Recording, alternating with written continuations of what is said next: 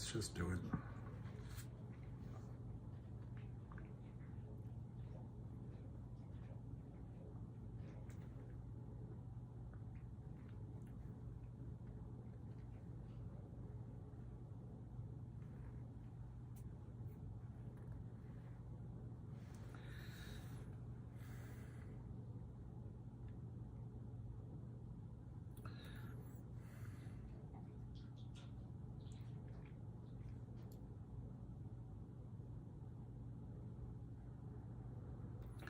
Hey, Blaze Bezos. Hey, guys. We'll do it live. Doesn't feel like a very good day, does it? Not a lot going on, except, well, I got to sign in. But, yeah, I'm sorry. I didn't come on. I did a video, one long, one short. Tomorrow I'm not going to come on because I have to take Lucky to the vet, as it turns out. Homesick, making a buck. I wish we were making a buck. Hey, Eddie Eagle. Hey, William Lowboy, 1966.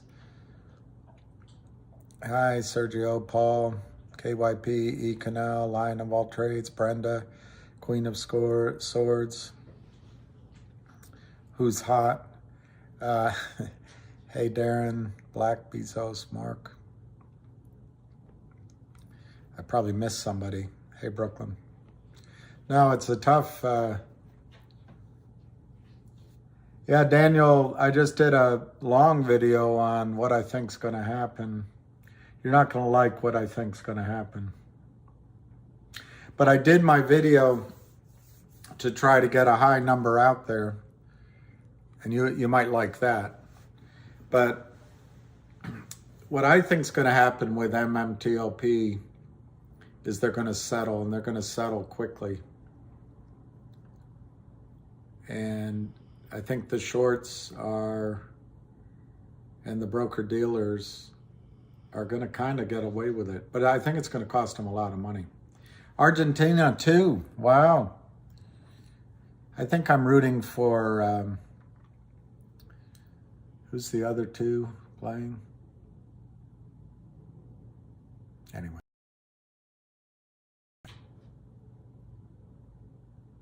Brooklyn Chris. Well, the symbol's down. What happened is the short sellers got away with what they're doing. And I don't know if I put it up here. I probably didn't. No. Like an idiot, I didn't put it up.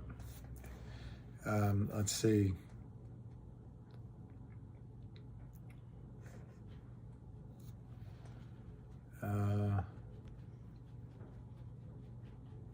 Web page not available. Anyway, it doesn't matter. I mean, you've all seen the chart.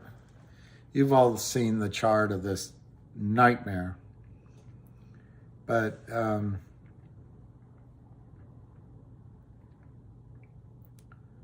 this is just destruction.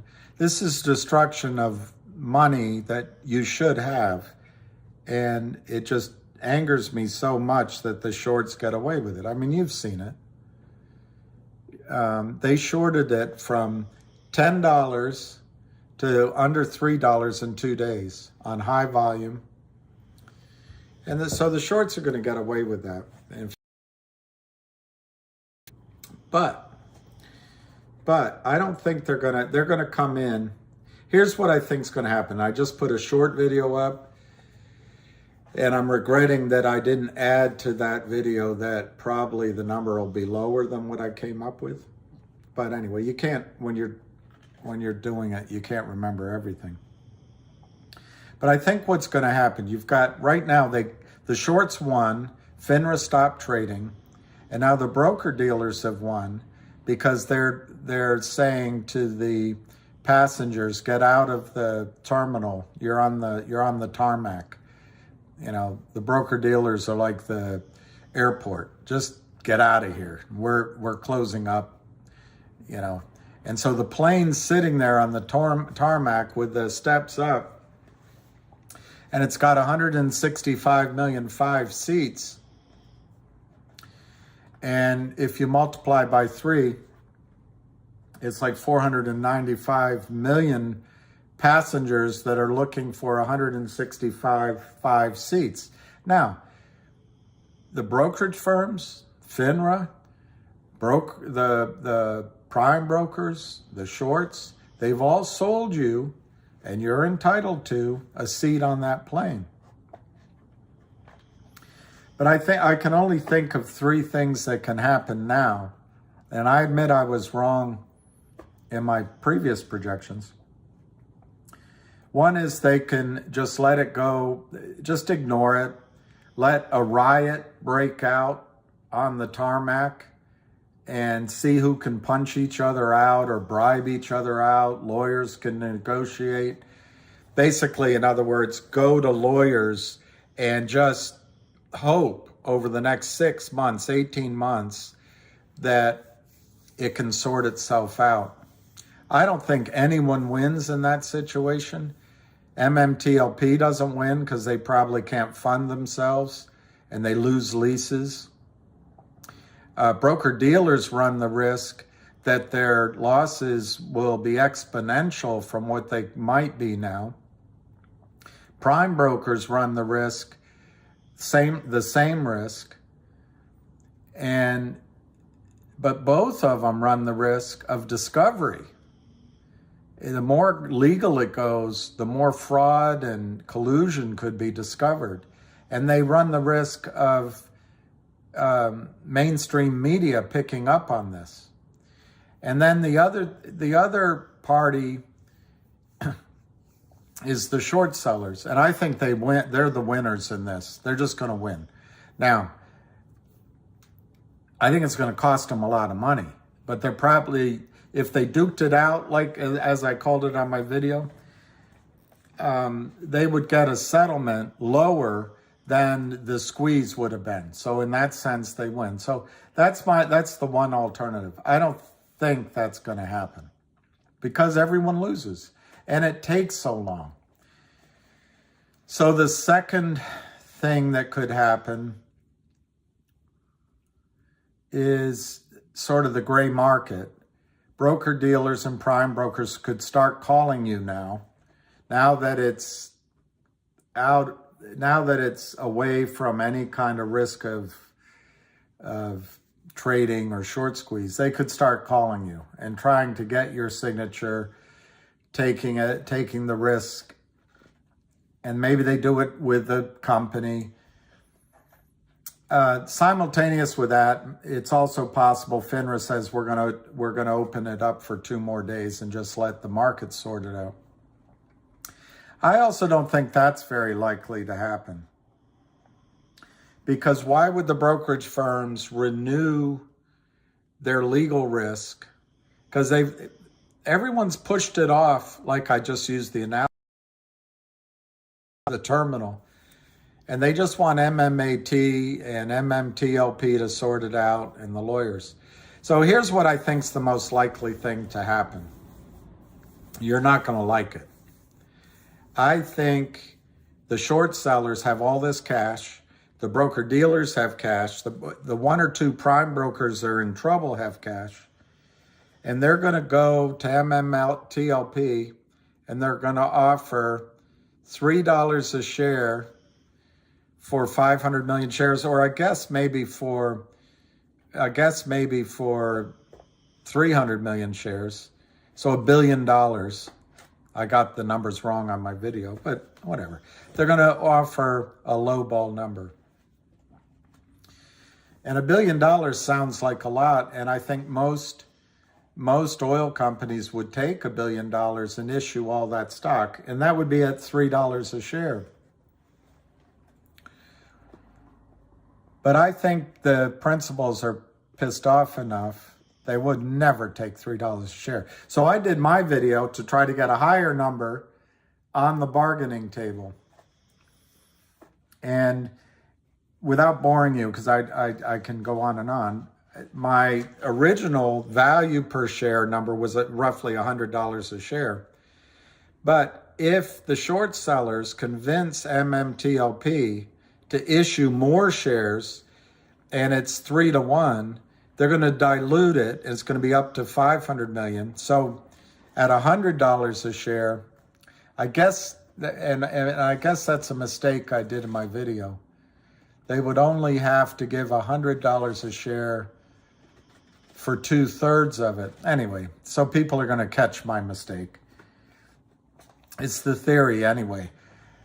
What I think the principal should ask for is $100 a share, but I think they should multiply it by 3 because it's going to dilute what you should get. You have a right to expect 1 share of the private company divided by 165,500,000. And now, if MMTLP were to issue shares to bail out the short seller for cash, you would be getting 1 out of basically 500 million shares. So in order to, and remember, the original shareholders are going to be maybe. So what I proposed, I went high. What I proposed is they ask for $300 a share. You got to pay the lawyers too. So ask for $400 a share. It's massive. It's a massive billions and I think it worked out to $50 or $60 billion. I'm catching where I made a mistake though, so everyone's going to laugh at me. But where I made a mistake is they don't have to do it for 500 million shares. They only have to do it for the, you know, the extra 300 something million shares. But anyway, so who wins in that situation? MMTLP gets massively funded. They can drill their wells, they can buy leases, they can build out infrastructure, and they can build their pipelines, which is infrastructure. So it's going to be a huge win-win for MMTLP. They're going to love it. The original MMTLP shareholders and you might like it even with dilution because they have a valuable company going forward. But I put out a high number because I want them to go for that high number. I want in people's head a higher number because those bastards got it down to $3. The shorts win because they just pay cash and they don't go to prison. The broker-dealers and the prime brokers win. And you get diluted shares. So my proposal that I put out there and what I think might happen, and as I'm talking to you, my numbers, I can see now that my numbers both are high and they're low. They're low. I used a huge $1 billion number, but that needs to be 2/3 of that. Anyway, it's just a theory anyway. It doesn't have to be exactly right. So what I suggest, and I think what might happen, is what if MMTLP told the shorts, we're not going to settle for anything. We'll accept your money. We'll issue new shares, but it's at $400 a share. That'll pay the lawyers, and that'll allow for the dilution that happened. And then what I think the company should do, because you're the ones that all you get is shares and on a diluted basis, I think they should make a cash distribution of $100. So you get your shares, and they make a cash distribution of $100 or $150 or even $200 per share. It's a huge distribution. That's my solution and my proposal. I can see the flaws in it as I'm talking to you, and I wish I had waited before I uploaded it, because now I can see where mathematicians are going to say that my numbers are quite a bit off, but it's the theory behind it. I think they should pay for the dilution in numbers of shares, and I think they should fund the company massively because they shorted it. And I think there should be a cash distribution to take care of everybody's dilution and pain, and the fact that there was no short squeeze. So that's what I think is going to happen. I think they're going to come up with a settlement that's a global settlement of a price per share that MMTLP issues new shares to the shorts, so the fails to deliver are covered. That changes the ratios for you all and for the original people as well. Basically, you get a third less of the shares or the ownership of the assets. In return for that, you get fully funded, you're independent, and in my strategy, you get a huge cash dividend. Now, are they going to do it at 400? I don't think so. But the reason I put out a high number like that is I hope they give serious consideration, John Berta, Greg McCabe, others, to what I put out. Not about me, but I want the lawyers in particular to see that the number should be $400 or $500 or $600 a share, not this bullshit $3 they shorted it down to.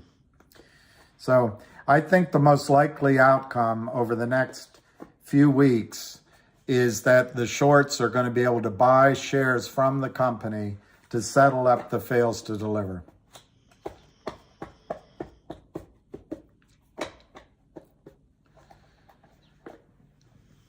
Cosmo is the fourth wheel?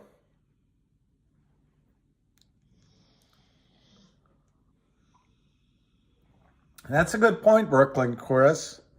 My theory does seem to involve a certain amount of decency and expectation they're going to do something good. You're right.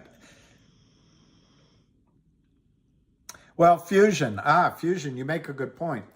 The first scenario, if they do nothing and it just goes legal, there's going to be discovery, and they don't want that. They don't want to admit that there's fails to deliver. If they go in the gray market, the second solution, they might only get some people to sign off, so there still could be a discovery. This solution, where they issue shares, everyone signs releases, lawyers always get releases, they won't ever admit. They'll admit nor deny anything. They'll present it as the broker-dealers and Yorkville advisors provide to MMTLP $20 billion in financing, and then the company will announce that they're going to make a $7.5 billion distribution to their shareholders. By the way, those numbers I just gave, that probably brings the target down to 100 rather than 400 a share. But I just wanted to get big numbers out there because I think you deserve big numbers. I think a squeeze would have made massive numbers to the upside. So why not hit them where it hurts?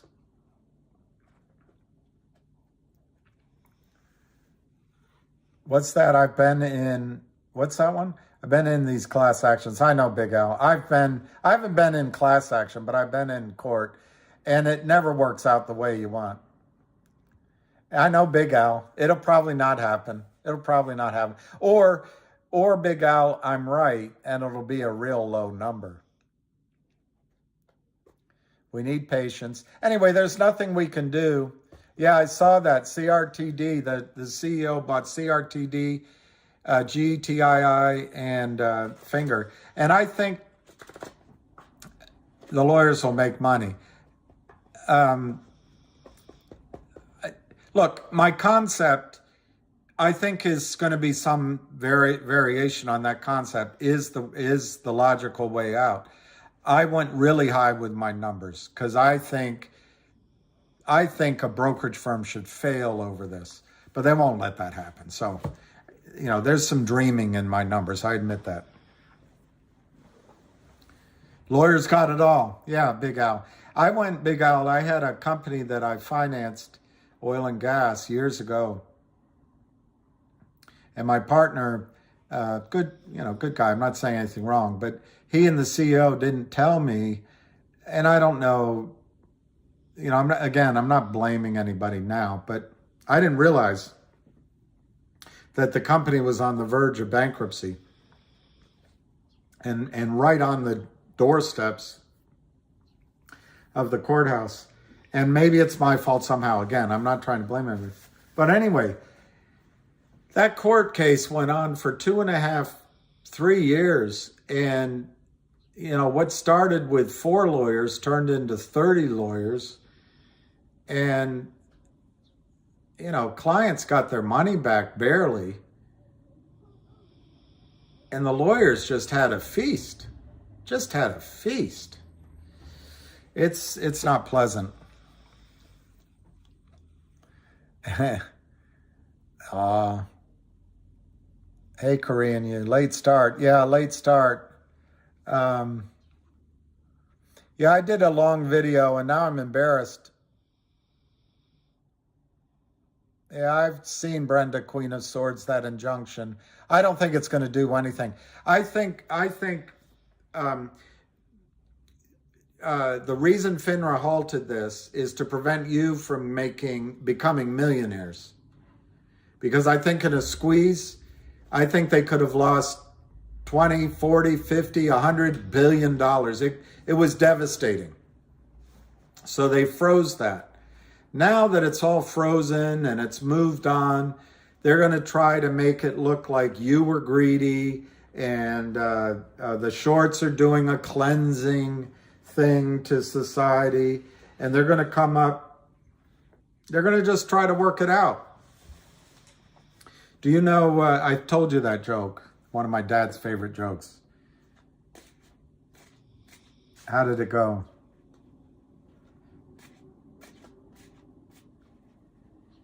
Did you hear the one about the mathematician with constipation? No, I didn't, Dad. He had to work it out with a pencil. Get it? So anyway, I think they're going to sit down and work out a number. And like I said, I think the criminals are going to start at $3. The broker-dealers are going to start at $3. The prime broker is going to start at $3. And Berta and MMTLP is going to say, hell no, and here's a lawsuit. And then if people, like Brooklyn Chris points out, are expecting reasonableness like I am, maybe they come in at a lower number. I'm saying $300, $400, $500 a share. Just I want to stick it to them. But maybe it's only $20 or $30 or $40 a share. And remember, my $100 starting point per share is based on $5 price of oil in the ground. That might be high.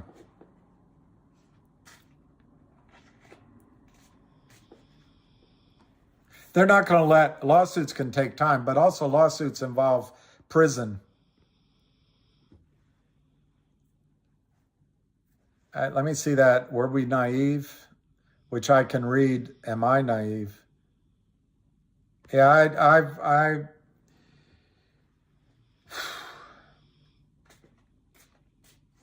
yeah, Brooklyn Clerks, I've been thinking that. And I wonder if there can be any squeezes. The only thing different, is that a song? The only thing different. The only thing different. Anyway, with GTII or CRTD and these, they're not going into a private company. FINRA had this excuse they could use because it was going into a private company, but let's not get lost into that. They just showed that they can do anything. So the only way maybe a squeeze happens is if it gets out of control. Oceana, did you hear about the constipated accountant? He had to budget. I wish my dad were still alive, I'd tell him. Did I miss Lou's Cosmo Monster Run? Well, Spiny, I called around on COSM just because you guys are asking, and I don't know any real specifics. But I do understand there's the potential of a merger or a purchase of something regarding COSM. So that may be the big news he's talking about. And it just hasn't happened yet. The stock looks like, tough technically. Let me see where it is. I got to sign in. But I also understand that there may, and it's hard for me because I don't follow it, but I guess the CEO, and it's been announced, he did some sort of exercise of his position which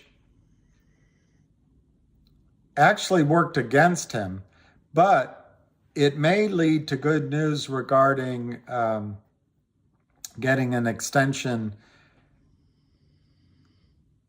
not an extension of time, but showing that the company is going to take many, many months before it pursues certain strategies. So maybe COSM has hope.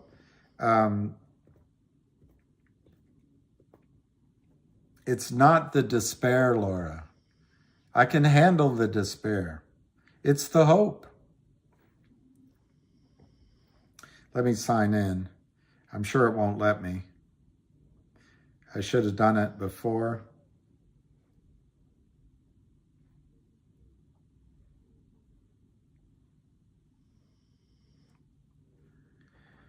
But it's frustrating. Oceana had a good joke. Yeah, he's a snake oil salesman. Sharon Tell. Yeah, I forgot to say that, Greg. Apparently Sharon Tell has the right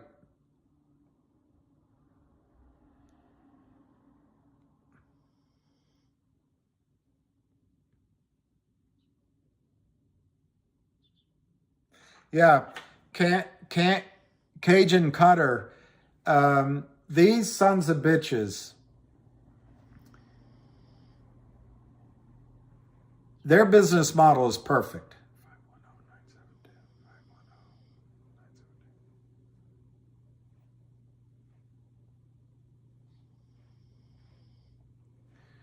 And, yesterday I think it was, darn it. Oh, I agree. Okay, COSM's, what is it, 25 cents? 28 cents. Yeah. Yep.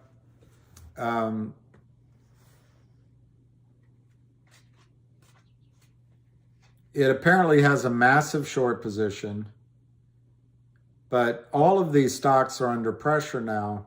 And I really wonder why all of our stocks are being sold off. And if it doesn't have something to do with the shorts deciding to kill the enthusiasm from our group. I know.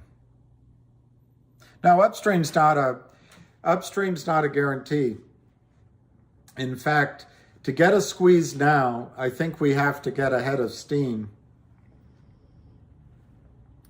Look at CRTD, great company, it's down 8 cents. GTII, down 6 cents, 57. It's giving me a headache. Fingers up, 9 cents. Wolf was down 11 cents, 69.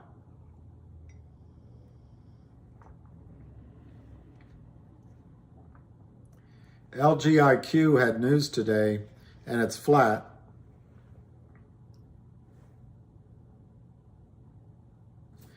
So anyway, their business plan is this. Well, I've told it. It bores me. It probably bores you. But there's no buyers. They shoot fish in a barrel, and they're almost always guaranteed to win. And when they get caught, they run to mommy at FINRA and say, "Mommy, mommy, mommy, they're after me." And mommy says, "What horrible retail people. What are they doing to you? Let me protect you." That's what happens. Well, We can't be all over the place. Robert, my broker is E.F. Hutton. And E.F. Hutton told me, now my broker is, the thing is, Lucky 7, we can't short unless you have a big account and you can't find real shares. These guys sell shares that don't exist. Anyway, E-Trade just took it out of the account, and Robinhood apparently is starting a sort of internal market, but you know, Robinhood, no shares in Robinhood are real shares. E.F. Hutton. E.F. Hutton brings back memories.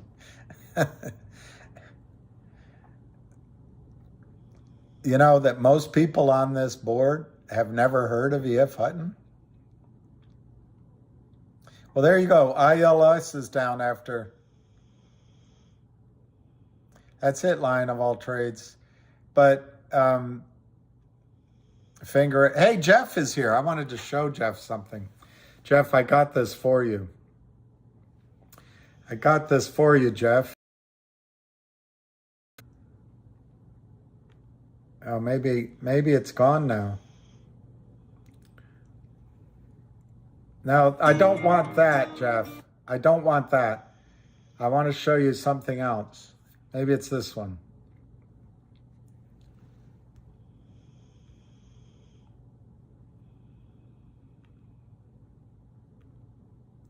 I don't know why it doesn't work.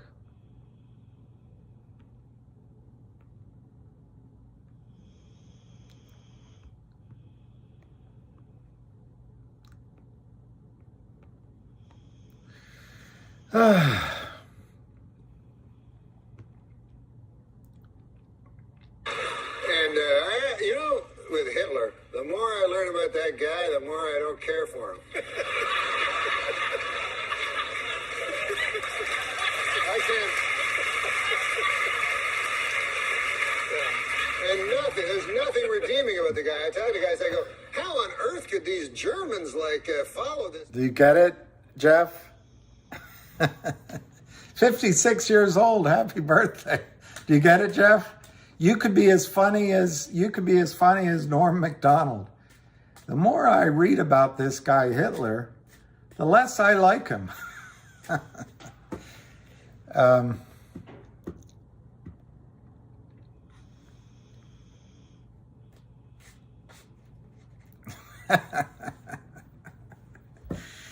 Anyway, so the good news about MMTLP, whether they go with my really high number or a lower number, I think you're going to get shares in MMTLP and cash. That's what I think.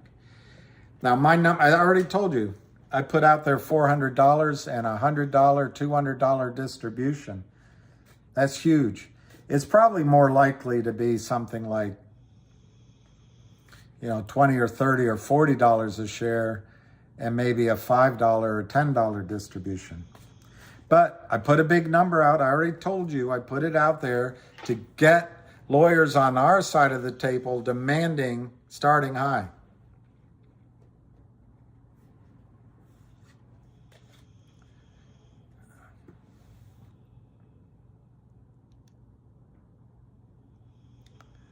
I know, Jeff. It was Norm Macdonald, not me.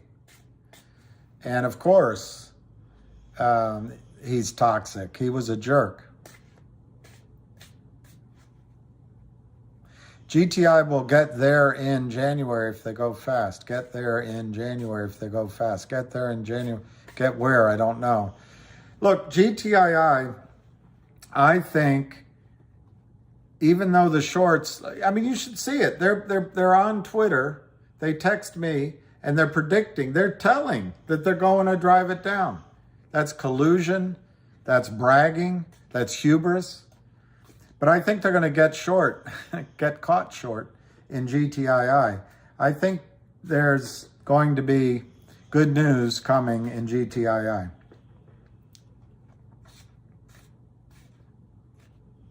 I don't like him very much either.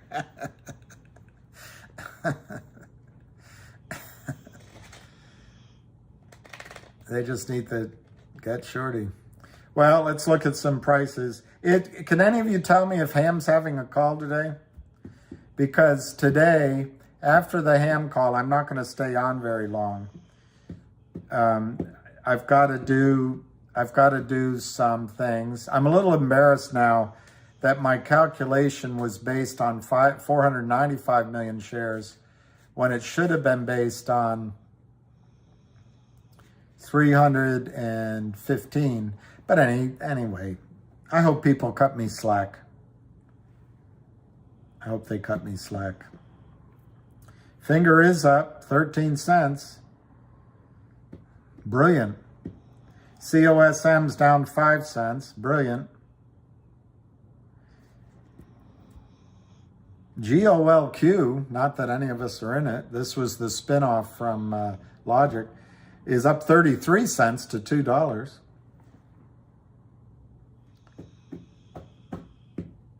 Logic is flat at 39.05. MMAT is down 9 cents to 139. GTII is down 7 cents basically to 56. Oh God, it's just, I can't believe the carnage. This is just carnage.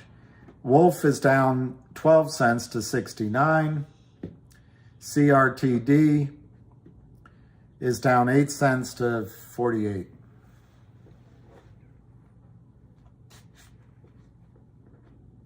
Let me see this. GTIRPR a year ago, Treno Mine. Lou posts like it's current news.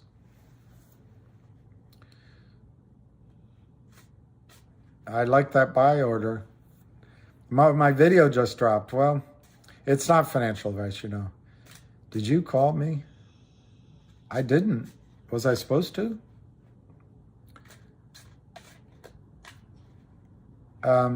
It could depend on that, Mark, but that's not the deal. The deal in the U.S. financial markets, if you buy a stock before the record date, you get the distribution. It's not that you held it for 5 years. You can hold it for 1 day. Yes, M. Casey, I think what's going to happen, just to repeat myself, I'll be short because most people heard me. I think they only have 3 options. One is just do nothing, let the lawyers go at it.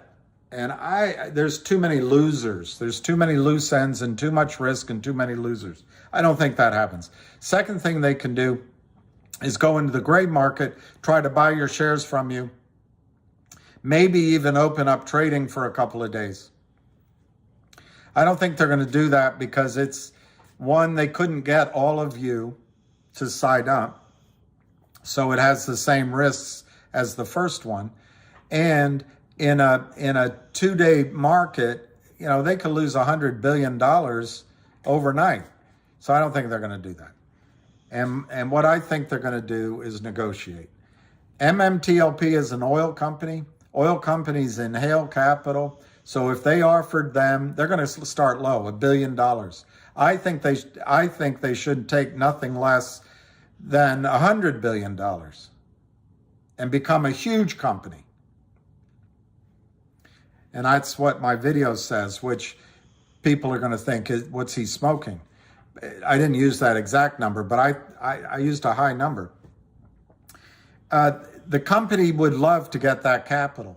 Then in return for that, the company issues their full amount of 500 million shares, taking care of all the failed to deliver, so that the shorts and the broker dealers give the company cash. The broker dealers and the shorts even out their failed to deliver, so it's all zeroed out. And you go into, can you guys hear me? Can you guys hear me? No? So I'm talking and nobody can hear me. Talking to myself.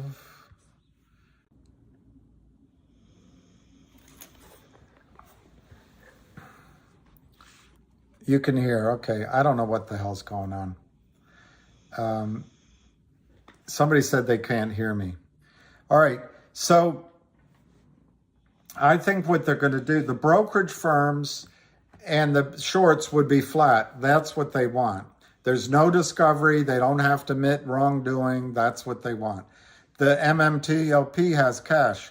What you have, unfortunately, so that's a positive. And instead of having 1-for-1 share, you have 1-for-1 share, but your one share doesn't represent 1/165 millionth of the ownership. It now represents 1/500 millionth of the ownership. So you get diluted that way. But you're fully funded. And there is a risk, there is a trade-off there.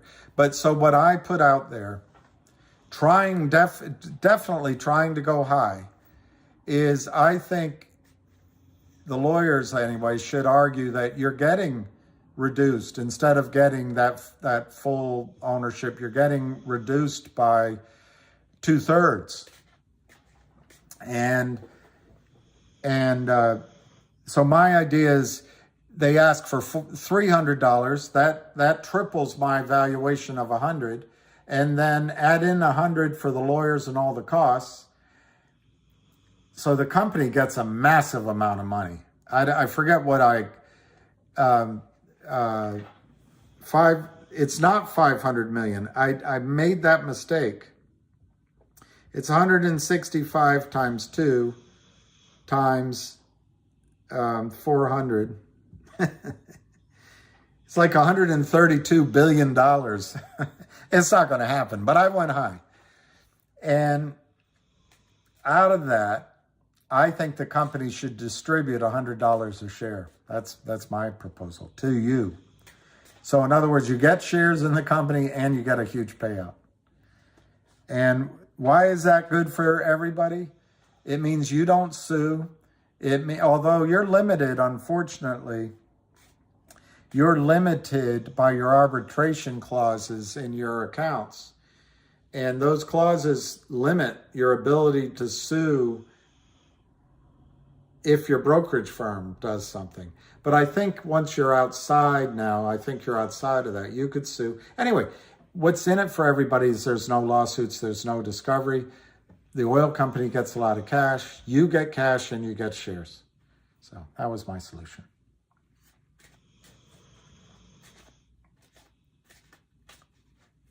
So is Ham coming on?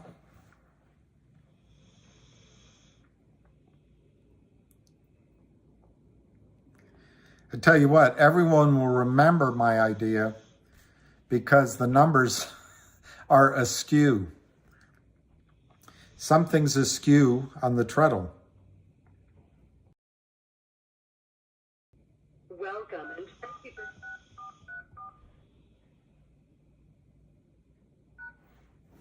If you are the host, press star now. Lucky 7, I think it's very likely. Joined into the conference. Lucky, I think it's very likely that's going to happen. However, I don't think it's going to happen at the numbers I calculated. I think it's going to happen at much lower numbers, like 10% of the numbers I gave, or 5% of the numbers I gave.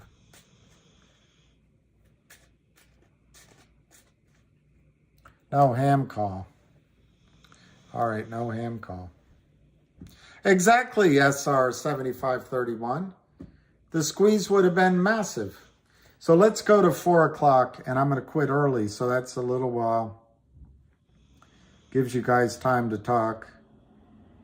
GTII 56.5.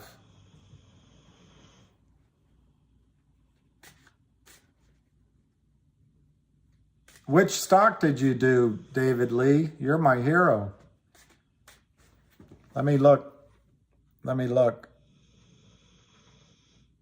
at what stock David Lee did. Never talking to David Lee again. If he turns $5,000 into $140,000. I can't find it. I can't find it. Hey, Jennifer. I can't find what stock he made all that money. Oh, on puts. Ah, puts. All right. Puts. Good for you.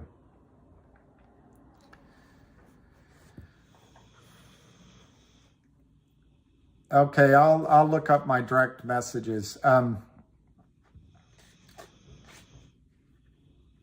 just saved a bunch of money by switching to Geico. I think that's great, David Lee. Pretty impressed. All right, I guess I go to Twitter, right? And I go, I've got 20 plus and 20 plus. See, I have 20 plus and 20 plus down in the bottom, and I've got a dot on the house.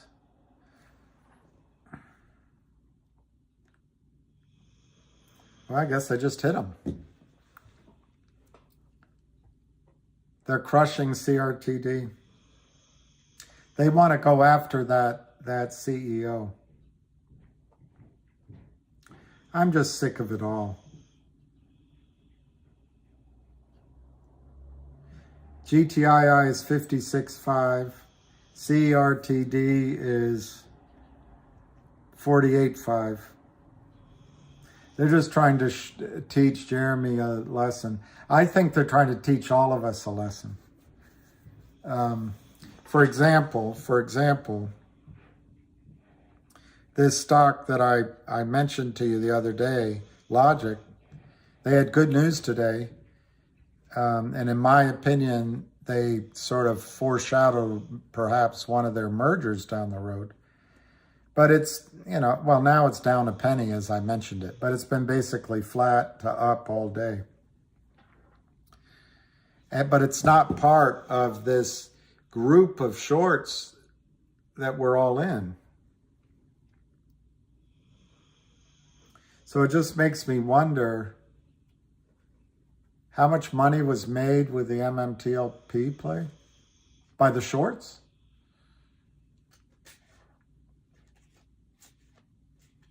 Well, I guess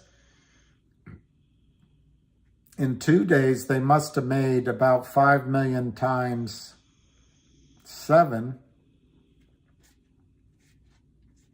So they must have made 5 times, am I doing that right? 7 points times 5 million volume. They must have made $35 million on paper anyway. But that's assuming they got the same volume out of every trade. Oh no, so it's less than that because they didn't sell everything at 7, right, for $7. So anyway, they made millions. When will we learn of the solution? Lawyers, and I think lawyers take forever, and they're going to have to draw it up. But I think some lawyers are going to push for a solution because they don't want discovery. They don't want any depositions. They don't want to go to the market makers or the prime brokers or the brokerage houses and actually see what's in those accounts. So there's going to be a tension between some lawyers saying, let's hurry up and get this done, because they don't want anyone to see what's under their skirts. The other lawyers might drag their feet because they wouldn't mind some discovery. So I guess I would answer that if it's a high enough number, I think you could hear about a settlement in a matter of 1 or 2 or 3 weeks. Because if it's high enough, everyone will race to get it done. But if they're quibbling over a much lower number,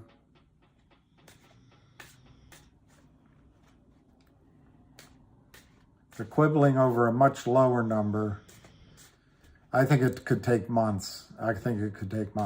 No one wants to go into months, trust me. Nobody on Wall Street wants this to drag out. They don't want it to drag out. So Will they? Maybe, but I don't think they will. Well, Tom, that's the other choice, is a gray market offer. I don't think they're going to go the gray market way. I think they're going to want to wrap it all up in one big settlement agreement, get signatures all around so there's no liability, there's no admission of wrongdoing, and nobody goes to jail, and there's no real justice. So everyone walks away going, gosh, that didn't work. But I think you have some big boys on your side that originally wanted $500 a share minimum. So I think the payout will be higher than de minimis.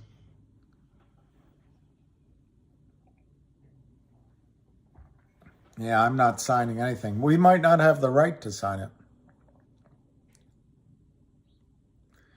He's going to have Arkansas. He's going to commit Arkansas. I know, Joel. The whole market is corrupt. The whole market is corrupt. These aren't dead, but here's a good question. These aren't Husker power. These aren't dead, but what are we thinking? What's safe to hold to? Okay, Tanya Aline encourages, thank you, Tanya, everyone to watch the John Burnett interview, Meta MMTLP, on the A1, or it's Al from Boston.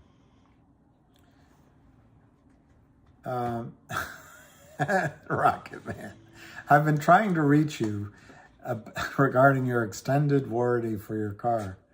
Well, that's what I was proposing, Ryan Bianchi. That's what I was proposing.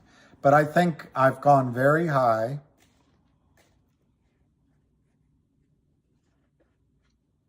So I think it'll be much lower when they come out with a number, but who knows? I want to get a high number in everyone's consciousness, even if they laugh at me. Because right now, all the lawyers are looking at is 285. Exactly. Son guy, I think it's just a guess, but I think there's going to be a massive effort on all parties to sell. Get angry. They don't really get angry, but they're gonna do the dominance thing with each other and show each other how smart they are, and we've got a good case. That's blah, blah, blah. But MMTLP wants to get something done because they need capital and they want to get on about their business. The broker dealers and prime brokers don't want discovery, and market makers, they don't want discovery. They have cash because the criminals sold stock and there's cash in their accounts. The broker dealers and the prime brokers also want to settle, and maybe at a high figure, because they don't know what would happen in litigation.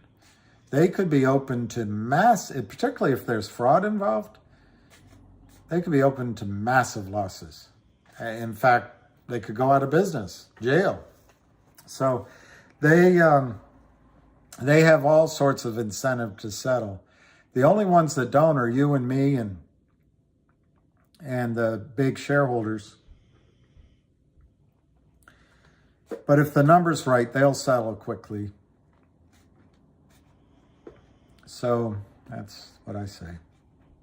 Yes, I think that's my prediction. I think MMTLP will take a buyout. Yes. That you never get ahead. Well, Brooklyn Chris, I'm older than you are, and I feel that way. I think one of the things you have to do is just stabilize and live somewhere that you like, and then focus your attention on being stable there. And don't ask for much more. Get out of debt. The worst thing in the world in this country is credit card debt. Just get out of it. It's hard to do, I know, but That'll make you feel free. And I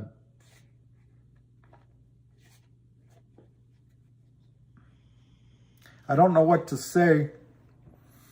What the regulatory people will say and the media will say is that you were trying to get rich quickly. Well, that's what they do on Wall Street. They, the shorts have been stealing literally billions from the market. So you have a right to get rich quickly. And we had a chance to get out. Maybe Lou was right.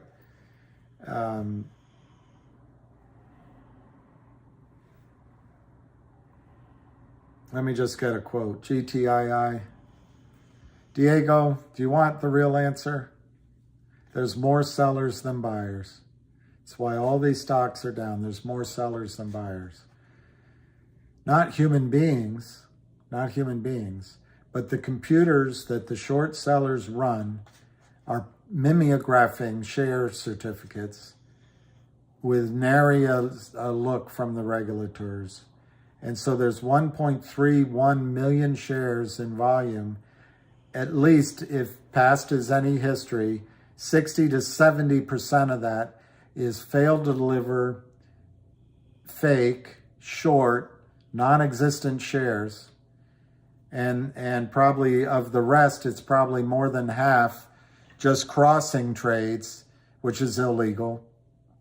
And so you ask, why is it down? I think the better question would be, why isn't it lower? That would be the better question. And I think the reason it's not lower is I think whales are buying. Whales are buying. But there's no short covering. And so to answer your question, in all of these stocks, fundamentals don't matter, news stories don't matter, your good intentions don't matter, your good cash doesn't matter. These guys are here to steal your money. And we have to have some resolve to fight back, or we can quit. And I tell you, there's sometimes just it feels hopeless. My father told me a story that he learned in the Navy,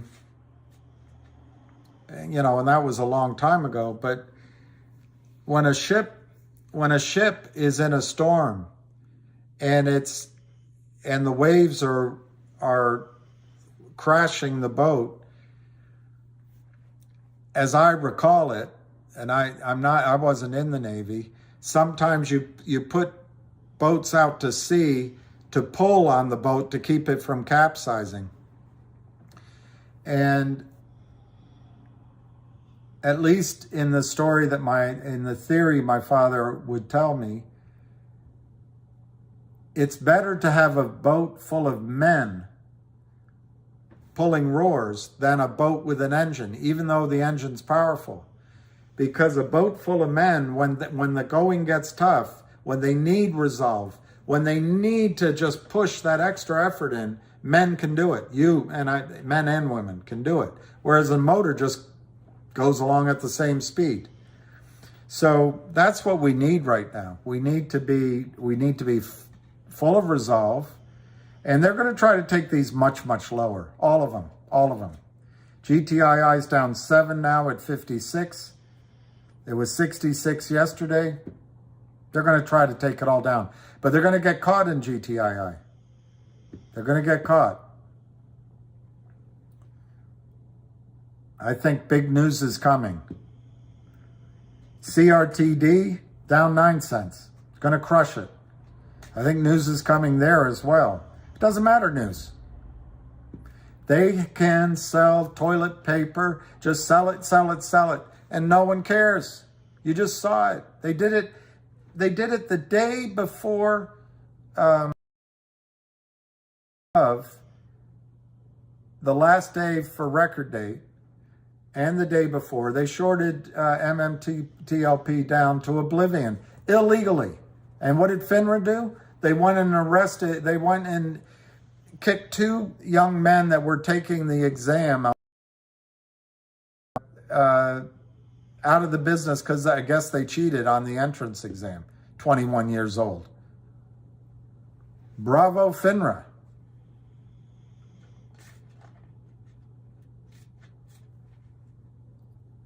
$0.10 DR, maybe. Remember, if you're a plant or a real person, so don't get annoyed by my response, but I mean it positively. Maybe you're right. Maybe it goes to 10 cents. Maybe it goes to 0.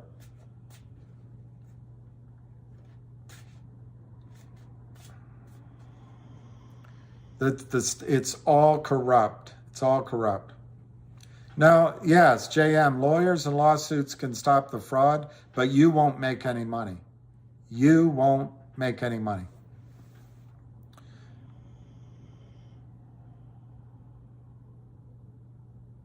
That's a ship full of men. Yeah, maybe. All the shorts covered?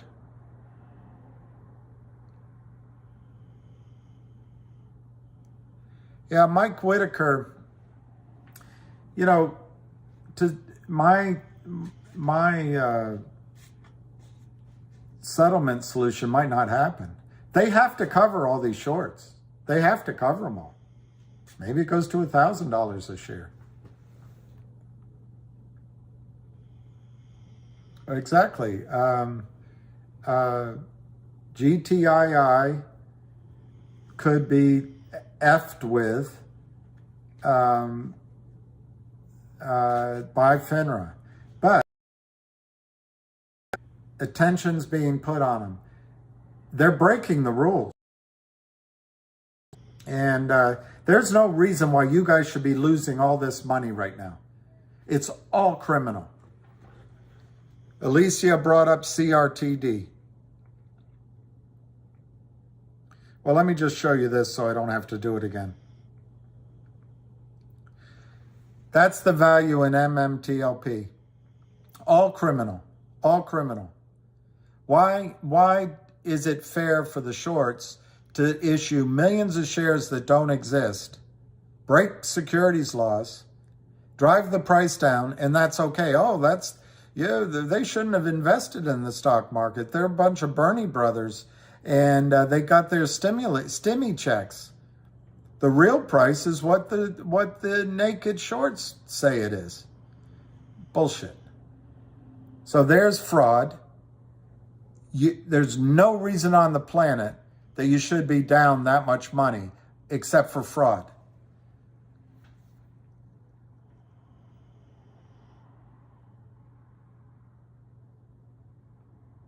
And I'm not talking about one count of fraud, thousands of counts of fraud. Here's CRTD that Alicia brought up. Look at that. Red, red, red, red, red, red. A little bit up. Red, red, red, red, red, red, red, red, red. It's all naked. And naked sounds too kind. This is illegal, counterfeiting, thievery. It's theft. And there's no reason you should be losing this money. But the reason you are is because your brokerage firm doesn't care about you.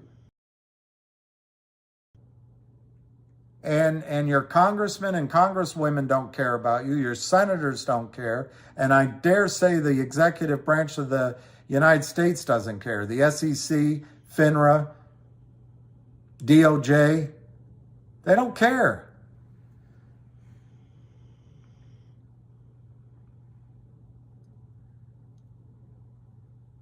I'll put up Cosmos. There's the Lou rally. There's the Lou rally. And then since the Lou rally, you've had 1, 2, 3, 4, 5, 6, 7 days of counterfeit selling, crushing the stock. Now, after a rally like that, you would expect a pullback. But this is just, it's fraud on a scale that you can't imagine.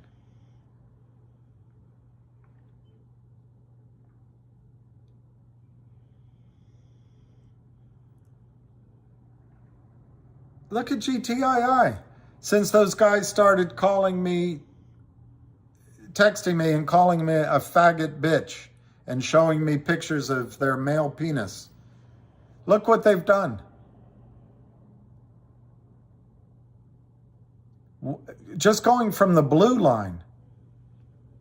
Ignore all the red prior to the blue line. Before the blue line, the red was 1, 2, 3, 4, 5, 6, 7, 8, 9, 10, 11 days. All fraud. And then as it crossed the blue, it's 1, 2, 3, 4, 5, 6, 7.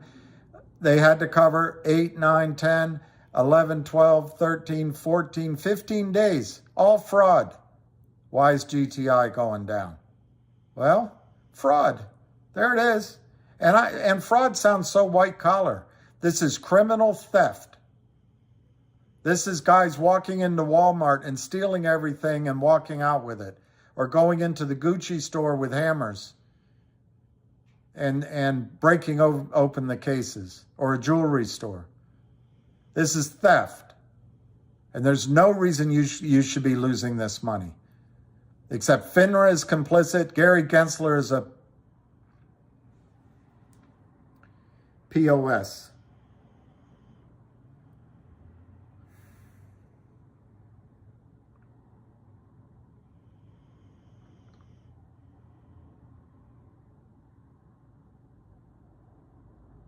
I can't think of any stock symbols. There's one stock holding up very nicely. That's Logic.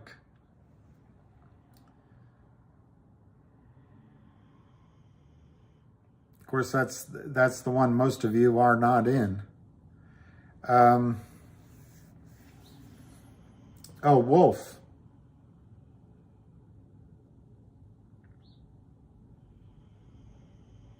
How do they do that?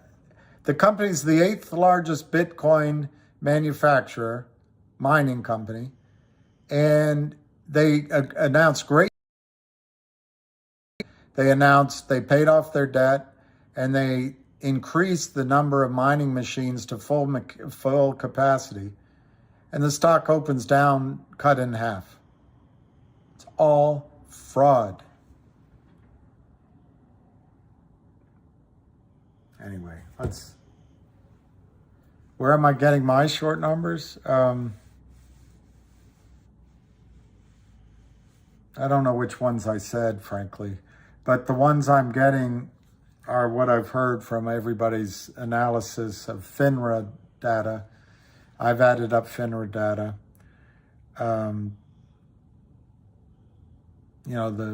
It's published at OTC Short Report every day.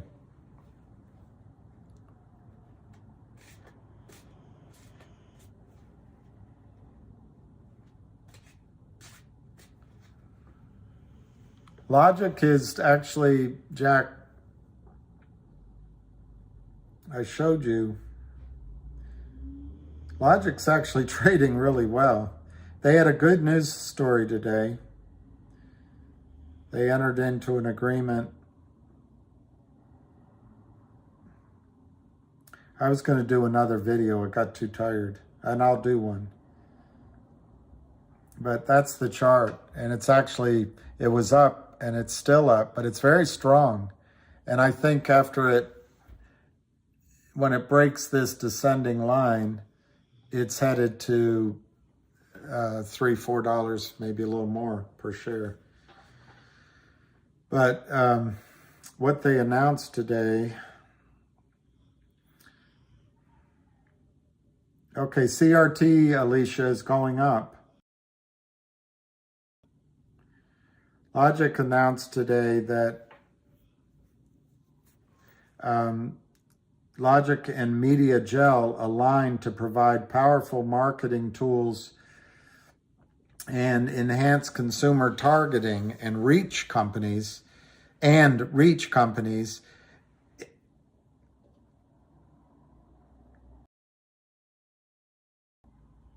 I'm not sure how to read that sentence,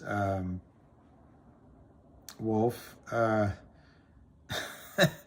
was a Logic and Media Gel aligned to provide powerful marketing tools and enhance consumer targeting and reach. The companies expect I added the companies expect stronger competitive advantages, brand equity, and enterprise value. And it goes on, it's a strategic alliance to create mutually beneficial opportunities. But to me, reading it, it's an obvious merger or link up when they announce something like this. What's my stuff for? Posted some E-Trade messages on Twitter. Maybe sophomore because I'm a newbie. No, nothing is sophomore. That's good. And what's 40 cents?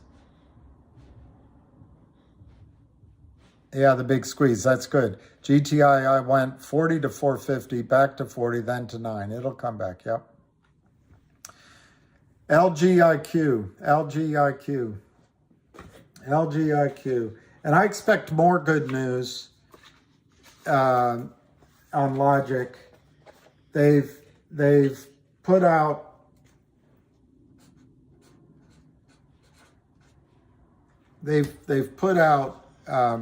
press releases, and I'll do a report about it. But in the broadest sense, Logic is projected to have $100 million in revenue next year, and it's trading at 40 cents. Based on its market cap, it's trading at around 20 million, a little bit less. So it's trading at 0.2 of revenue, and its competitors trade at 2 and 3 times revenue. So that's one metric. But the other thing, it's in the news releases, but just to quickly say it and move on,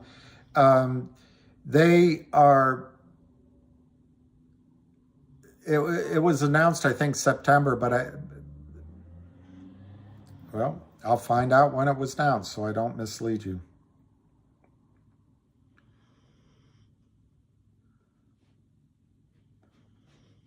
Well, on the 18th, they signed an LOI to acquire a private company. I can't find the other news story, but it mentions that this transaction will be simultaneously executed with the pending Aubrey SPAC deal. So what's going to happen, and this will be announced, there will be an ex-dividend for this soon, that Logic's going to go, because it's going to merge with the SPAC. Then Logic sort of becomes a shell for just a second, while the SPAC has data logic in it, which is inside of Logic. But then Logic's acquiring this wealth management company that is not named. So you're going to have two companies with a combined value, I think, of $3.50 a share, $4, but you're going to have two companies. And I don't, right here, the preliminary confidential target valuation of the wealth management company, which will go instantaneously into Logic, is 220 million to 250 million. And it works out to about 50 cents a share on that side. But on the SPAC side, you get $3.50 a share value. And that's where they're going to do the acquisitions and mergers, and maybe this one is one of them. I don't know. But anyway, you get two companies. And the stock, just the one company, is going to be worth more than the stock trading right now. And they've got a good track record in the past that I've experienced. They spun off, to my memory, 1-for-1, GoLogic. And GoLogic is trading now. You got it for free.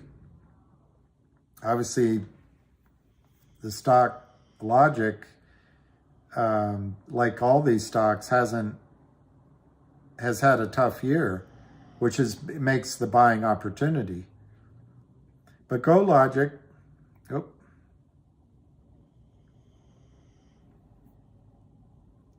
I mean, it was higher. It's been as high as 8 since it was since it was distributed, but it's very low volume, and it's $2 a share basically.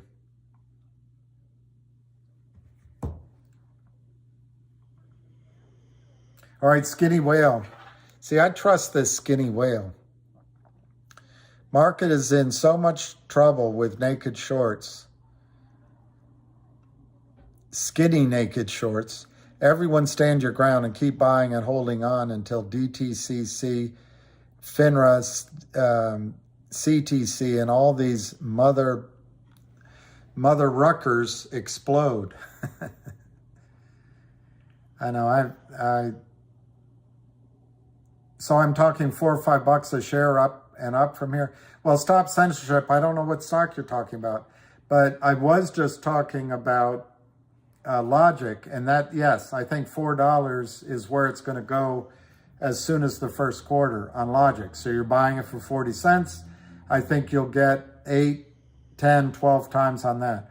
On GTII, I think you're going to get a snapback in this stock, and I think it's going to be first into that $2 range, and that might be a little bit of resistance, then the $3.50 range.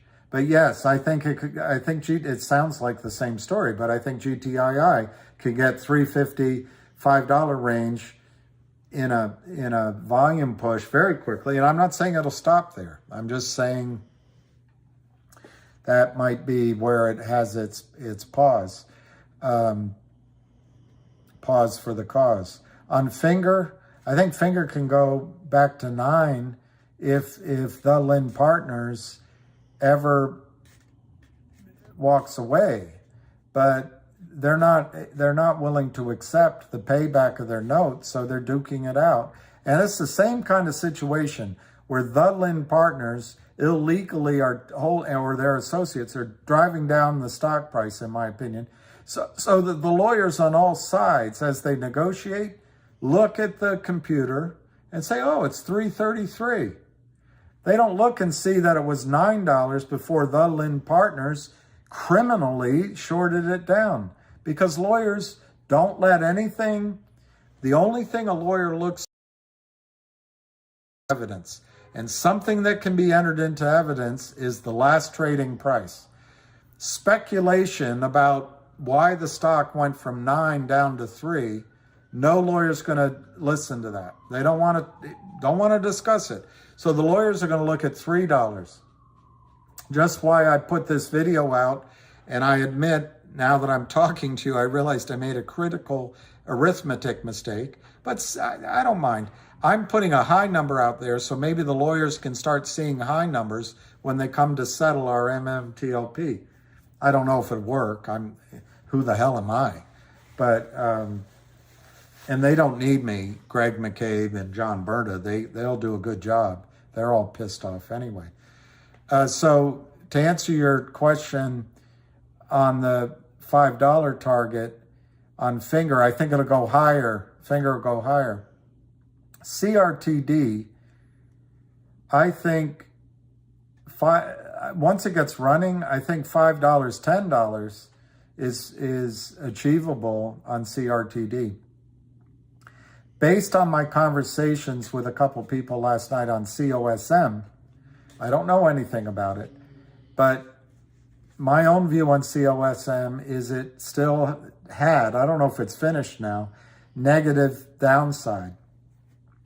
But I understand there's 2 or 3 things, and certainly they're trying at least to do the same things GTII is doing. But if you look at that chart, you know their goal is to get to $1 a share, maybe $1.20. I know Lou is saying $10, $20, or something like that. But I think COSM is most likely pause point is around $1.20 a share. But could it get to $3.55? Yeah.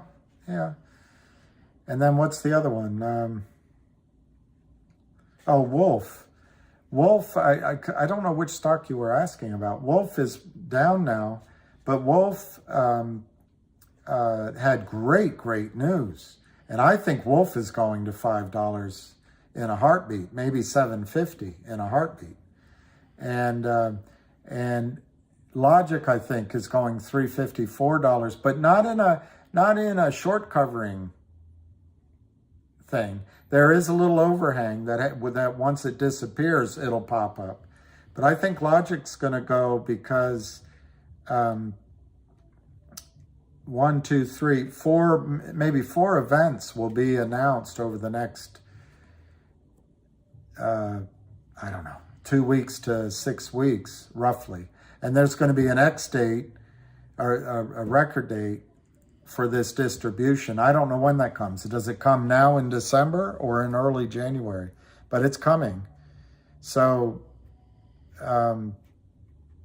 yeah, I think the combined value of those two stocks will be around $3.50, $4.50, maybe $5 in the first months of the new year. Anyway, that's my answer to your question. Let's see where everything closed.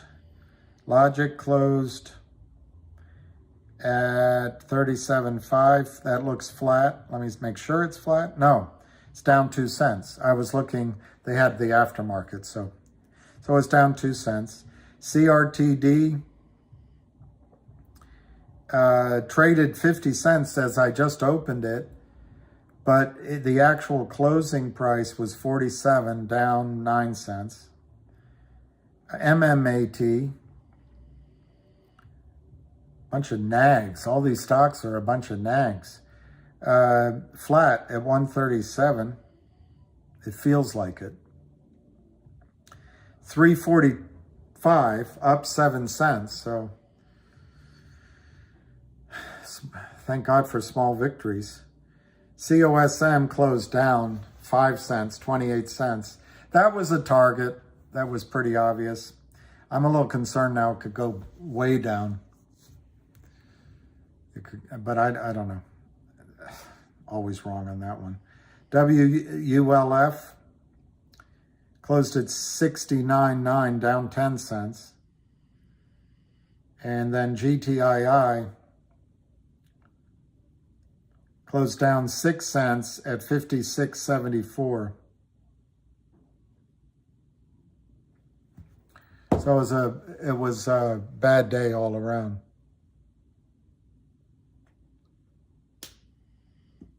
Yeah, it's under your average, and people are going to. You're not the only one.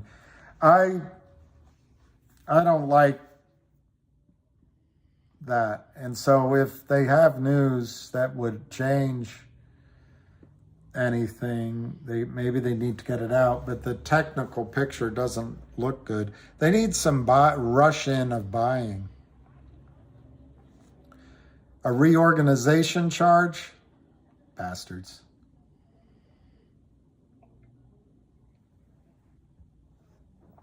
I'm sorry, David, I'm having frustration.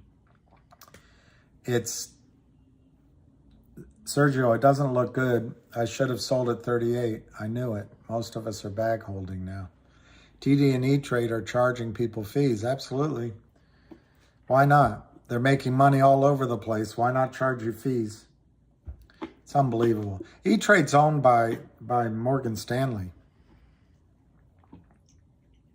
Yeah, whoever said that to me, I didn't sleep that well. I didn't get to sleep until like 4 a.m. for some reason. So yeah. And the stress does show because this is crap. Yeah, I don't...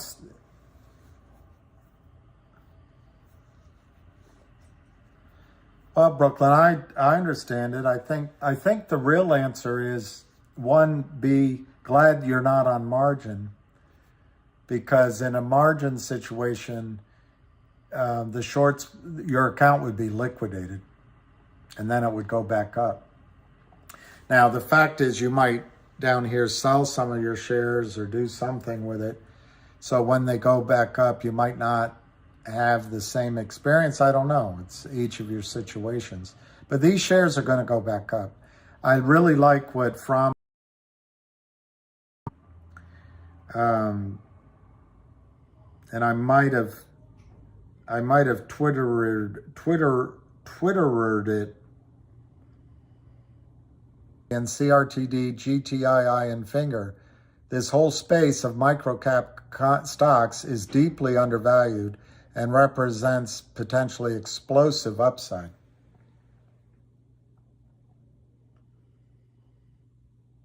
So, I like that he said that. Well, Joe Forgione, I agree with you, 55 cents should be the bottom.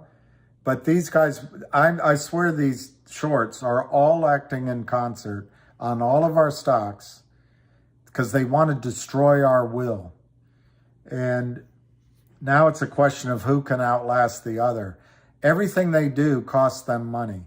Everything they do involves risk. Everything they do involves criminal acts. And many of them are just hit and run guys. So, the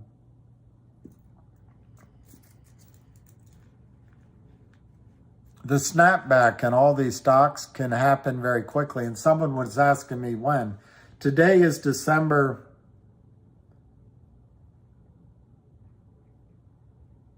13th. So I will give you a facetious answer. It'll snap back as soon as you sell. But I'll give you a serious answer. Maybe when they snap back in January after tax loss selling. That could be the case. But what I expect from all of these CEOs, CRTD first, he's going to make some sort of announcement because he is on the warpath. I have no idea what it is. On Finger, that CEO is very good, but he's really deliberate. You know, so I don't know that he's going to make he's not a dramatic guy. So I'm not sure that he's going to make an announcement. However, as my boss said, however,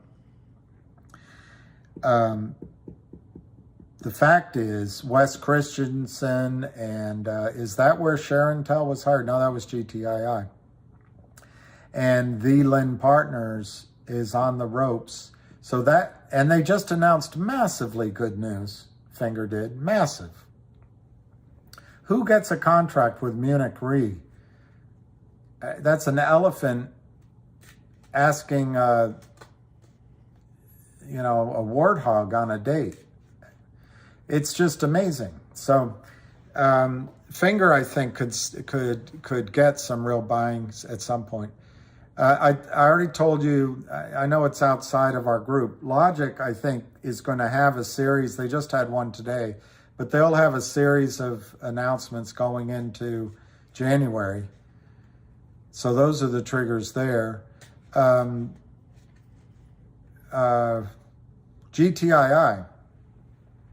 GTII has Wes Christian, Sharon Tell, so that kind of thing could come anytime.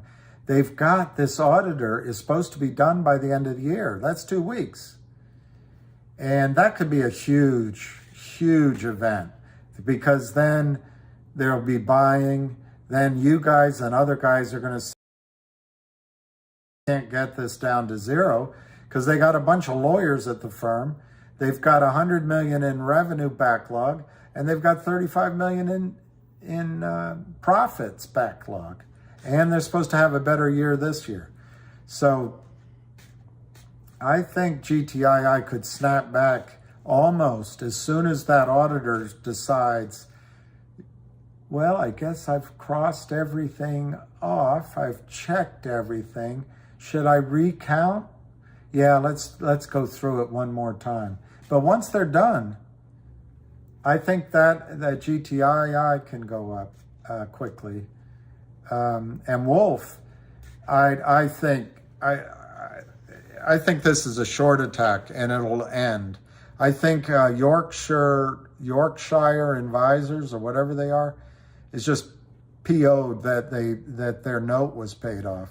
So they're just having their last spasm of showing they have some power. But I think if you look at the charts on that stock and the industry it is in, that could go up. So anyway, I forgot who asked me the question, but I think their time frame and upside in all of them could happen fairly soon.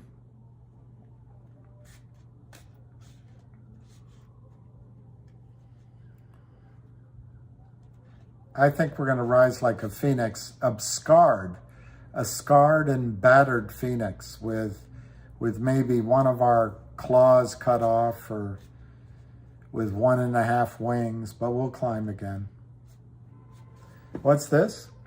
I don't think the purchase extra shares will work, because what if theoretically the share outstanding is more than 500 million? And what then, 1 billion? Then people, no.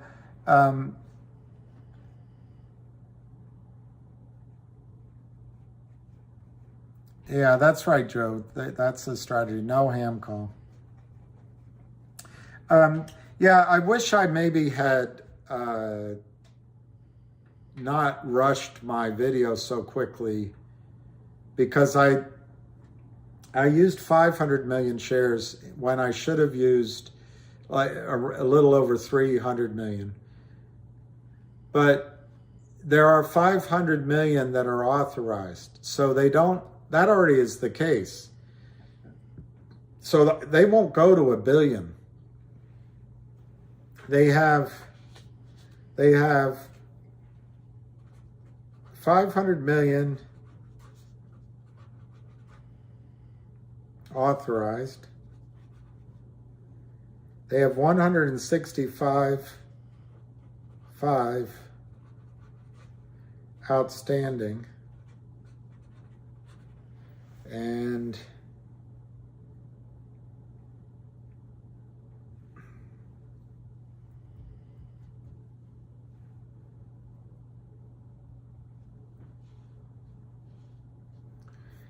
so that leaves 300. See, I wish I had done this on my video. Maybe I'll make a correction. Maybe I'll make a correction so I don't look like I'm a total loser. So they have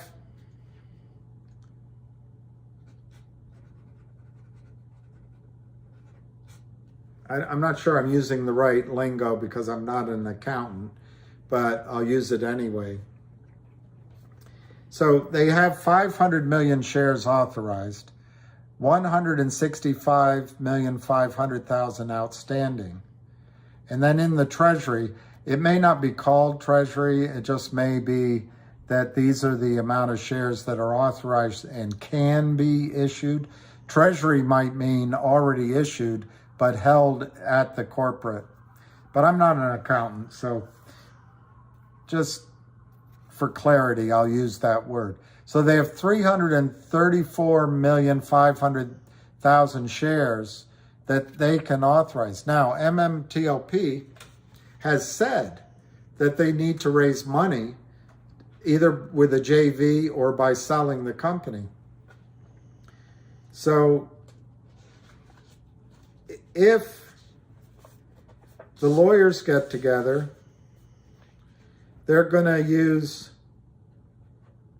say, we have 165.5. We have roughly 331 million failed to deliver. So it's basically the same number that's available. So I'll use that number.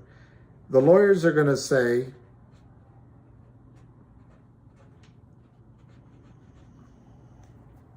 well, hey, stock closed at 290, so that's the number to use. And they're not going to give any credence to any intellectual arguments, or it might, that's all speculation to a lawyer. The hard fact is where it closed.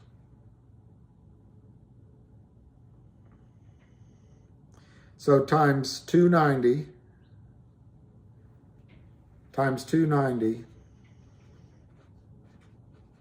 I think the first offer will be $1 billion a share.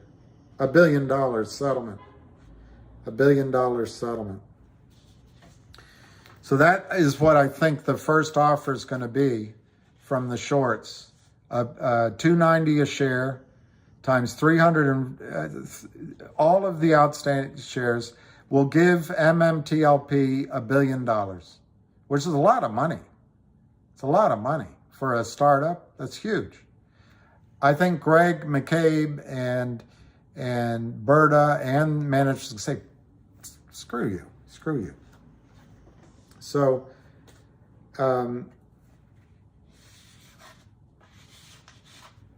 just to keep it simple, the number that I think should be a minimum, and they're not going to listen to me. But I think at a minimum, it should approximate the current value of Ora Grande. And I think Ora Grande is worth $106 right now, a share. Now, I've seen numbers that are as low as $30 a share, and I've seen people estimate $180 a share, so I don't know. But my number would lead to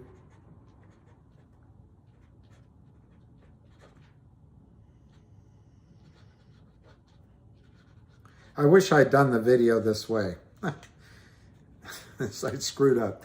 My number would lead to $33 billion, $33 billion as a settlement. And I think that's probably the most likely highest number they would do. I think they might do it, for half of that. But I think that's where McCabe at the best, he'd come down to that number. Now, what I said on my video, I used 500 million, but let me do it for 3. I'm just going to do it. My argument is they will have diluted everybody from 1-for-1 to 1-for-3, basically. So multiplying that $100 by 3 gives 300, but I went to 400 to pay for the lawyers and everything else. So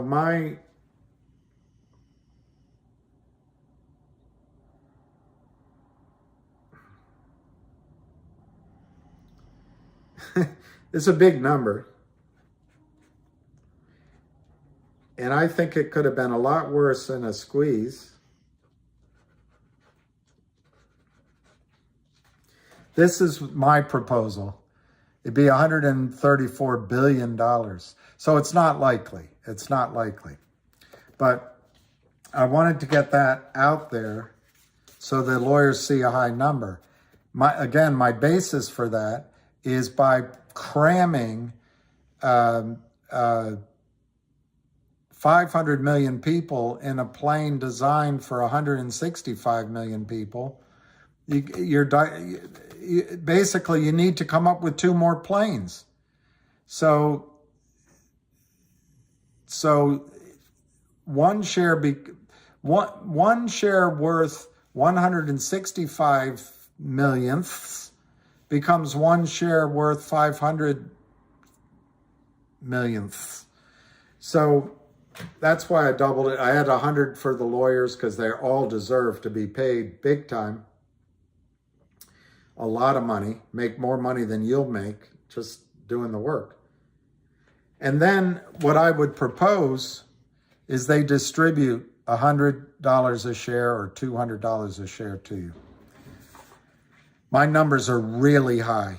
It's probably much more likely using my $400 number and dividing it by 10, calling it $40.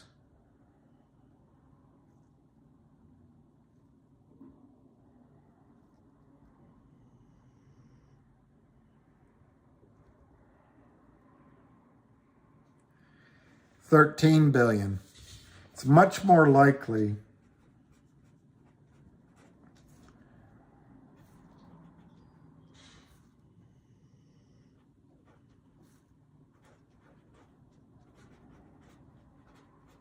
I would say that's much more likely a number. 13 billion And then from that $40, maybe the company keeps $30 a share and distributes $10 to you. And, you know, that might be far more reasonable than my high numbers.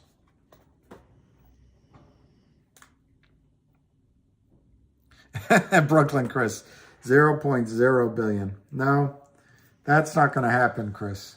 It's not going to be zero. It's not going to be zero. It's not going to be zero. As bad as you feel, as depressed as you feel, it's not going to be zero. It's not going to be 3 either. It's not going to be 3. It's not going to be 3. Probably it's not going to be my high number. And I might have to do a video to correct myself, to correct what I put up there. But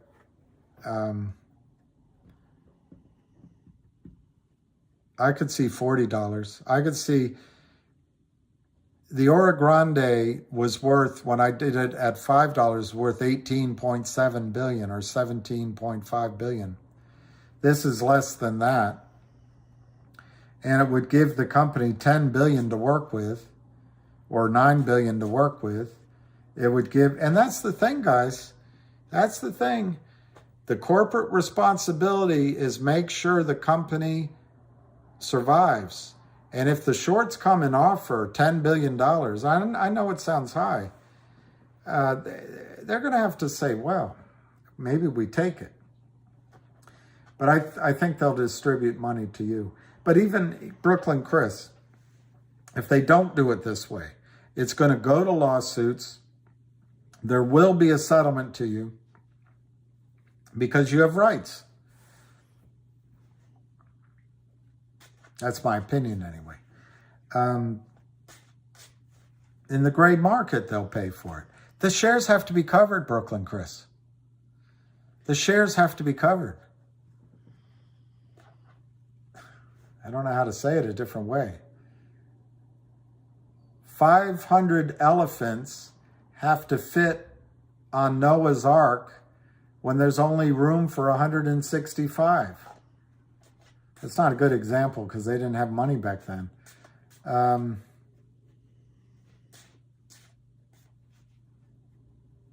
Kim Kardashian is going to get married for the 3rd time, and there's 500 guests in line for 165 invitations.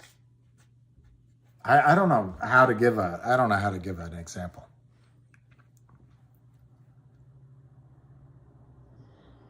Does FINRA need to approve the 1-800 coupon?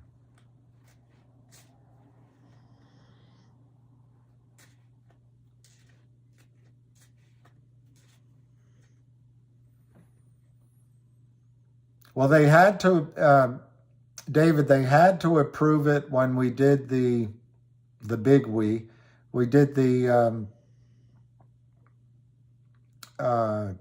Beyond Blockchain. They had to approve it when they tried to do the Shiba Inu distribution.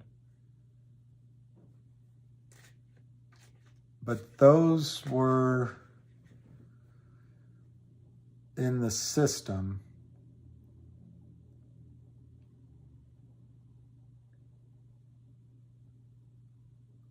It's an interesting question. I would say I don't know the answer.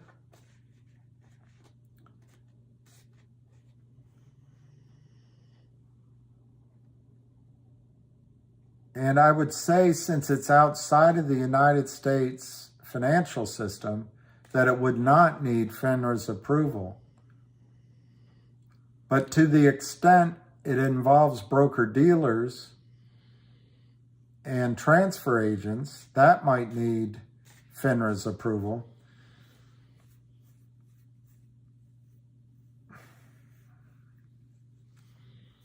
And the SEC is trying to get, Galaman to oversight of digital everything. It's a good question, David. I have to say, is it too late to get into MMTLP? Yeah, it doesn't trade.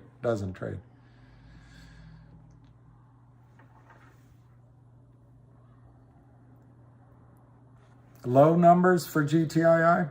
Let me show you, so I'm not just making it up for you.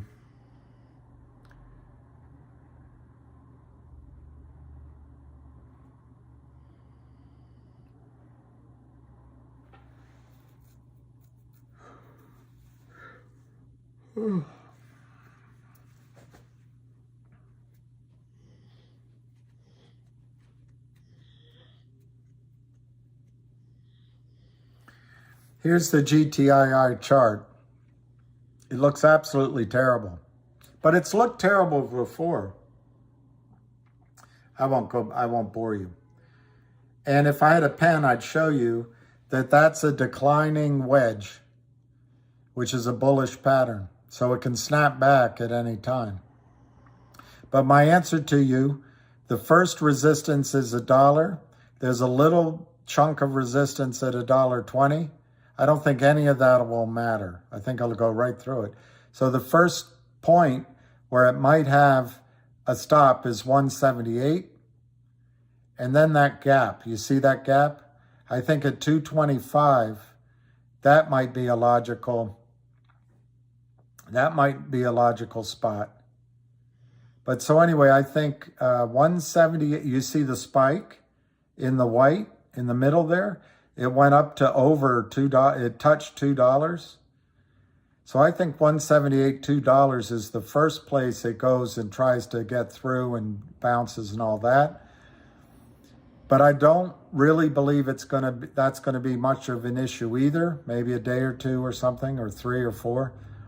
And then the next move, I see it going, maybe it has a hard time, like I said, at 225, 250. But I see that where the blue line is, which I think says 331. 331, that's the most likely place that the stock's gonna go. And then you see all that activity there, where not the highs, don't look at the highs, don't look at where it first came down, but sort of the 2 or 3 weeks prior to the blue line. It's all in a range. It's all in a range. Now, if I go over on that range, that's $3 to over $4. And that's kind of where I would see GTII going back to recovering its heartbeat on tech news. Yeah, they pull any kind of rules. Just curious, because I got trapped at 4 thinking it was going to go, trying to average down though. Yeah, Kylie, God, it's so clear in retrospect. Will David Hensley asks, will GTII squeeze like MMTLP did? It's pretty perceptive question. No, Frankie, everybody has the same rights.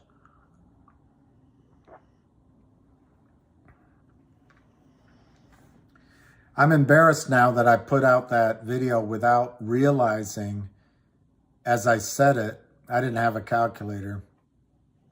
It's not 500 million, it's 335 million. Anyway, whatever.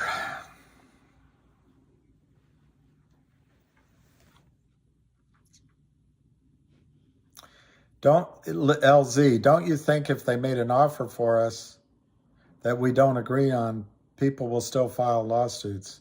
I think they need to make a deal with each person and get them to sign. Well, LZ, the problem is you sign an arbitration agreement when you open your brokerage account. And those arbitration agreements let the broker date your mother, take your sister out, and, flirt with your grandmother. The arbitration agreements allow the brokers to do almost anything. And if you feel wronged, you go before an arbitration panel, you spend money on your lawyers, and the odds of winning are really low. However,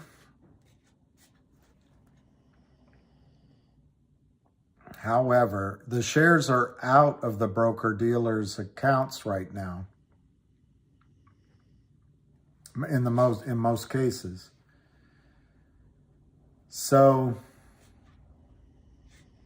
can they speak for you? No, they can't, I would say. And maybe you can sue, but it's going to be expensive. Can the company, MMTLP, if they were offered $100 billion or $20 billion, accept it? Absolutely. They would accept it, I think. Can the short sellers pay it and agree to it? Absolutely. Can the broker-dealers and the prime brokers agree something like that? Absolutely. And so that would leave you sitting there where the money goes to the company issues shares to settle up with the broker-dealers and the shorts. Those shares that you have now are delivered, but your shares have gone into NextBridge Hydrocarbons.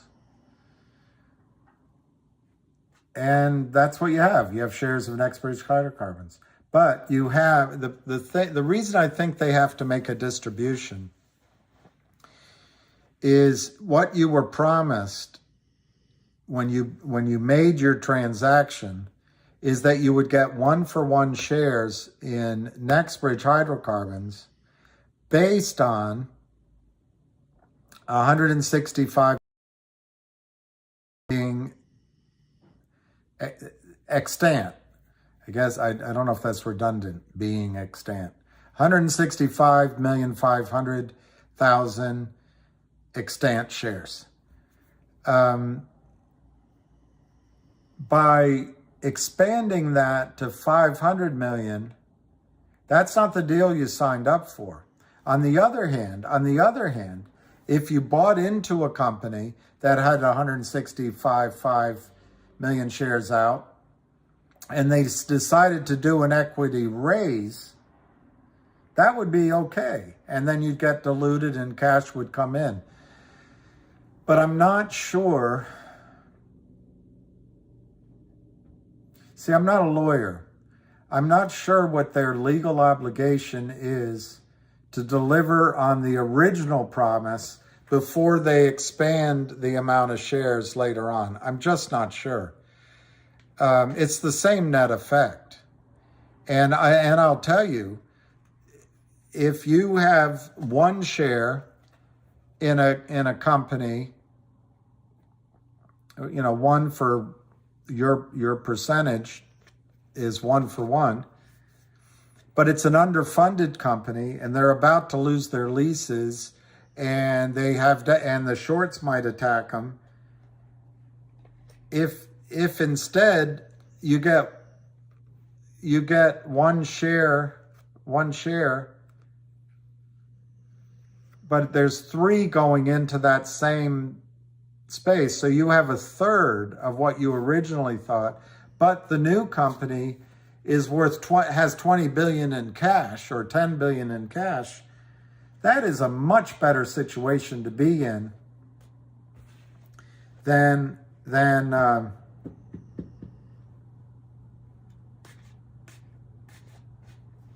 having a higher ownership percentage in a company that's underfunded.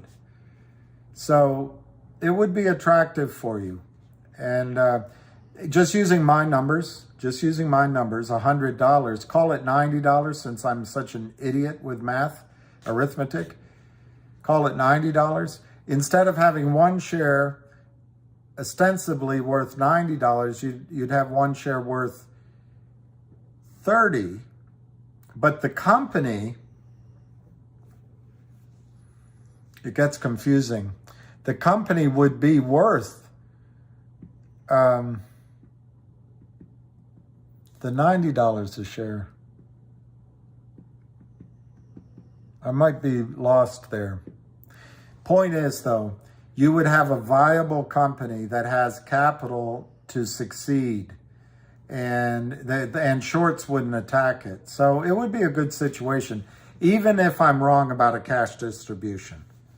And that's my main theory, even though I put really high numbers out there. My main theory is they're going to settle, and they're going to give you shares, and they're going to make a cash distribution. That's my main theory. Absolutely. But the shorts are protected.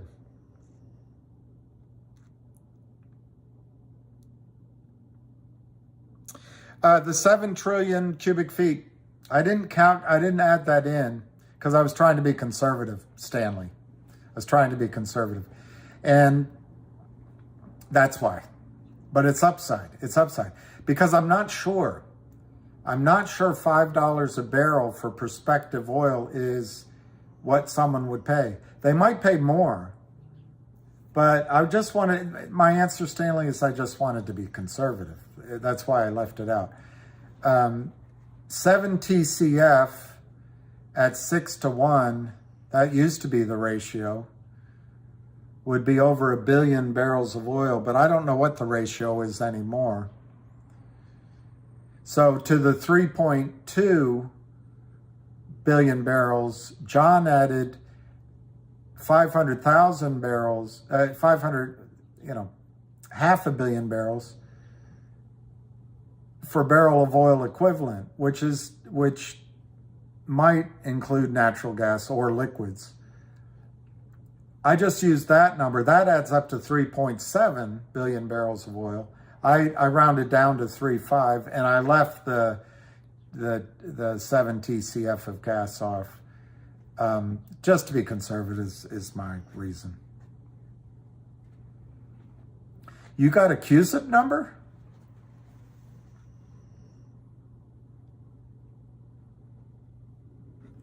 Well, the high numbers for GTIILIVE Corner, I'll give you my high number for GTII. I won't tell you how I got it, but I'll give you a high number based on not a short squeeze, not a short squeeze. So it could go higher in a short squeeze, but based on a valuation, I'd say it'll go to $30, $40, $50 a share. If news comes, like I've expected, if all that news comes, that's where on a valuation basis, not a short selling basis. But you asked for. Yeah, Stanley, I wish on that video, like I just showed now, the real number that the shorts would ask the company to deliver is that many shares, not 500 million. But that's that's being tired and, doing it live, taping and making a mistake. But the theory is the same.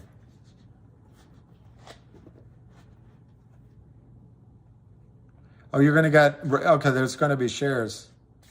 Well, Berta, yeah, Carrick, Berta said on Twitter that he would, no, it was somebody else that asked him, could the company just issue shares up to 500 million? And I'm forgetting that guy's name. And John answered, this is what I remember. You might be talking about something else. But John answered, that would be a solution. And he wasn't that enthusiastic about it, mind you. But he said, if that were to happen, I would ask for a cash distribution for shareholders. You're right. I'm not trying to take credit for this, but, well, I mean, I tried not to watch anybody's videos, and I haven't, before I came up with this. So my thought process is my own. There were some inputs from Twitter, and you're right about what he said. You remember I thought the odds were they would open up the markets on Monday. I was just totally wrong on that. And then I think counterbalancing what I'm saying about settlement, if everyone argues, it's going to go to the gray market and be a nightmare. I just don't think.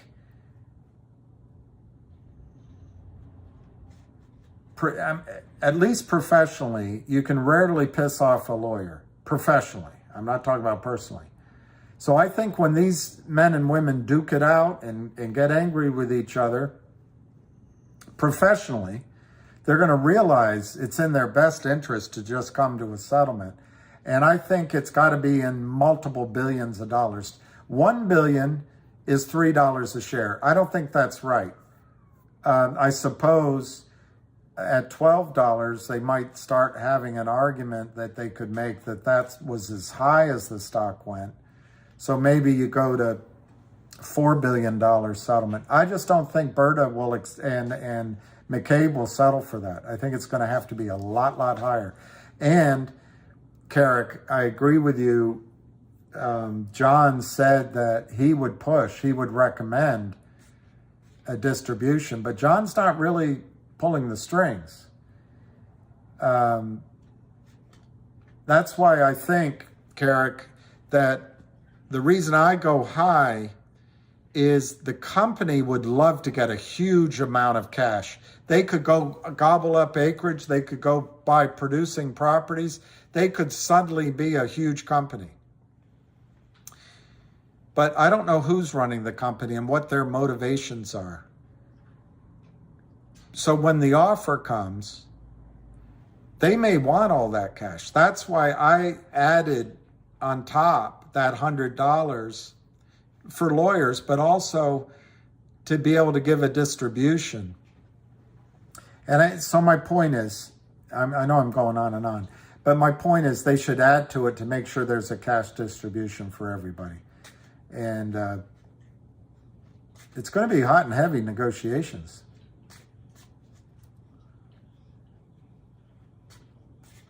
No, you don't have to contact your broker, but shorts are pawns too, by the way, Doc. They could build a pipeline to El Paso. That's true. Except, yeah, they would have to. I think most of the oil from Texas and maybe someone smarter's on the call, but I think most of the oil pumped out of Texas has to be exported, or maybe go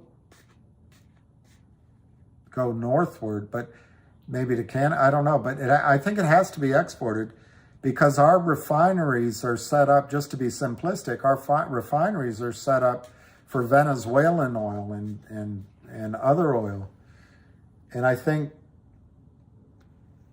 I'm showing the limit of my vocabulary, but I think our crude is too sweet for our refineries.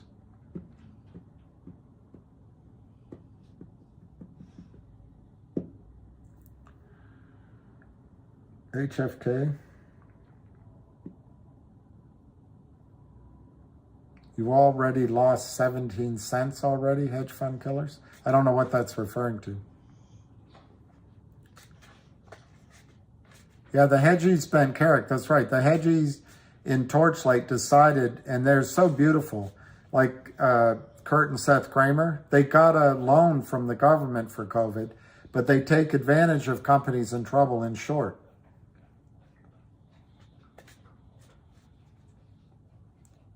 Jay Roach, I think there is going to be news on GTII. By definition, I think the 1-800 law firm is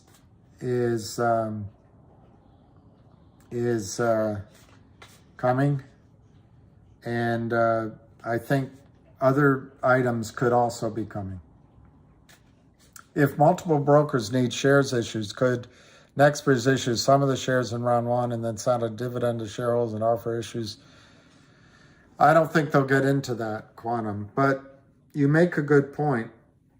You make a good point. If there's many broker-dealers, Quantum, at the table, problem is lawyers keep everyone away from each other, but they also call each other. So, but if everyone were actually sitting at a table talking, odds are lawyers say, don't talk to him, don't talk to him. But if they're all negotiating and you've got a bunch of broker-dealers, it would be possible that Greg McCabe starts at a high price and some of the brokers might say, sure, we'll do it. We just want to be out. And they would make their agreement with it wouldn't be Greg McCabe, it would be with MMTLP, but I believe he's the largest shareholder, so he would hold a lot of sway. Yeah, I think you're right. If one or two of the smaller companies made a deal, that would be a path forward, absolutely. And then they would divide and conquer. And then the price to you would be going up because it wouldn't be this one monolith. And to go to the point that someone said that short sellers are also pawns, it is almost true because short sellers are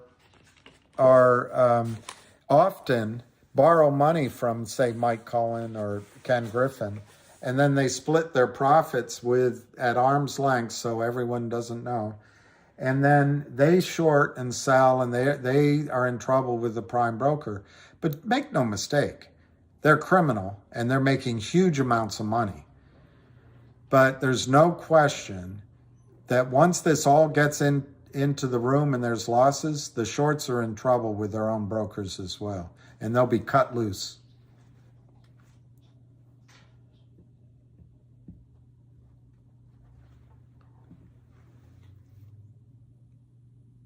What does hedge fund say into? Last day tomorrow to get into automatic win money. I don't know what's happening with MMAT. I'm glad you're seeing that hedge fund on Cosmo. $38. I'm not going to worry about the $38. It's terrible, but I think, Joe Best, you should call them and ask for a refund. I've found that they're usually pretty good at giving one-off. Pigeon Lady said Kinder Morgan has a pipeline. Well, she would know. When I was studying the project years ago, there wasn't anything there.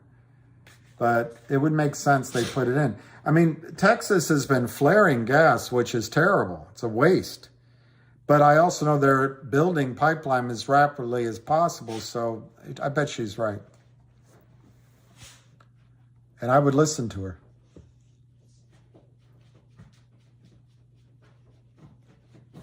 No, Jim D. Jim D, every single share has to be reconciled. They can't just leave you out there. You have legal rights. Now, the thing is, you might say, well, I can't afford a lawyer. So I think that would go into a class action lawsuit, which you won't make any money anyway. So I think you have to trust the management and the big shareholders to look out for you. And I think they will. I think they will. Yes, Quantum. They want a high price. David Lee, I'm not going to say the first part of that because I don't know if it's, I don't know. When will GTI make a turnaround? I have no idea. But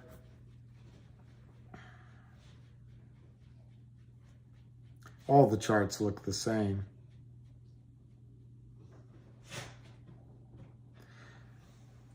I guess they're going to drive it back down to zero.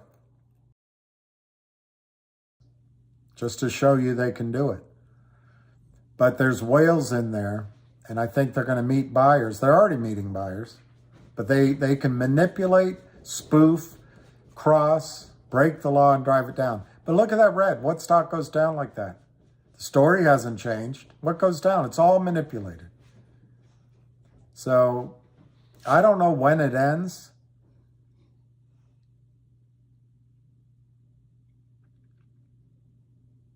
But to short here at 57 cents means the most you can make probably, if it goes to zero, if you're a new short, is probably 35 cents. And in return for that, it can go to 350. So you can make 35 cents or lose $3 a share. It's just a stupid trade. It's a stupid trade. They're doing it and they're pressing their bets because this is their last shot, for now anyway, of doing it. And they're just trying to make maximum pain and get people to sell. But the funny thing is, David, they're not covering. They're not covering.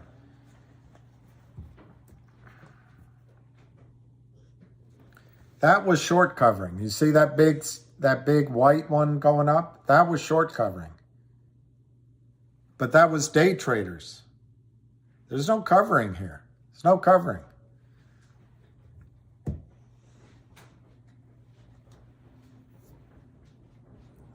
Yes, it can go under 50 cents. Yes. According to the text message I got, and it was on Twitter,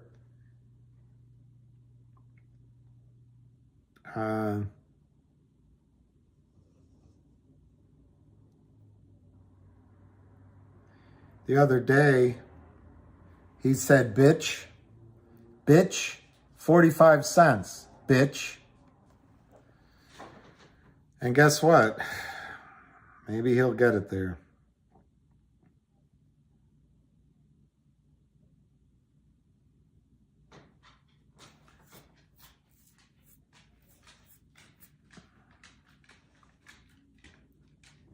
And then he said, bringing it down to 45.25,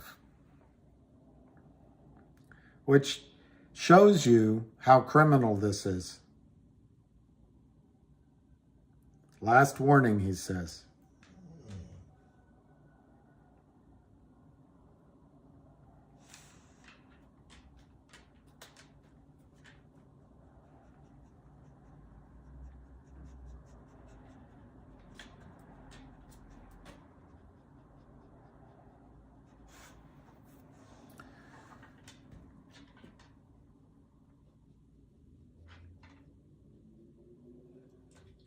And so they know that they're colluding with each other. They know that they're breaking the law together, but they do it with impunity because Gary Gensler is entirely captured and enraptured. He's captured by the industry and enraptured by Kim Kardashian.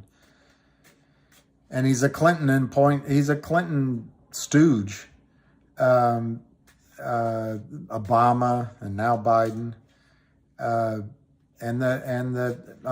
think it's both parties, but unfortunately it's very clear that the Democratic Party has just been bought out by the big banks. And you see it in the FX situation. That didn't happen just FX.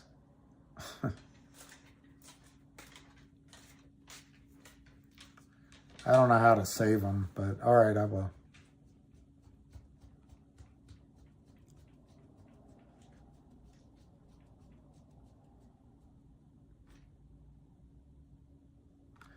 Pride cometh before the fall.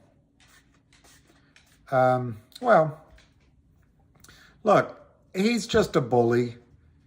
Bullies in the courtyard win because everyone's scared at him, but as soon as someone hits him in the nose, he'll run away like the little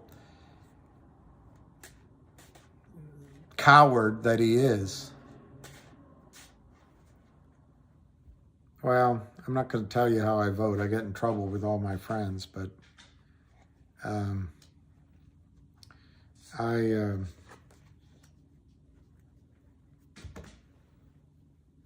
Oh, it's all corrupt. It's just so corrupt. It's just so corrupt. It's so sickening. And, you know, with Hitler, the more I learn about that guy, the more I don't care for him.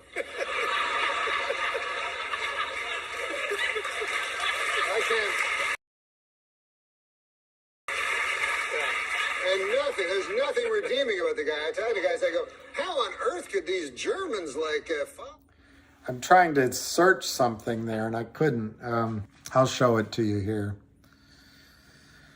I'll show it to you here.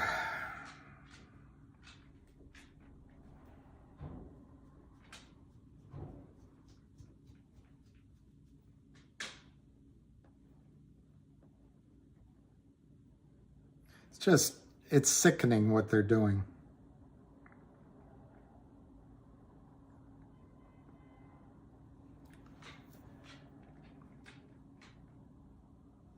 So there's this movie called Clockwise. And this is John Cleese taking a bath on his way to the headmaster's conference. And he's just given up because it's a train, planes, and there's his student. It's your friend, she won't wait. They can't find a tractor. We've got one, it's pulled us out. What are you doing? I'm having a bath. You've got one. She's going. I'll be right down. So now that's his student, and they're racing to get the headmasters. And the tractor's going to pull them out of the mud. There's all the monks that they rent. There's their car. Well, he's having a bath. A bath? Why not a sauna and massage as well? Again.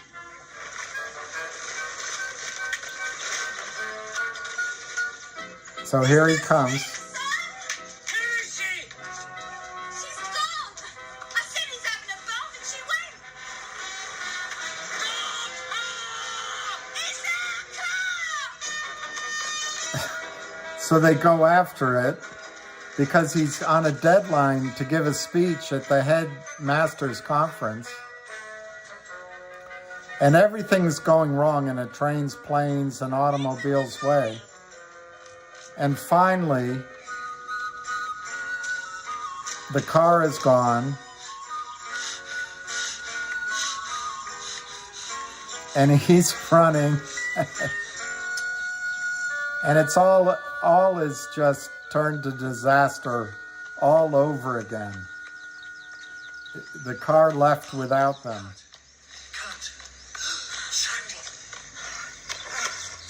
We found the road anyway. Now listen. It's not the despair, Laura. I can stand the despair. It's the hope. Takes a long time to get there, but it's not the despair, Laura. It's not the despair. I can stand the despair. It's the hope. All right, so 1 more minute till 5.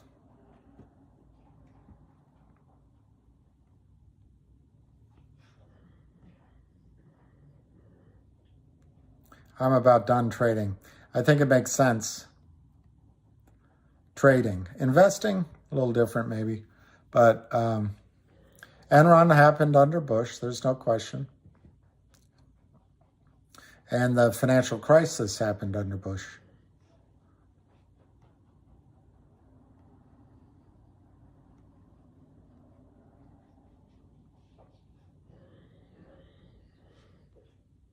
Is it Hermes? I saw Hermes saying that, yep.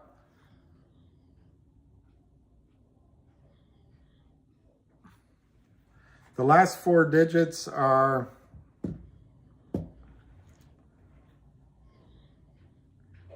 9263 and I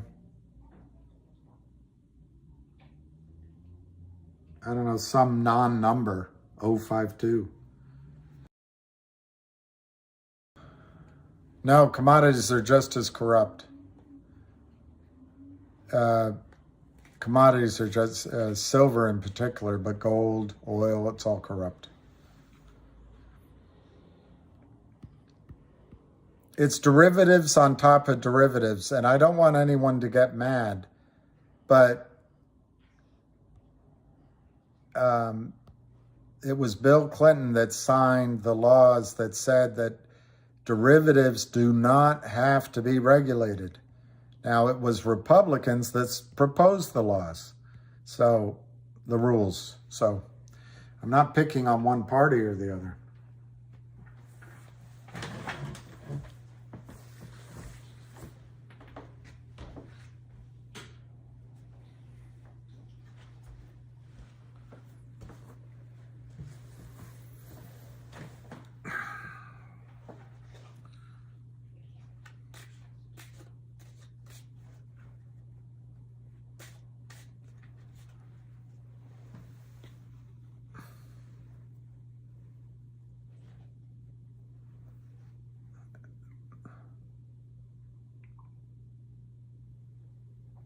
I don't know. I didn't do it.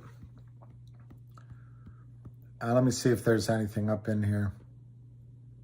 I liked that question about multiple brokers.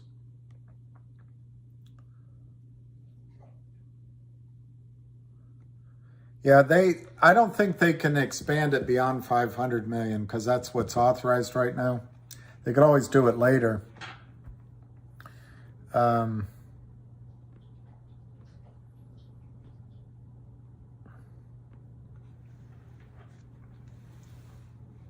How low can GTII go?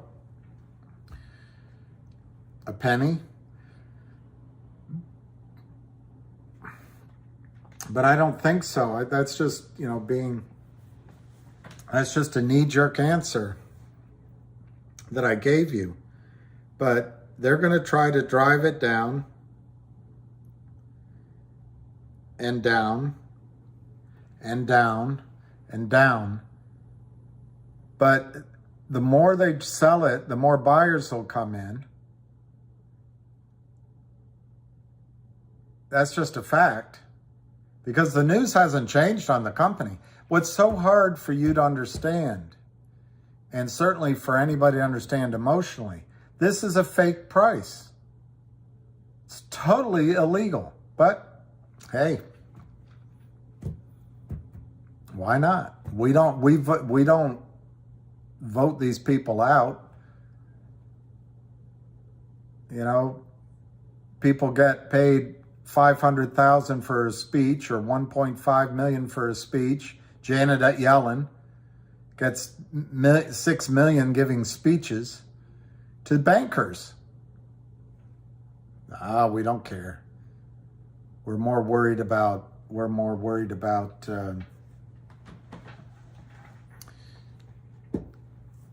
anyway, I'll leave politics out of it.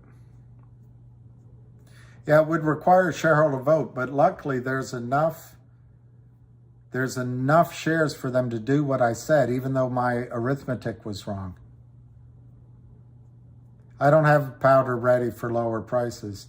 What I know about 1-800 pit lolly growler lawyers, the auditor, the third-party auditor, is working on it, and it was promised. I'd love to show you right up on this screen, but I haven't learned how to do it.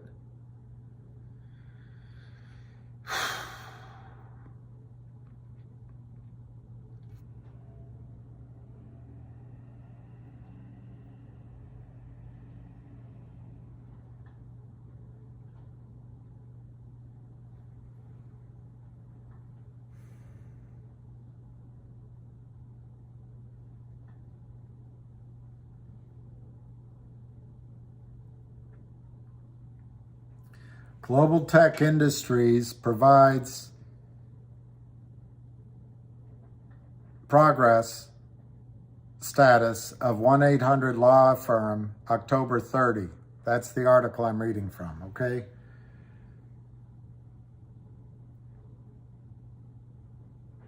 talks about the FINRA inquiry. But then the company also wants to inform its shareholders that Wildfire Media Corp, Wildfire, has retained UHY Advisors LLP, a PCAOB auditing firm based in Sterling Heights, Michigan. The head of the law firm lives outside of Detroit, to commence the required 2-year PCAQB audit. Or it's I can't read it. The audit is a due diligence closing condition for the acquisition of 1-800 law firm to move forward. Wildfire, the law firm, hopes to be finished before the end of the year.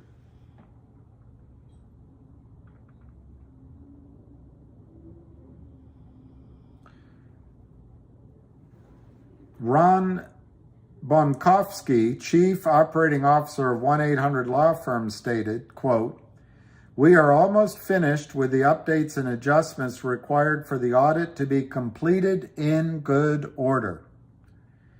1-800 has been on the move this fall, attending Mass Torts Made Perfect conference in October, one of the biggest such conferences in our industry, where we met with our existing client base as well as several new prospects and potential clients. We came back ready to finalize our 2023 budget as we updated our current agreements and brought home a number of new clients. We are beginning to work on our conference schedule for 2023, and we believe we are well positioned to have our most successful year yet." That's quoting Ron Bonkowski, CEO, Chief Operating Officer of 1-800 Law Firm. That was posted on October 30 about the 1-800 Law Firm. It says that Wildfire, who is getting audited, not GTII, Wildfire is getting audited by a third-party firm, auditing firm. So contrary to what others may have said, there's no control here by GTII, no slow walking, no misleading. It's like Trey Turner just signed a contract with the Phillies. It's contingent on a physical, huge contract, contingent on the physical. The audit is the physical. It says here, the audit is a due diligence closing condition, contingent on the physical. And it says here also, Wildfire hopes to be finished before the end of the year. Well, on October 30th, that was a lot of time. That was November and December. Today, on December 13th, it's not very much time, considering there's holidays. So the news on 1-800 Law Firm, while not guaranteed, based on press releases, certainly could happen in the next 2 weeks.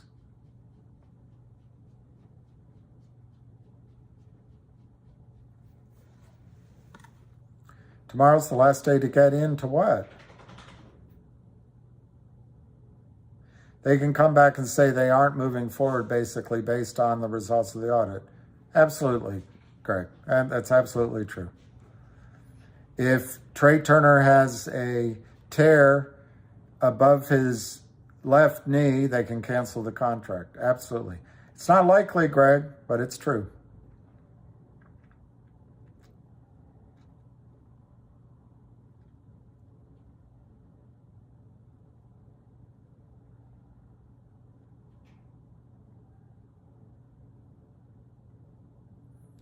Well, I hope Lou's not, I hope he's not ill.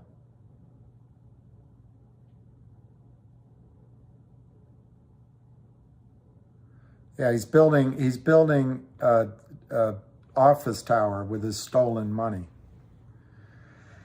I don't know what to tell you guys anymore. It is wearing, because I think you made intelligent investment decisions. I think you made a reasonable risk-reward bet on a squeeze. Everything about GTII has gotten better. And despite Greg's obvious, it's an obvious observation, if there's something wrong with the audit, if there's something wrong with my baby, when something is wrong with my baby, something is wrong with me.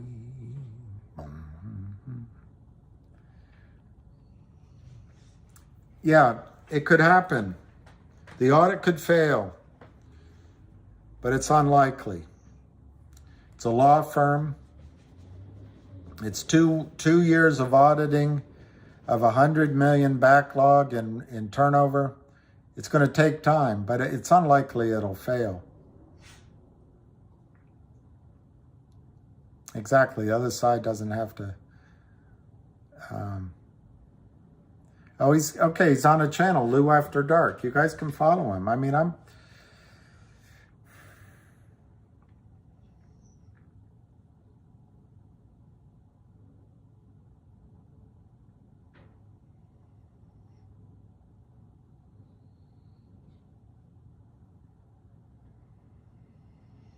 Hedge Fund Killers is going to explain.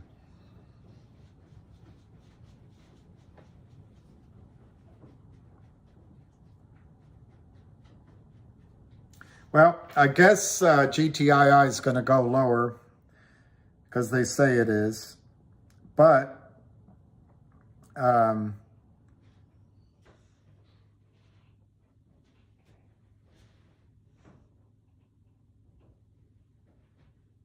I think there's news that's going to blow them out of the water.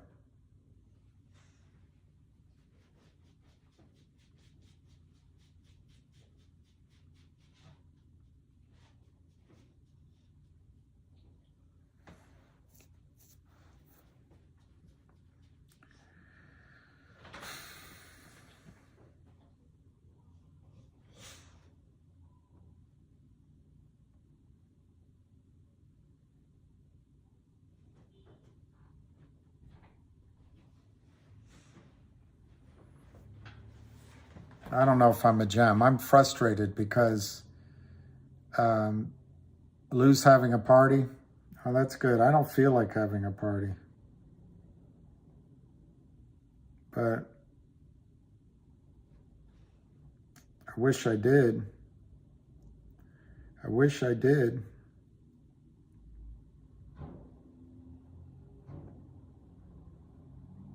I wish I did.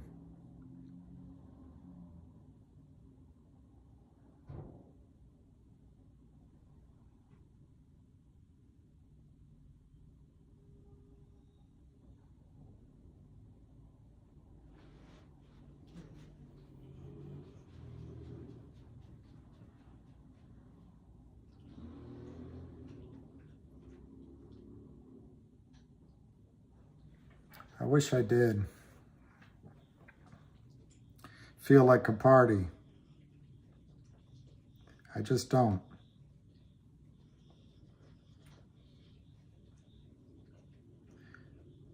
Nothing goes down forever, but they're trying to prove to you they have all the power in the world. And if they can get you to go, they've hurt you. And that makes them feel good because they're evil. But they still have to cover everything they sold, and they haven't done it. And it's hard to live through this, but they have to cover everything. Gary Gensler doesn't care. Jessica Hopper doesn't care at FINRA. Doesn't care. All of the Democratic lawmakers don't care. And the Republicans just assume that the markets run just fine. Nobody cares. Ham cares. The people close inside to GTII care. Jeremy Frommer cares. The management at the ex-management at Torchlight at MMTLP care. I believe I just brought the name Logic to you. That their management cares. And they're gonna see through this and work hard to make it work. But there is nobody that can stop It's like saying, I'm upset that they broke into the bank and they stole everything and they used machine guns. Nobody can stop them. Nobody can stop this. We can't stop it. The only person that can stop it is Gary Gensler, but he's going after Sam Bankman-Fried and the tush of Kim Kardashian. He doesn't go after this because it's a profit source for Goldman Sachs. And Goldman Sachs, just like Sam Bankman-Fried, funds the Democratic Party. And that's just a fact right now. If Republicans were in office, it'd be the Republicans.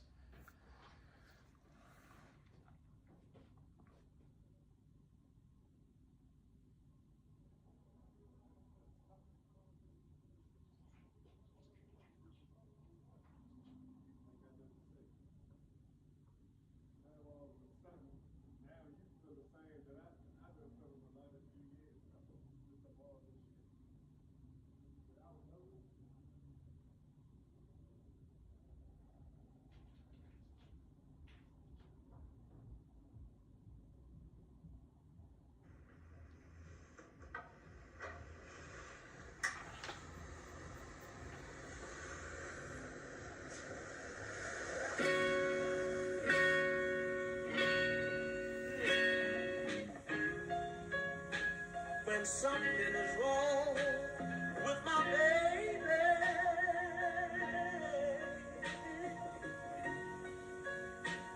something is wrong with me.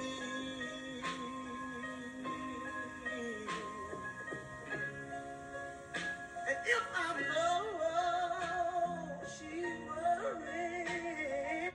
Yes, Jay, I would enter GTII now. You have to know they could drive it a little bit lower. But Jay, I think GTII can snap back to $150, $2, $350 in a heartbeat. Will it happen tomorrow? I don't know. Will it happen Monday? I don't know. Will it happen January 1, 2? I don't know. But I think when it happens, it's going to be sharp. The stock is now trading at the Kramer-ish discount of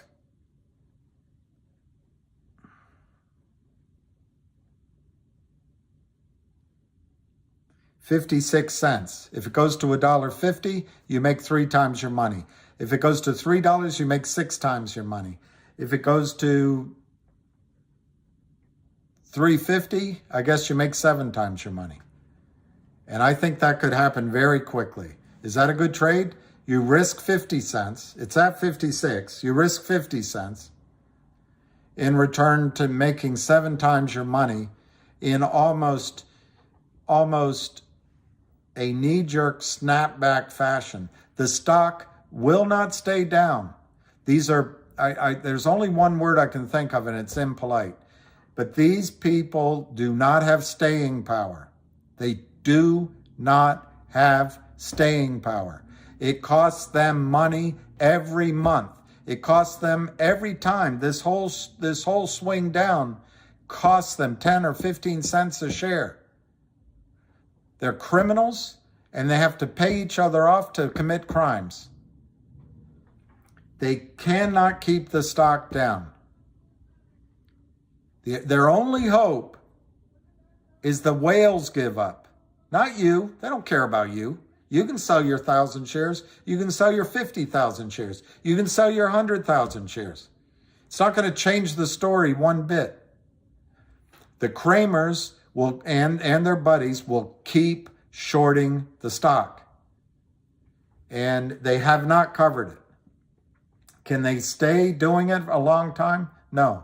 Now, I'll give you one caveat, but I don't think it's a caveat at these prices. It could be. You just witnessed it. The shorts can short everything down and then have FINRA help them out. They go crying back to mommy. They're bullies on the playground. And Ham comes along and punches them and gives them a black eye. They run to mommy. And maybe FINRA can freeze trading down here somehow. We just saw them do it. I cannot tell you. I don't have a crystal ball. I do not have the ability to say what crimes FINRA and the SEC will do on behalf of Goldman Sachs and Ken Griffin. I just can't tell you that. But ceteris paribus, this stock is going to snap back. And so buying it at 50 cents, risking 50 cents in return for, just in the short run, 7 times your money. You know you got 1-800 law firm coming in. As soon as that's done, and Greg makes the point, so the audit could not work, and maybe then they break up the merger. Yes, that's a risk. But all indications, they've been working on this for over a year. The CEO lives outside of Detroit, Michigan, but he also lives in the neighborhood where the main investors of GTII are. So the odds of the audit causing this to fall through, I think, are as close to zero as possible. But Greg brings up a point. They could find out that O.J. Simpson somehow owes them money, but now he lives in Florida and he's not going to be able to pay, and that reduces their $100 million in revenue turnover down to $95 million. So they have to sit around and decide, are we going to go through with this merger? The revenue numbers are off by $5 million. Yeah, it could happen, but it's just not likely. So what Kramer and now I think other shorts are doing, and maybe Alpine are doing, driving this price down, just like they did with MMTLP. And yes, FINRA could pick up the ball in jacks and say the game's over. We just saw it. Never seen anything like that before by FINRA in OTC, but we just saw it. They could do it again. But will they do that again? I don't think so, but who knows? But for the shorts and for Alpine and all the other opportunistic shorts to keep it down here, it's going to cost them money. And they want to close out and move on to the next victim. Right now, they're having fun. They see me on TV. They call me an old man, senior citizen, faggot, bitch, and everything else. And that I'm on here all day and I'm long-winded and whatever the hell. It's fun right now. But they'll lose interest. They need to go on to something else. They're just gremlins. They're just evil spirits. And it's a sad life they lead, no matter how much money they make. That hole inside their chest, it only gets bigger. And so they got to inflict pain elsewhere. And they want to take that money to hide the fact that they're scumbags. And it hurts inside.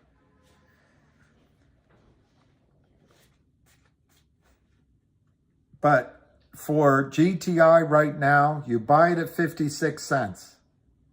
Is it going to go to 1? No. 1 cent? No. Is it going to go to 6 cents? I don't know. They seem to be able to do anything.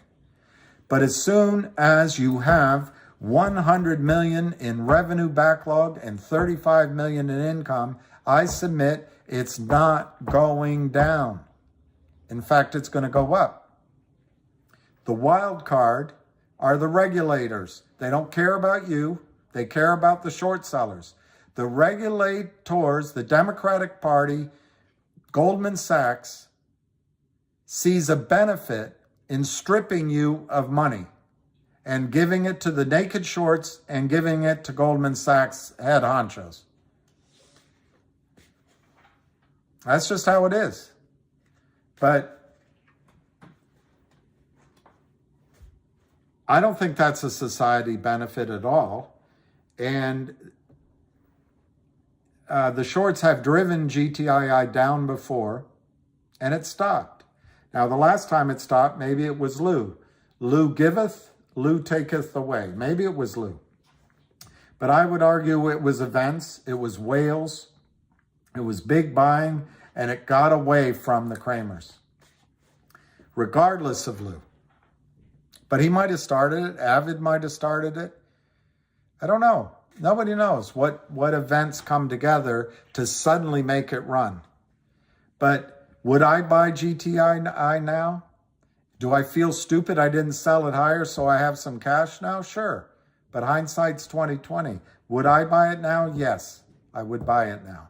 My gamble would be it's 56 cents.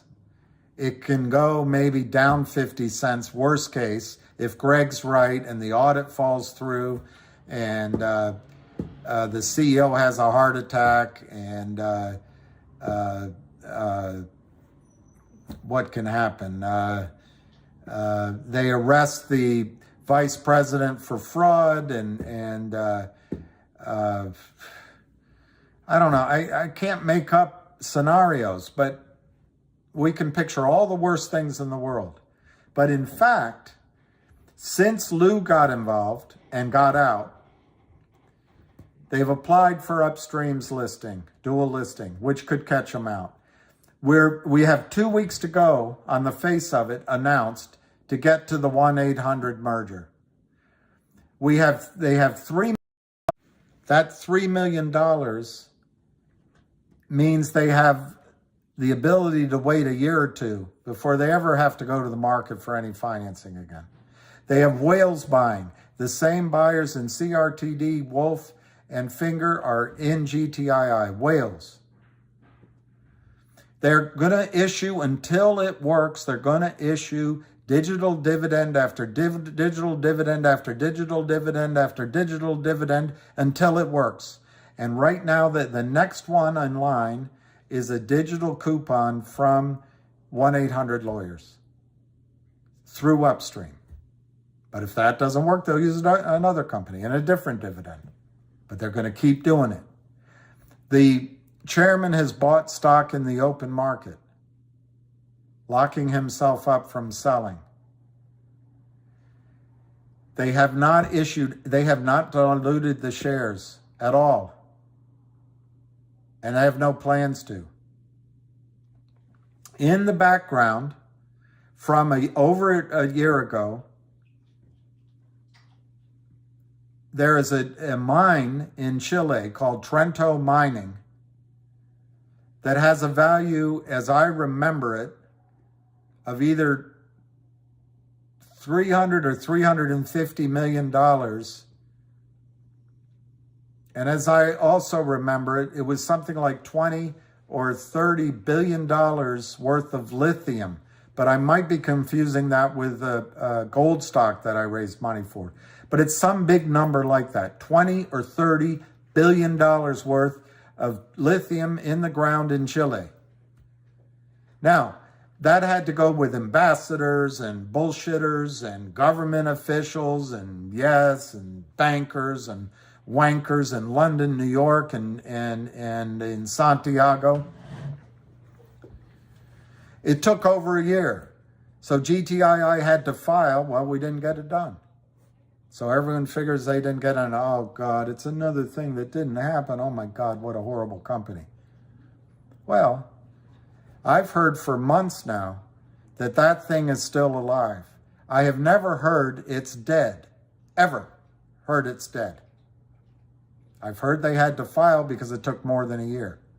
Well, what if? I'm just saying, what if they finally bring that to fruition? There's people out in this audience that have had a lot more experience than I have, although I've done a lot of international deals, but dealing with governments and letters of credit and one wanker BSing to another wanker and getting it on a document and then having the assets appraised and then having title searches in Spanish and English. It takes time. And there's lawyers involved. It all takes time. And it's a lot of money. But what if that comes through? I'm not saying it will, but what if it comes through? That comes out of left field and that changes the story overnight. and it catches the shorts short. What if Kurt and Seth Kramer are arrested, which I think might have happened? But what if they're arrested, they take away the sell button, and the only short sellers right now are short sellers that are trying to get out of this bear attack they just did. So they're trying to drive it lower. If you understand what a short does, the LLC on the one hand sells shares that don't exist, and he sells it from 80 cents down to 60 cents. So there's a 20-cent profit. But another LLC that's working with him has bought the shares. There's failed to deliver. But they're in, maybe they bought it from him at 80 cents. Or maybe you sold it to him, so it's not the whole position. But another one of the criminals bought it at 80 cents. Well, the stock's now down 60. So they got to find someone to stuff, this guy has to stuff that 20-cent loss to some prime broker, and they move this around like a hot potato. They get one of the other LLCs to buy it from him at a loss, but then they've got to sell it lower to create a profit somehow so they can cover that loss and take some money home. It's all criminal. It's all criminal. And meanwhile, you look at the price and you go, oh my God, how much lower can it go? I can't tell you that. I cannot tell you that. The regulatory bodies do F all. Nothing. They don't care. They go after FX because it's in the front page. And because Gary Gensler and the Democratic Party is complicit with FX. They wanted to make him the new exchange. They ran money through the Ukraine that came back into the elections. And that's just a fact. That's not political. That's not political maneuvering. It's just a fact. And now they got to get out in front of it and arrest him and make it look like, hey, we didn't do any of that. But they don't do anything about these criminals. And I'm not trying to get into politics. I'm just saying I'm upset that this crime keeps going on and on and on and on and on and on. And it doesn't stop. We've called the SEC. I've gone down to the SEC. I've gone to New York.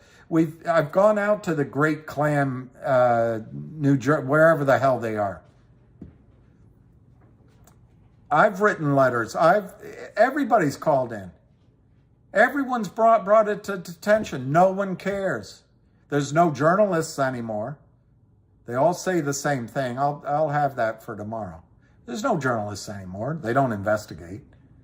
Charlie Payne, God bless him, he didn't understand what he was asking yesterday with John Berta.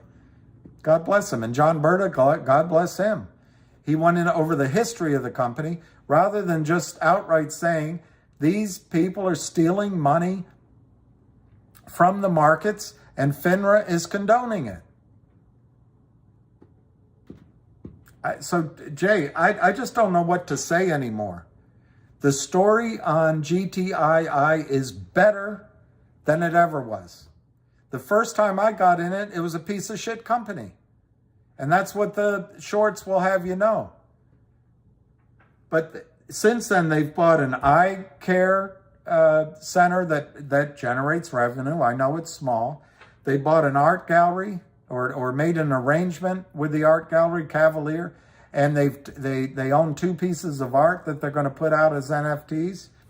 Will it work? They're trying. They got involved in that whole area online, that Facebook went into and called themselves Meta. Will that work? I don't know. It's there. They bought Beyond Blockchain and then sold it back, but they still have 10% of that, and they're trying to trap out. They have a gold company now in Dubai that has revenues and a future plan. Is it going to work? I don't know. And now they're acquiring a law firm. They have all of that didn't exist 2 years ago. They have $3 million in the bank. And what's happened in those 2 years?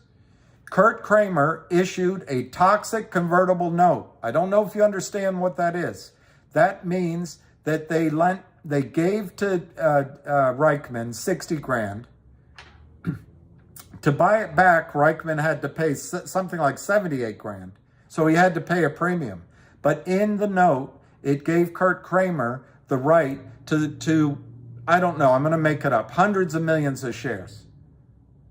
So Kurt starts selling the stock before the note's signed, during the time the note's out, and after it's bought back by contract, the right to those hundreds of millions of shares is given back to the company. Kurt Kramer no longer has a right to those shares. No longer. He's short 60 or 70 million shares that don't exist at that point. But being the cocky MF that he is, he decides rather than cover, I'm going to keep shorting. And short he did. So you start with 60 or 70 million. He shorted 4, 5, 6 million a month for 20 months. Call that 100 million. Call that 160 million. Then, in the space of about 6 weeks, he shorted another 85 million. Maybe it was 7 weeks. Take some off. Call it 80, call it 70, call it 50. So you got 60 million plus 100 is 160. You add 50 to it, it's 210 million shares that Kurt Kramer has sold short that don't exist. And they have to be covered. They have to be covered. And when you add to it that there was a corporate insider, a financial inside guy that did his own research, separate from him, separate from any of this, on how many shares were short. He came up, and this is almost a year ago, he came up with a number of 350 million then. 350 million. So if you add 100 to that, because that's at least what Kurt has sold since, you've got a 450 million naked short position in GTII. Now GTII has hired ShareIntel that has a right to go in for that data. They've hired West Christian to subpoena Kurt Kramer, to subpoena the market makers, to subpoena the broker dealers, to get time and sales, subpoena FINRA, subpoena SEC. But it's not happening overnight. So what are the shorts doing? They saw Lou publicly state that he was, in essence, I mean, all of it's misdirection, but when you're on Wall Street, you listen to what he's really saying. He's saying, I'm going to sell GTII. I'm going to go see COSM. GTII isn't giving me information on upstream, so it's not happening. They don't give me numbers on the amount of shares short, and there was one other thing. Cosmo, though, they're going to give me the shares short 2,000 to 1, and they are going to give me upstream. They haven't even filed yet. But I like this Cosmo story. I'm not trashing it. And there was one other thing. So the company wouldn't talk to him and give him information. Well, you can't do that.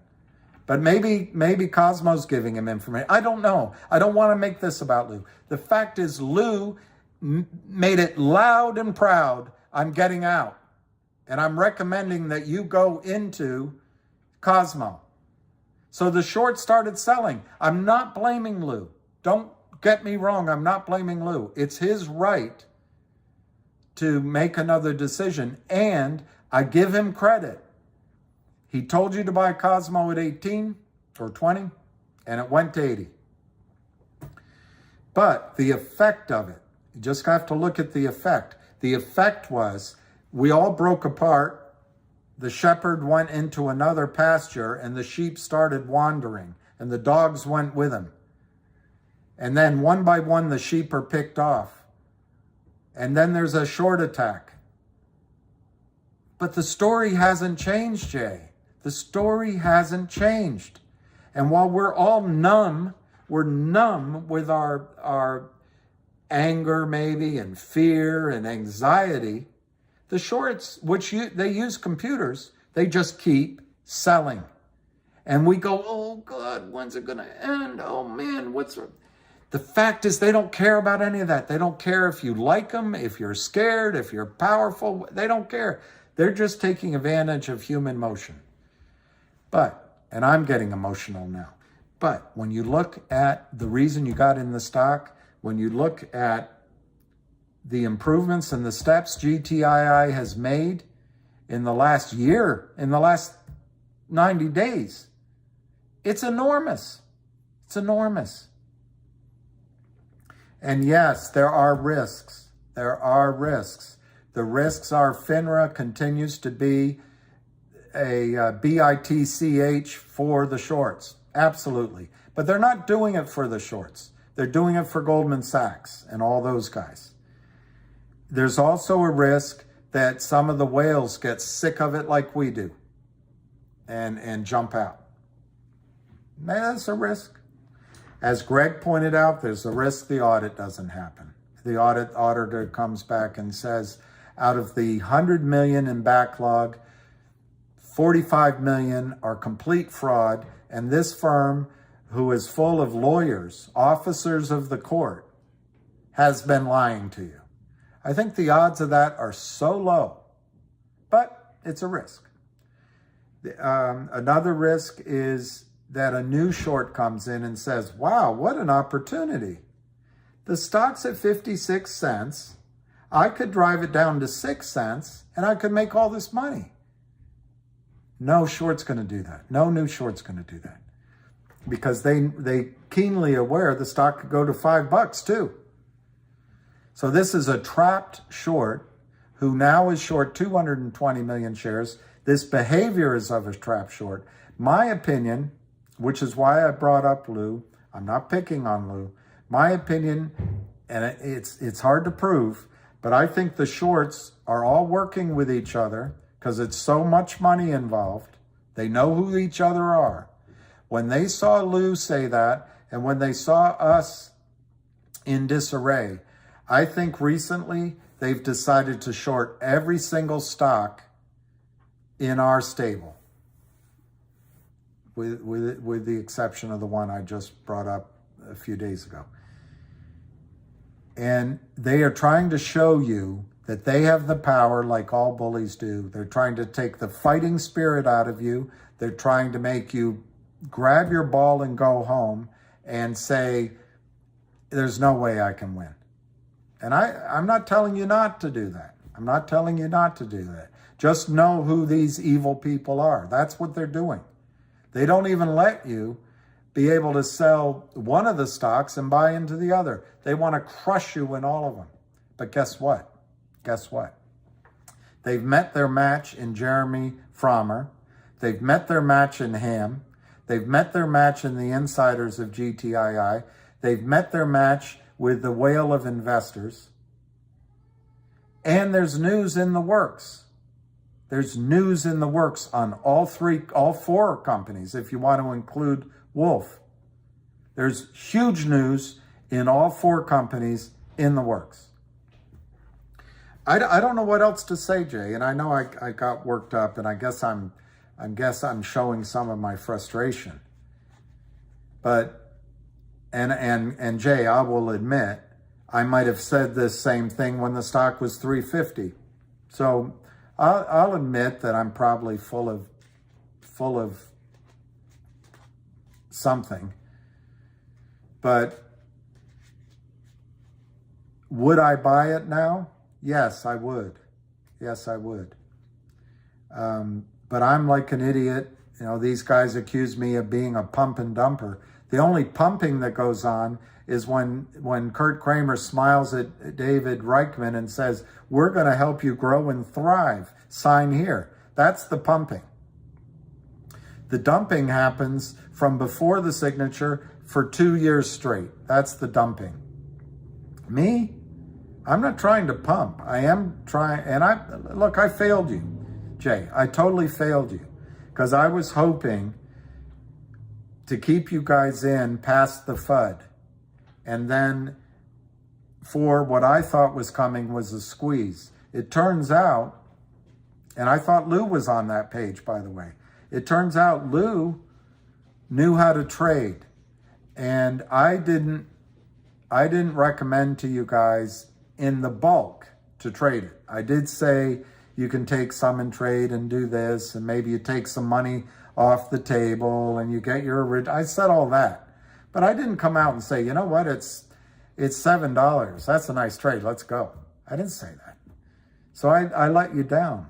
But I was trying, I believed that we were on the verge of a squeeze. I still believe if we had kept the pressure on, we would have had a squeeze. And it's not just Lou that brought up other stocks. Other people brought up other stocks. But I think the shorts knew their prey. And unfortunately, that's what we're going through. We're going through a bear raid that has lasted weeks now. And it came when Lou first said it, so we could probably find it. I'm not blaming him, that's just the timing. And then it came with all the weakness that we showed.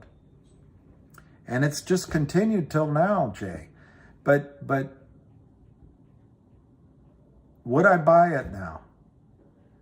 These guys have had to short, and they stopped reporting it, I think, in GTII, but I added it up the other day, and I think I'm talking about GTII. It might be, I'm sorry, it might be MMTLP, but anyway, it doesn't matter. They've shorted something like 10 million shares just in the last 2 or 3 weeks, naked, according to FINRA. So their situation has gotten worse.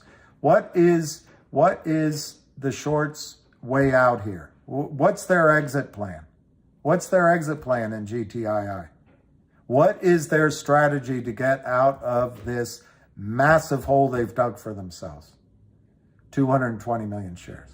They've only, Jay, got 2 or 3 ways out. One, drive the company into bankruptcy, just like GTLL or HPIL and any number of companies. And then it's trading for less than a penny a share. And it goes into bankruptcy or goes into zombie land. And then they can take their money away because they can be really confident that company is diluted all to Hades. There's so many shares out there and it's under a penny. They can take their money out and go buy oysters for their wife and put a poster up, no one FUCKs with the Kramers. That's one exit. But in the case of GTII, that ain't happening. And as much as Greg could be right that the audit could come back with some out of the blue reason, the fact is that the investors and the 1-800 law firm are all the whales are all committed to making this transaction 1-800 law firm work. That means the stock will not go to sub 1 penny a share. So that exit is gone for Kurt and Seth Kramer. It's absolutely gone. Absolutely gone. That exit's not going to happen. What's their other thing to do? Create fear in you, drive it down, and force you to sell. Well, I hate to admit it, even though you're a pretty big block of investors, it's not going to change the story.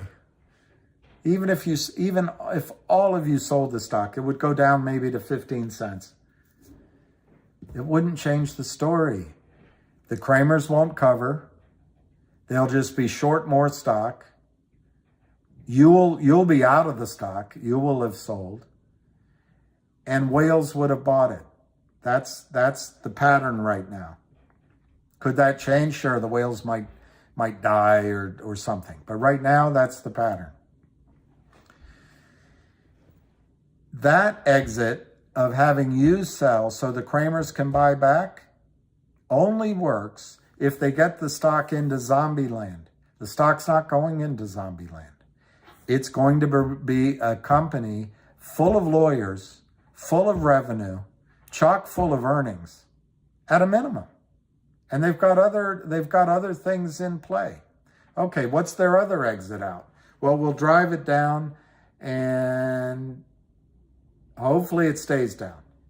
That's not much of a plan. That's a really shitty plan.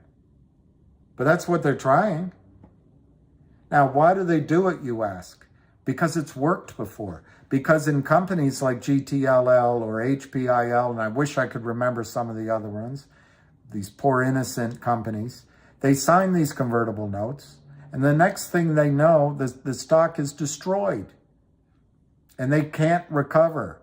Reichman saw the risk and bought the note back soon enough that his company didn't get destroyed. But it's always worked in the past. This is the first, well, there's at least one other company out of Canada and maybe one other company that have bought back the Kurt Kramer notes. But basically, that's recently. This is the first time Kurt Kramer has had to face a situation. He has a hammer. Everything he sees is a nail. He sees this, he hammers. But he doesn't have any shares to go get from the company. Normally, he'd go to the company and say, wow, you're in trouble. I'll offer you more money, but give me these shares to cover. But then he gets greedy and never covers that either anyway. The point is, Jay, Kurt Kramer has no way out of this. He has absolutely no way out. And in fact, he might already be out. So then it brings up the other risk. What if Alpine Brokerage is the one shorting it right now? Or what if they're organizing the short because they are such a crappy prime broker and they're criminal across the board? They need the help to keep these prices down, to keep their reporting to FINRA from ending their existence. That's possible. But how long can they keep it down? What's their exit? What's their exit? What's their exit? The company is going to have revenue and income and a lot of lawyers. Even if it is Alpine that's shorting it, or some other set of brokers, shorters shorting it, what's their exit? The company isn't going to go to a penny. I mean, it might spike at of course, anything's possible in a run. So these people have to buy back the stock. And yes, it looks like FINRA saved MMTLP's shorts, but the fact is those shares have to be bought back. They have to be bought back. And they're up against some tough hombres in the MMTLP insiders. So, Jay, there's no way any of these shorts have an exit. And I'm telling you, these vicious shorts right now, they're just hit and run guys. And they're having a lot of fun. Going home, they're giddy with excitement because they've taken it from 350 down to 60. The reason they're pressing their bets and trying to get it to 45 is so they can divvy up some more profits among themselves. And they're going to stuff it to a prime broker or some innocent account. Will FINRA freeze it down here? Yes, that's a risk. But it's not an exit. It's not an exit. And while you think that FINRA has saved the bacon of the shorts in MMTLP, the story's not over yet. Story's not over yet. I intentionally put out a video with a big number because I would love it if lawyers saw a big number. I wish I hadn't made a mistake in my arithmetic. But the point is, they still have massive risk to buy back the MMTLP shorts. It's just a fact. And they have to be bought back, or the company has to issue new shares. So, is GTII going to issue new shares? Hell no. Hell no. Is GTI going to keep fighting? Hell yes. Is there a potential of absolutely out-of-the-world exciting news coming? Hell yes. Is 1-800 Law Firm going to emerge? I'd say hell yes and double hell yes. That's one of the longest rants I've given. But I would buy the stock here. I would know that they might get it down to 45 cents. They might get it down to 20 cents. So maybe you save a little bit, so you buy a little here, and then you can buy more if it goes down. But at least you're in it. When? How long do I have to wait? Well, if news comes and just changes the story overnight, charts won't matter anymore. And buyers will come in and make a new chart. But looking at the charts, I think you might have to wait 2 or 3 weeks, 4 weeks minimum before it can start stabilizing and then have a run. But when I say that, I see a declining wedge. I see an exhausted sell bear rate, and a snapback can happen at any time, tomorrow, Monday, anytime. So the reason to buy now, to me, just to summarize it, is at worst, they could probably drive it down to 20, 15 cents. So you got to risk to the downside temporarily. But they have no exit. Where are they going? They have no exit. They have to buy it back. And guess what? Whales know that. And there's news coming. And the selling is overextended. So I think it can snap back at any time, Jay. I'm sorry for the long answer.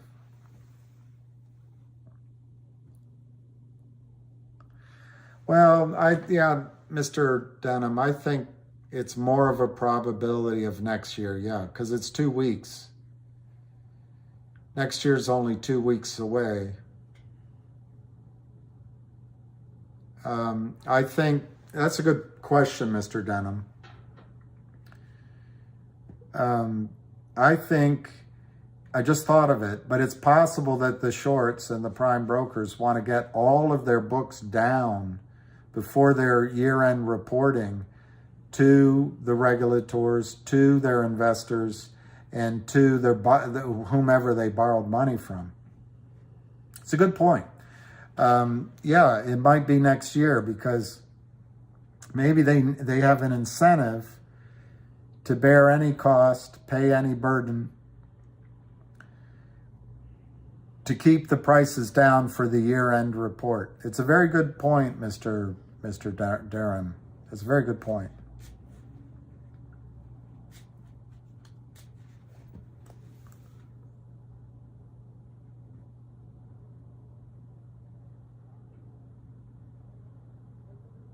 Okay, on Smokey's chat, Mike Whitaker,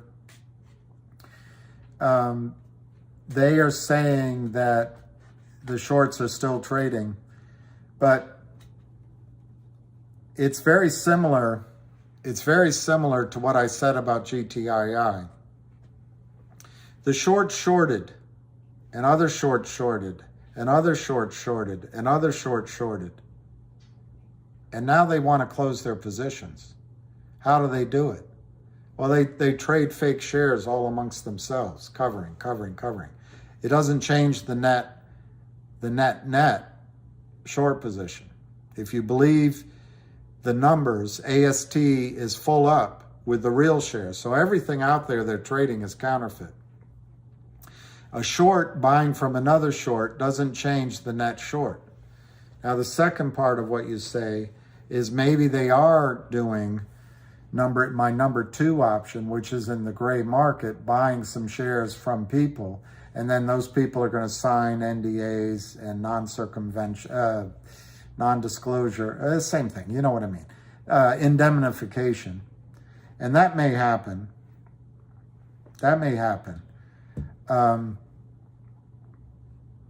But as they're going to get the low-priced opportunities first, and they're going to have to ever increase their price to get the rest of people to sell. So maybe my obvious solution won't happen.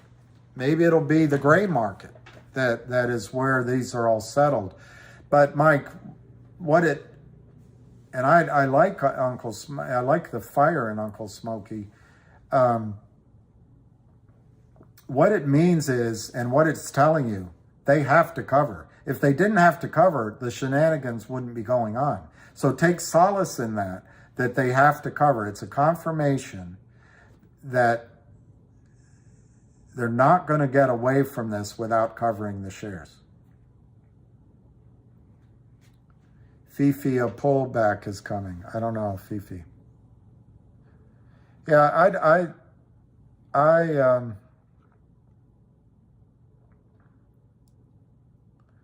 Fee 545. Is that a good one to buy?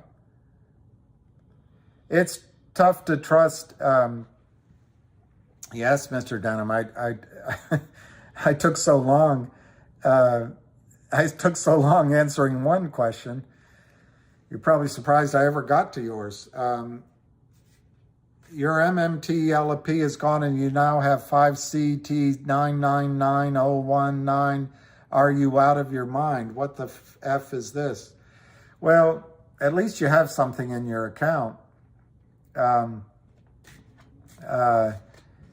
You have something in your account, and what it means is, I think, you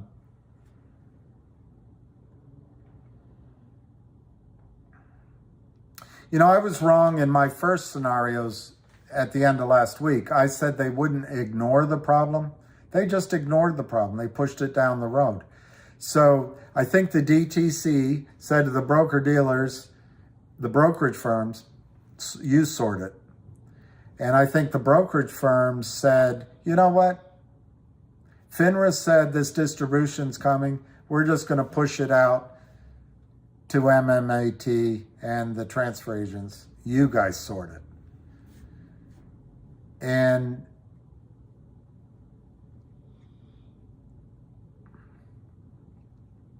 at least what's coming back to you is some sort of acknowledgement by your brokerage firm that you're getting shares of NextBridge hydrocarbons.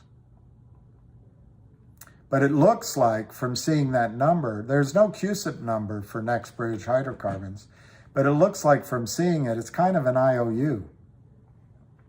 But at least there's something there for an audit trail, you know? At least there's an audit trail. I don't know, fee 545. Hedge fund trader has been correct, we have to admit, in some of the things that he said.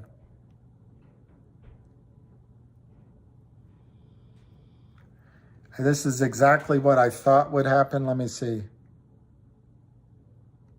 It's what you thought would happen. Anyway, yeah, I don't know. I can't find it again. But yeah, a lot of you predicted this would happen. I give you kudos and credit. What I get mad at myself about is the chart was in a pennant, and it just hadn't finished going all the way out. And I know I said to you and on many videos that the stock can break out either direction from that pennant. And I didn't react to that pennant. I also didn't react to the 50-day moving average, because I just thought the stock looked so strong. But what I really get upset at myself, I should have known that once Lou said he's out, at least temporarily, that was a signal that a lot of selling would come. But at the time, I just didn't know that much selling would come. So,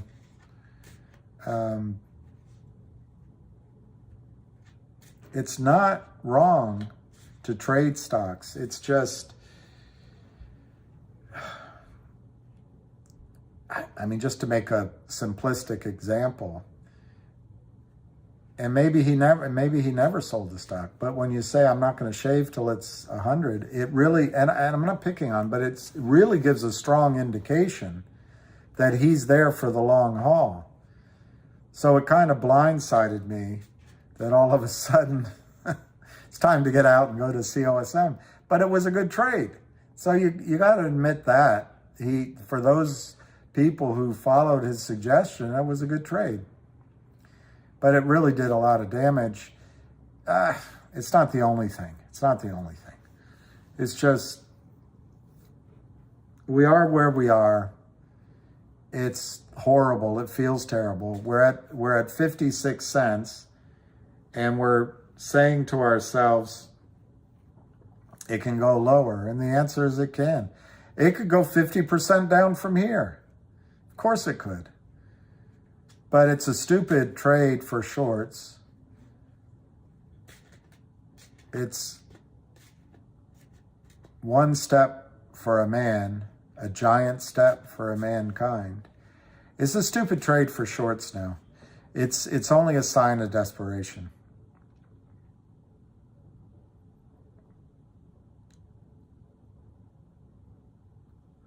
Charlie Mack. Thank you, Charlie Mack. Hedge fund killer, see, you got to admit that he's pretty good in his calls. He's saying the bottom is 43. It closed at 50. Oh, hedge fund killer. It closed at 56.7. Can you look at your chart again and see if it's really that number? Hedge fund killer called on FFIE.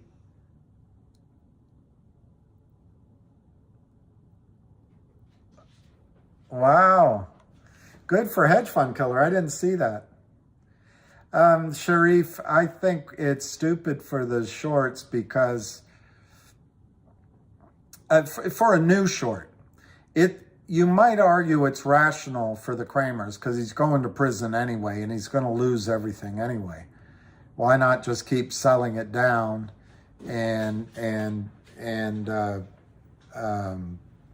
hope for the best, hope for, a meteor to hit the New York Stock Exchange and NASDAQ and OTC and maybe a war starts and everyone looks the other way. And I don't know, just keep playing until people say you can't.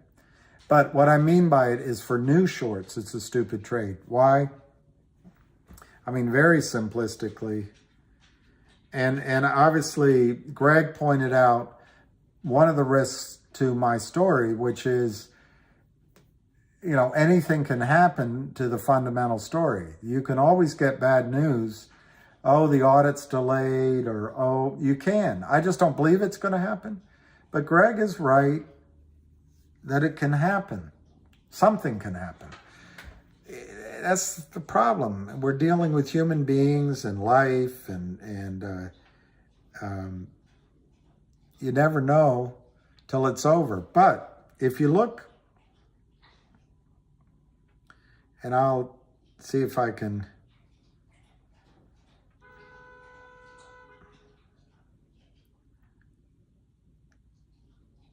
If you look at this is just the last 3 months.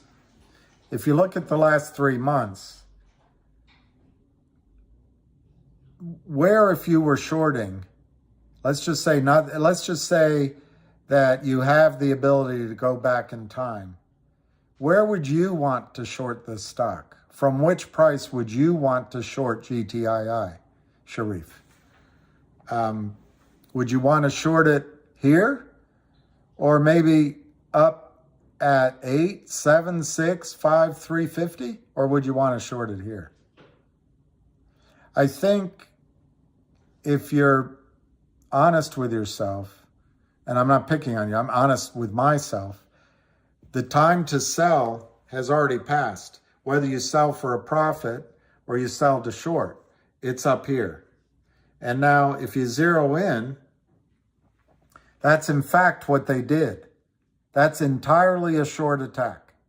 Entirely a short attack. It's all counterfeit shares. It's what your government allows.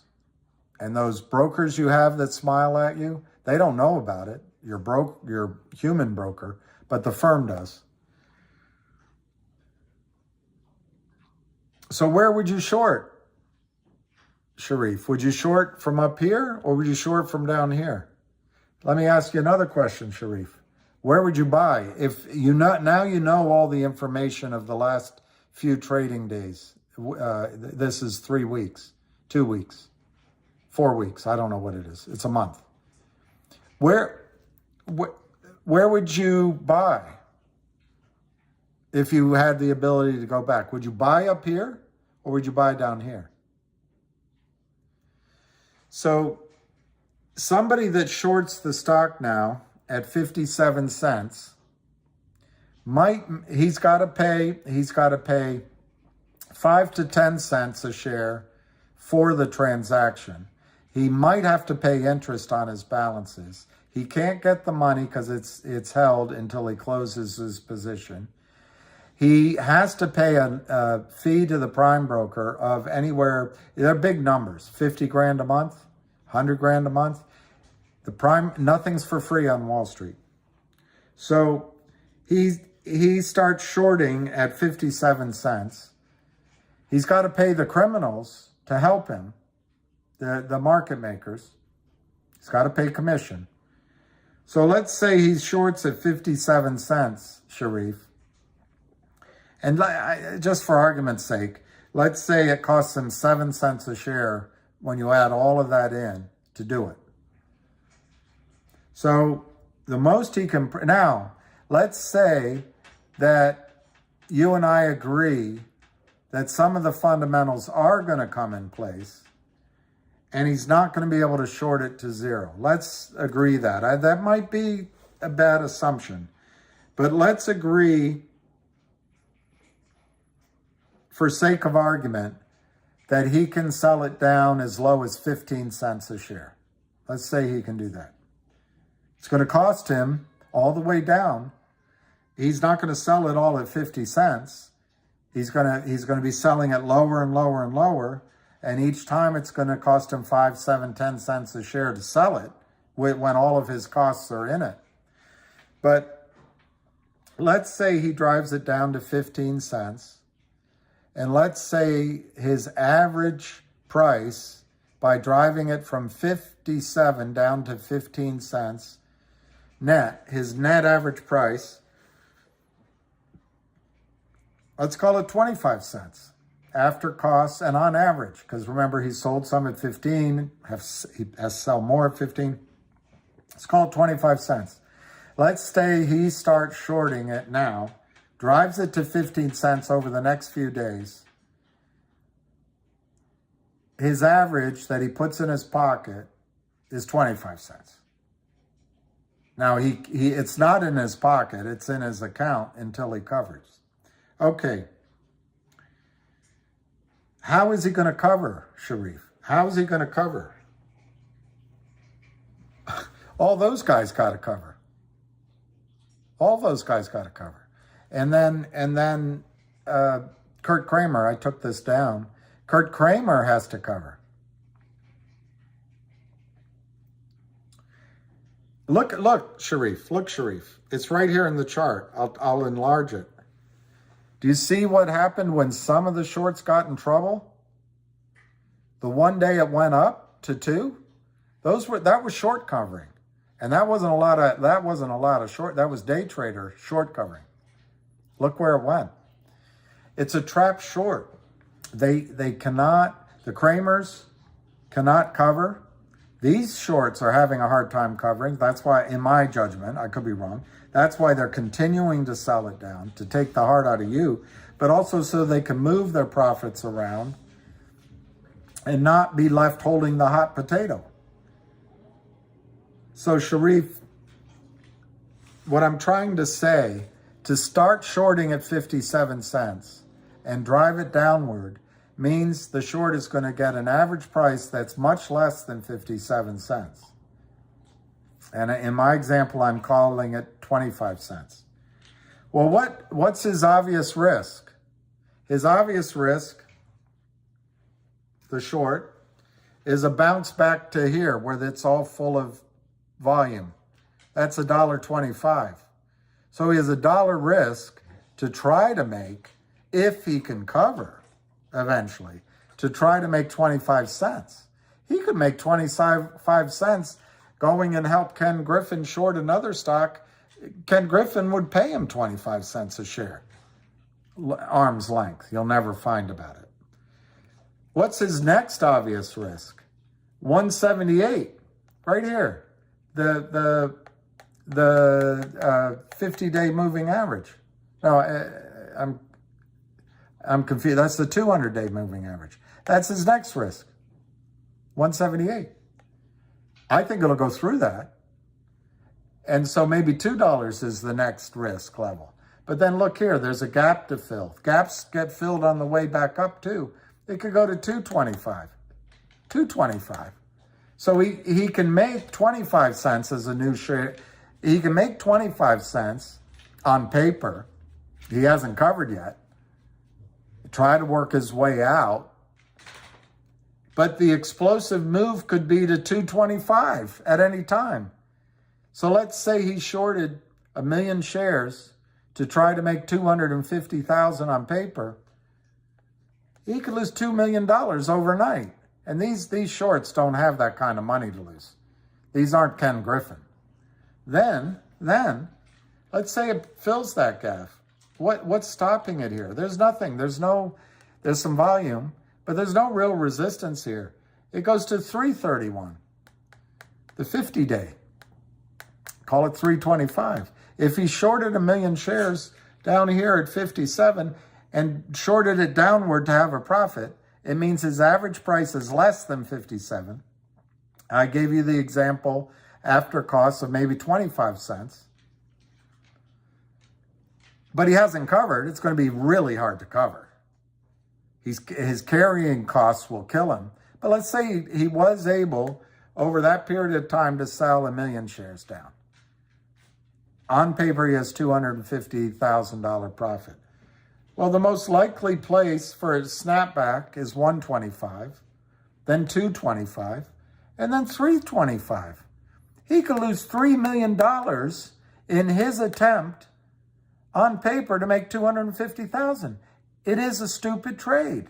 That's what I meant by it, Shake.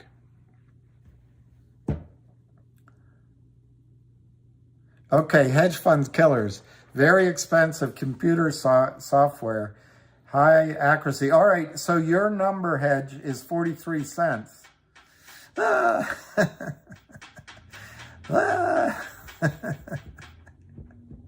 I hate your computer, hedge fund killer. I hate your computer, but you got to face the truth. And the things is, I think hedge fund would agree with me. The computers can change their objectives with volume. You're welcome, Robert. Hedge fund. I think he's bragging. But you know what? You pay for that computer by these great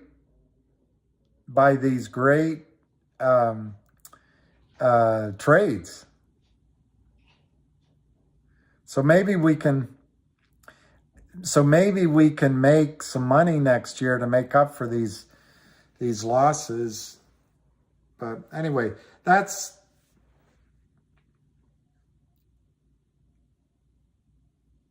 what? Your friend said this is a cult on the William chat? I watched Lou.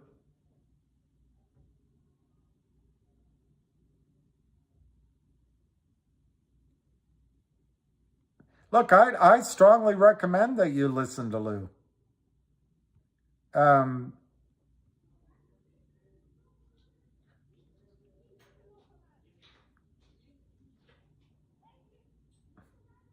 I can't find it, but if I don't know, if it's a cult, I'm proud to be part of it with you guys. But I'm not trying to have a cult.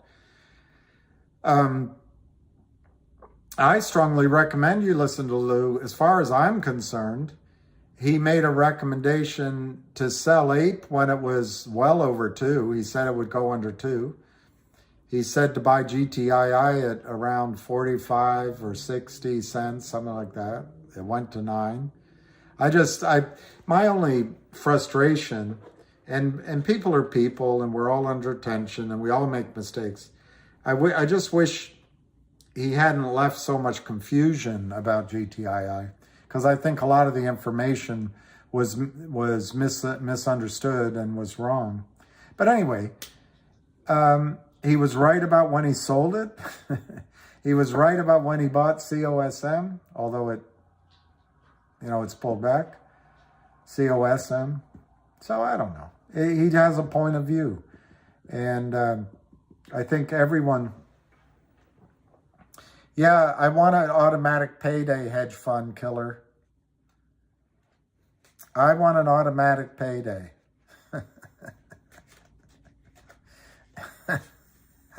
You sold me, hedge fund killer.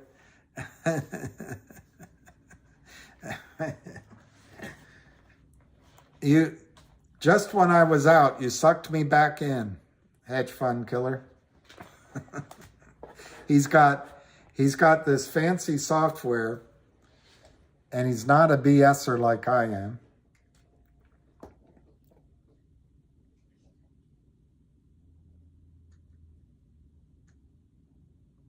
I haven't seen all of Lou's. I certainly haven't seen all of Lou's videos. That's for sure. I haven't seen them all.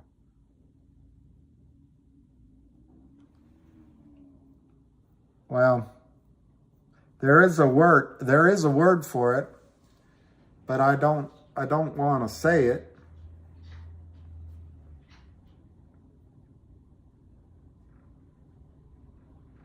Well, it's better to groom than not groom. Oh, hedge fund. HNRC.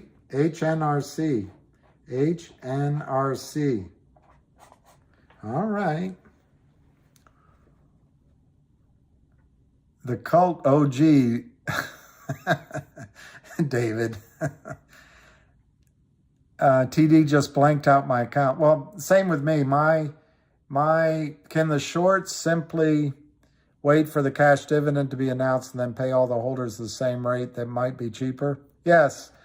There would be, well, you would still, I'm not a lawyer, so the brokerage firms probably can do some sort of distribution to you and it goes to the arbitration clause in your account. But I have a feeling by kicking it out of their accounts, you do have rights to sue. Of course, it gets expensive to sue over 1,000 shares or 10,000 shares. But yes, if there's a cash distribution, if a bunch of the big positions settle and they won't disclose what they settled for, and it's just we peons left, they could make an argument that there's the cash distribution, it closed at $3, that's what we're paying you. That's a risk.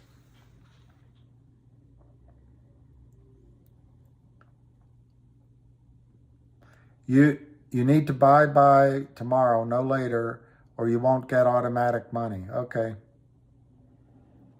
I agree. I think he's trying to help. Everybody has their own personality. Thank God. It'd be boring. The deal with it. All right. It's kind of like my, it's kind of like, not saying that it's going to move like you're saying, but it's kind of like my LGIQ. LGIQ is going to announce a record date, and at that date, essentially, just to be simple, company's going to split in two. One's going to be a wealth management company, and the other's going to be an agglomerator of a lot of these technology stocks. And just the wealth company is going to be 50 cents. The stock's trading at 40 cents. The value that the press releases have given on this, what's a SPAC basically, 100 million in revenue, is roughly. I mean, it's a little bit less if you adjust it for the spinoff, but basically 100 million in revenue is $3 a share. So anyway, it's a similar, but it's not your technical. Oh, I'd be bored if everyone had the personality of, I don't have any more money. I'd have to.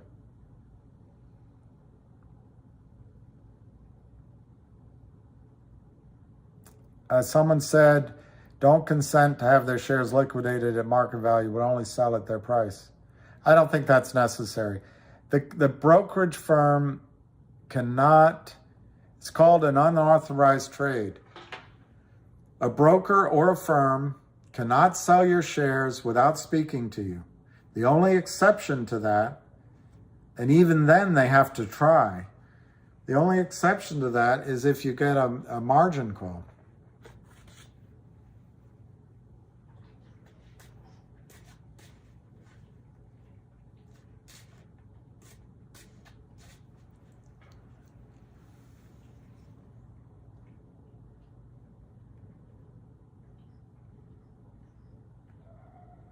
Charlie Mark, I think that's right. I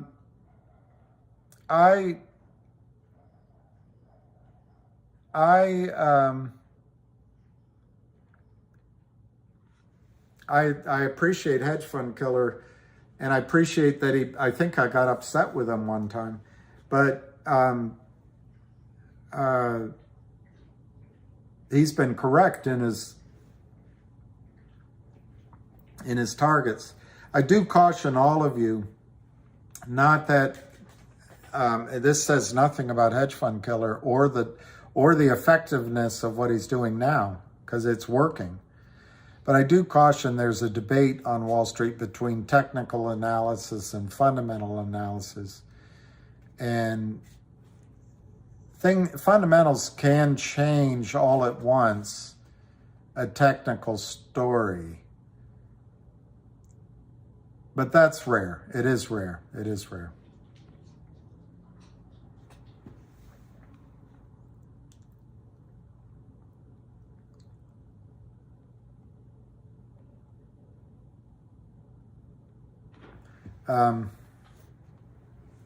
Well, let's see what time it is.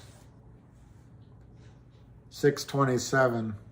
I think maybe, unless you give me a strong reason, I think maybe I'll go, hey, Mr. Back to the Future, rug, draw. If you're just signing in, you missed me. Go on a bit of a, I don't know what to call it. It's just so frustrating. It's all so frustrating.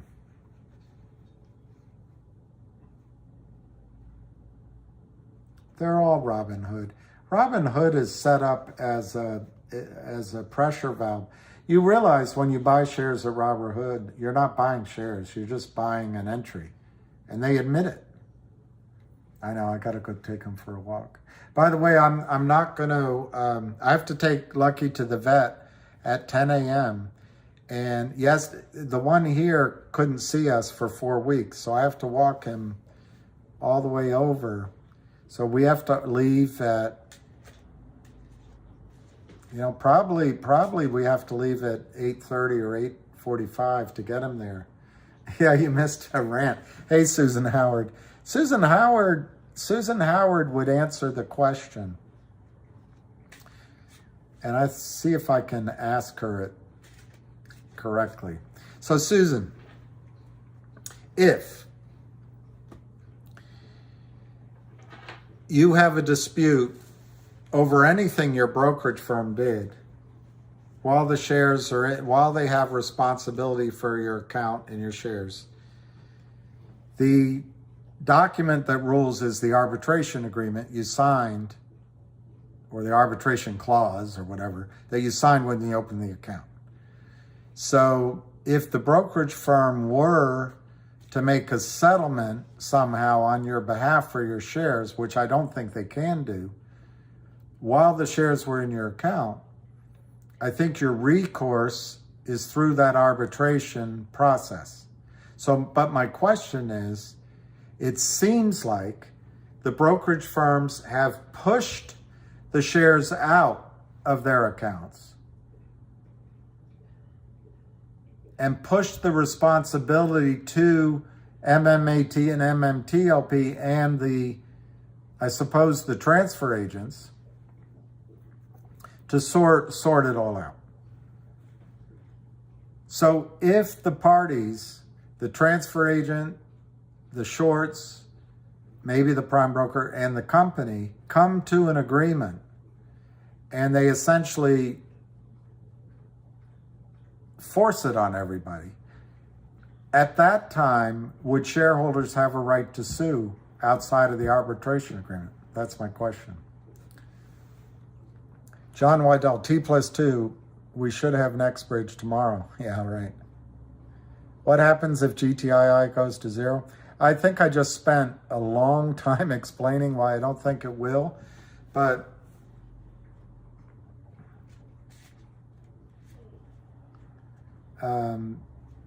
okay, we are not getting into HNRC for it to run. Okay. You're welcome, Azib.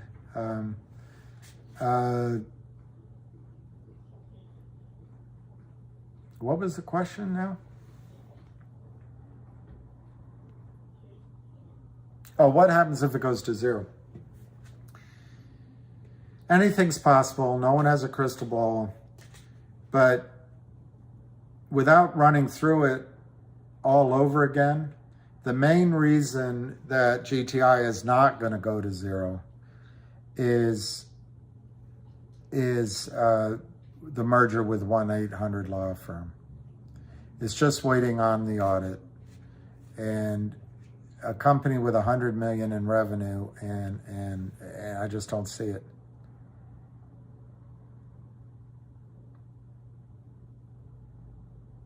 All right. Okay, your contract. But I'm just wondering, Susan, if you I guess I'm wondering how far the umbrella of the arbitration agreement covers, because the issue now seems to be outside. I don't know. None of us know the specifics. I think they would need your consent. That's my whole point. I think they need your consent. So, Chef Boyardee. What's wrong with Lucky is his back right hind leg collapses sometimes, and he also scratches himself constantly, and then he licks himself constantly, and sometimes he's peeling and almost crying as he does it. I know. I figured, Susan. I figured that. You can't answer it, and it's not responsible to. But it's the biggest flaw when clients want to sue, is that darn arbitration clause, I guess it's called. Exactly. They do have an obligation, and they have an obligation when you close a transaction in good faith, you put up the money, that you receive the value you expected. I feed Lucky good food, but it sometimes varies because he gets bored, but right now he's eating beef. But one thing, he goes around and gets treats from the various, hardware store. Like, it's his big thrill. Maybe it's in the treats, the milk bone treats. I had something going on.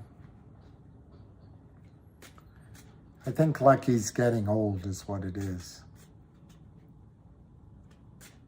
It could be allergies. That's what somebody else said. Anyway, we'll find out. I've put it off because I'm nervous. All right. If it goes to court, they do have to prove, essentially, okay. And I'm just wondering how blanket the well, that would be interesting if they committed fraud or they joined in on fraud. I would imagine the arbitration clause is out the window. I would guess. I don't know. But Susan, I put a video up and I realized I used wrong numbers. But anyway, maybe I'll try to correct it. I'm a little embarrassed, but I was just trying to put a concept out.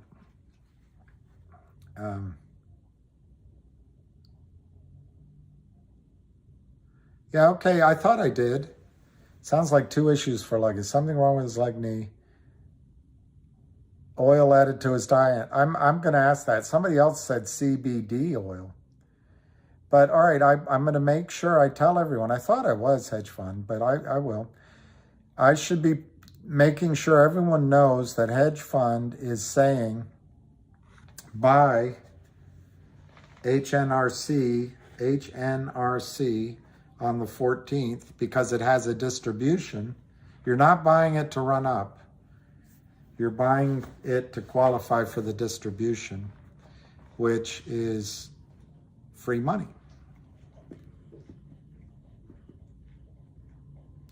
Do I think AMC same fate with GTII? Well, I didn't trade AMC. To me, the fate, I'll fill in what I see as the fate of AMC. I thought AMC got out, the hedge funds normally were in control, and it got out of their control unexpectedly. But I think what they did, like intelligent short sellers, they started shorting it from very high in size with fake shares, and I bet they made all their money back that they lost on the way up, but the press doesn't talk about that. I do believe the case is true that there's probably an enormous amount of failed to deliver in AMC. But I think the CEO, which it's a he has a conflict.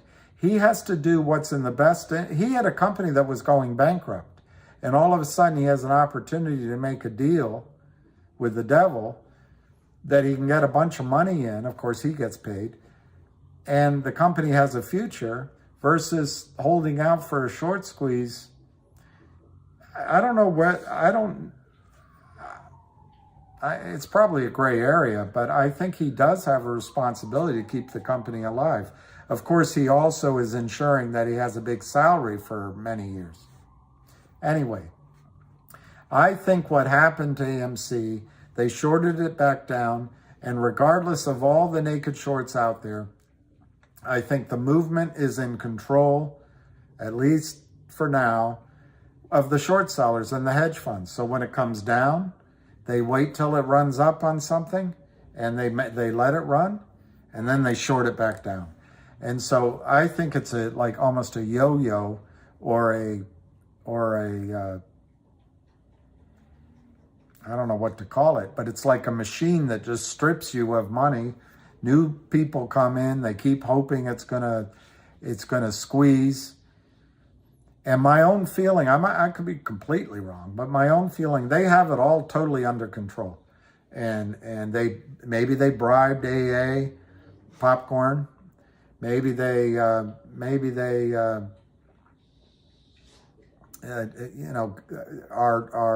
helping other short sellers do it. I don't know. But as soon as it gets to a price, it seems to come right back down. And I think they have it under control at AMC. In the situation at GTII, I do not think the shorts have it under control. It feels like it right now, but I don't think they have it under control. And in fact, their situation is even worse. I agree with that, MG. I think the oil and gas assets at MMTLP are going to be worth the money. What I tried to get across on my video is that right now, you're going in one for one. So you're getting a value of 1 divided by, 165 million shares. But it might be 3 or even 4. If it's 4, they got a real problem. If it's only 3 to 1, there's enough shares authorized to take care of it. If it's 4 to 1, they got a problem. But at 3 to 1, your 1's coming in with 2 other shares now, 2 other people. So your 1 is no longer worth 165 million. Your 1 is now worth 500 million. or whatever the exact number is. It's not 100% bad. There will be cash, so the company will be viable. But it's not what was promised to you. It's not what was promised to you. And maybe that's another question Susan can answer. The shares you were promised at the time were to divide into one over 165 million shares, 500. 165500.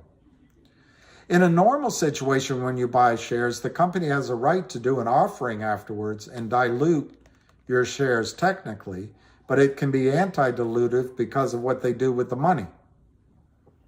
But I just wonder if the brokerage firms and MMTLP have to deliver one-to-one first before they dilute it as 1-to-3.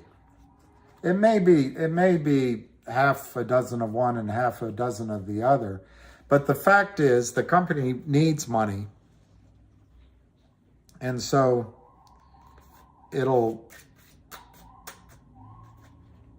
anyway. Yeah, I was gonna try to play that game. Let me see what Susan says here. Not delivered, then they have to convince you to give up your right to it. See, that's right. And I think like The Verdict, the movie The Verdict, when Paul Newman, the nurse is on the stand and James Mason is saying, why would a doctor insert whatever in this woman, and this is, why should we take your word over these esteemed doctors? And why are you here giving this testimony? And she said, I wanted to be a nurse. Who were these men? And he asks again, James Mason, and she said, I kept a copy. And he gets all flustered. What would induce you to keep a copy of an obscure document? And it shows that they had changed the X to the check mark to an X or something like that. Anyway, in The Verdict, Paul Newman tells the jury that right now, right this minute, the power is in your hands. Right now, you have the power of justice, and he does it much better than I'm doing it. But for the next few days or weeks or months, you have the power. They have something you want, and it's evenly divided between your shares and your signature. Well, what does that mean, John's not diluting the company? He has an authorization of 500 million shares outstanding. It's already, not outstanding, but authorized. So,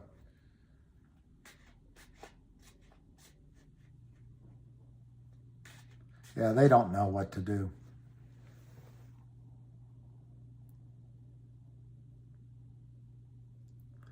Oh, are you saying he's doing it because he can? Right, and when they pay you money, that's all they're really signing. They want the rights that you have.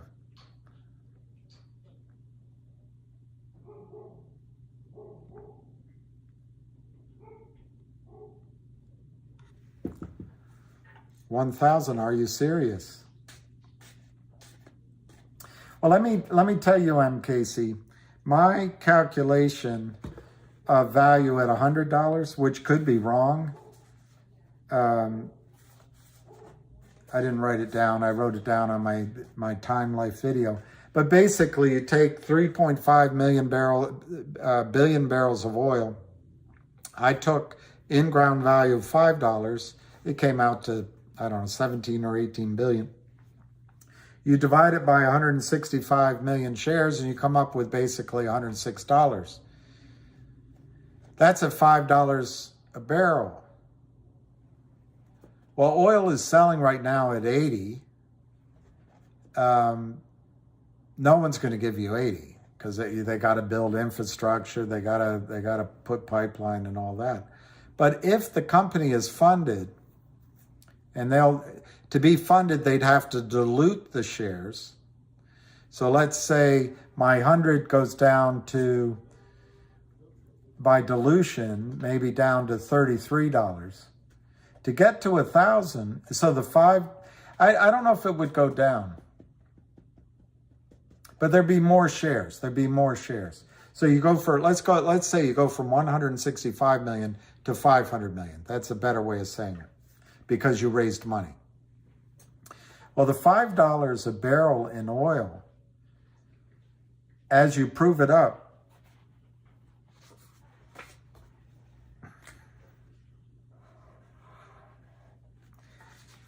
and this should be much longer than I drew it, but when Torchlight first got, and this should go on and on out here. Let me just draw it that way.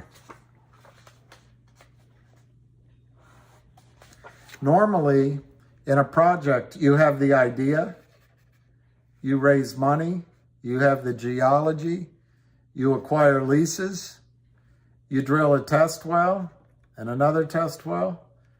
All of this is what Torchlight's already done and MMTLP now has done. And apparently we're somewhere here in valuation, maybe. They're already comfortable saying that they've drilled enough wells that have scratch that give an indication of 3.2 billion barrels of oil and 7 TCF of gas. They need money to keep drilling, step out, prove another areas, and then on the 140,000 acres, maybe they've drilled here, and they step out here, and here, or whatever their plan is, and all of a sudden, not only is this full of oil, but the acreage next to it and around it, and they start adding that acreage. So they're here on the value. This is the valuation model. This is the friends and family, the angel round, the short sellers round.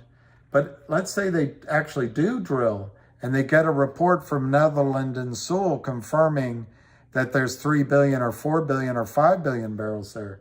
All of a sudden, you move up this valuation scale like a hockey stick. You're moving like this.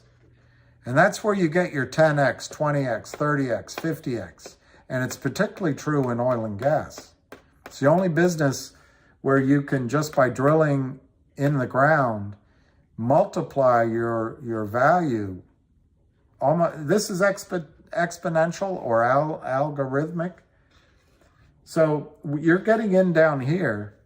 This is where you sell to Exxon. Although you might have to here, but the reason I think the company is going to do a deal with the shorts, they don't want to sell yet. They want to run their own future. As they increase the value up to here, you sell, and then slowly the returns become arithmetic. And this is where retirement funds buy it, and retail, and mutual, ETFs. They just get the predictable return. But it's in here, sorry for my messy drawing, that the big gain in value happens. So in my example of $100 a share based on $5 oil and $3 billion, you could go, by proving it up, you could go 5 times that to $25 very easily. And you could increase your 3 million barrels, you could double it to 6 million. So you're at 25 or 50, but I'm being conservative. So, and then you could have oil prices. And then you have a premium that people are willing to pay. When it comes up here, insurance funds and retirement plans are willing to pay a premium because they get steady income. So yeah, $1,000 a share is not crazy if they build it out. And I think you've got really good you've got really good people doing it. So I don't know when to expect the price of NB. I think, so it's up to next person on the price. No, as Susan's pointed out and others, it's really going to be up to a negotiation with you. But I gave my opinion. Unfortunately, I used bad arithmetic, so I might have to do a quick follow-up video.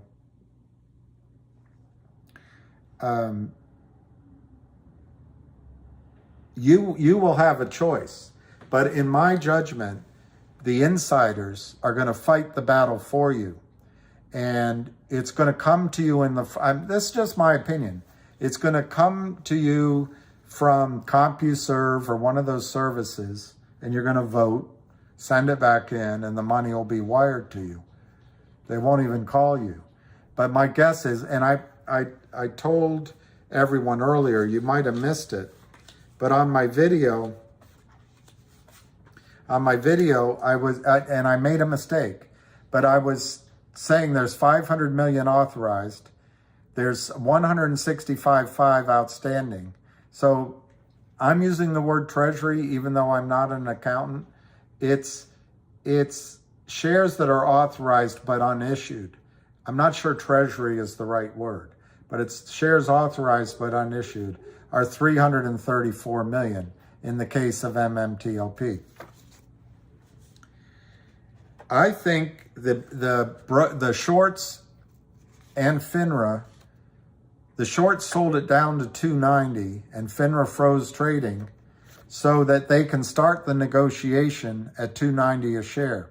Now, my premise is that the brokerage firms and the shorts are going to go to MMTLP and say, we'll give you 290 a share if you issue to us. Remember I said 3 to 1? 3 to 1? 3 to 1? Well, 3 times 165 comes out to 495 million, ironically. If it's 4 to 1, they're still going to have to buy a lot of shares. But if what I read on Twitter is correct, it might be 3 to 1. So I think the reason they drove it down to 290, lawyers will use the data point of 290. They're not going to speculate, oh, it should be 12, or oh, it should be this. Not lawyers. They're going to say the closing price was 290. That's their data point. They're not going to enter into any other discussion. So I think the first offer to MMTLP is going to be $1 billion.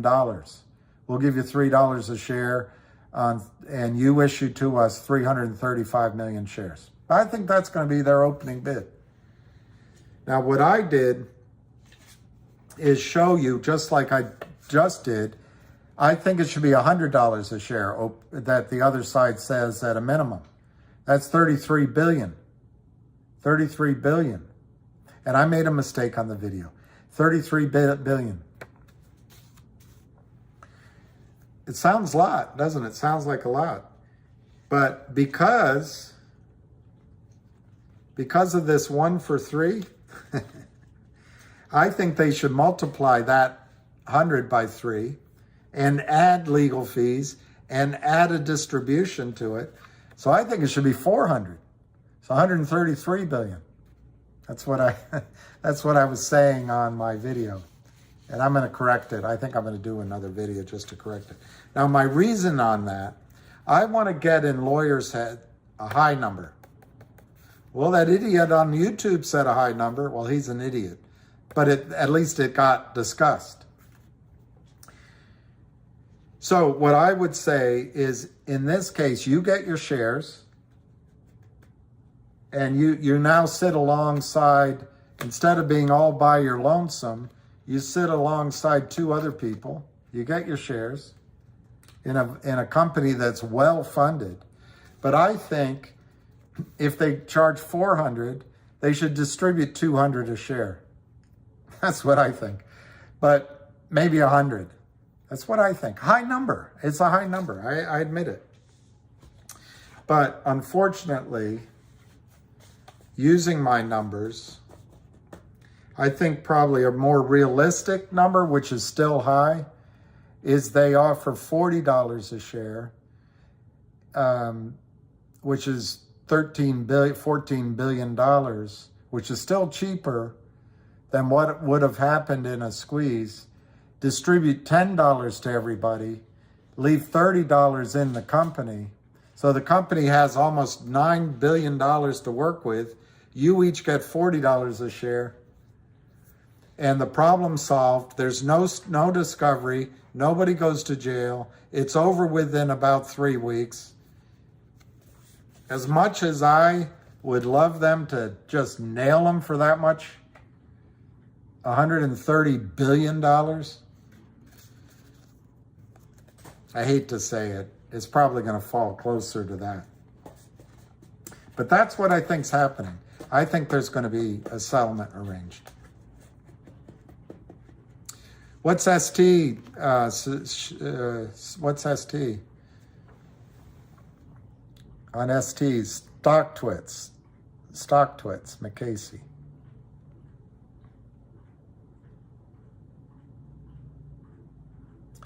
Well, it's not going to be in the hands of the hedge fund. It's going to be the hedge funds are too smart for that. LLCs, limited liability company, and they do it at a distance. They hire these criminals to do it. They give them some money, and they have a split. But it's done in LLCs. So the hedge fund is not going to be caught with this big obligation, in my judgment. But the brokerage, the prime brokerage might. And then the LLCs have cash in their accounts. The LLCs will go down. They'll go bankrupt.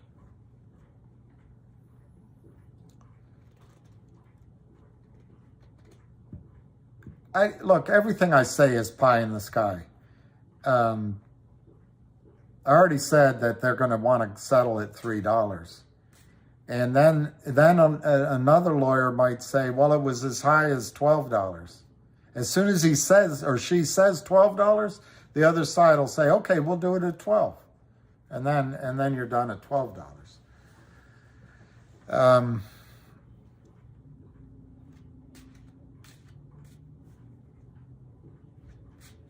Yeah, if the valuation was for there, you're confirming that the valuation 45 to 85. Right now, the suit money will come from the money that's in the LLCs, and it's a lot, whatever they shorted. The collateral that the LLCs, the short sellers, and to be fair, small hedge funds, put up with the prime broker. They put up collateral. So those will be the first stops. Then the losses for failed to delivers, they'll try to get it from the other brokerage firm and prime broker on the other side of the failed trade. And then depending on the contract that these guys signed, they'll go after some individual assets and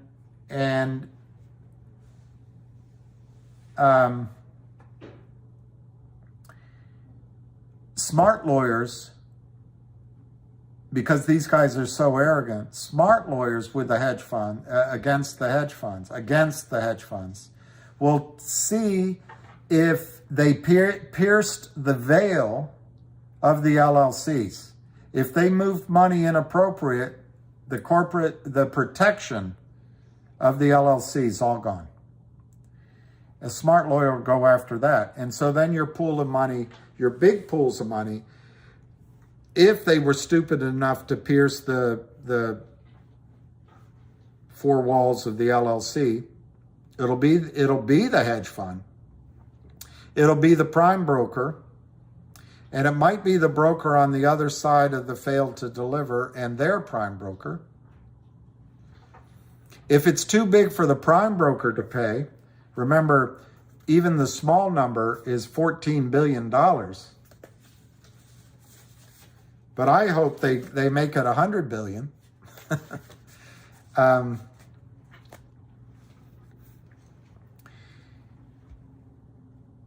It'll go to the DTCC. $80 trillion. $80 trillion.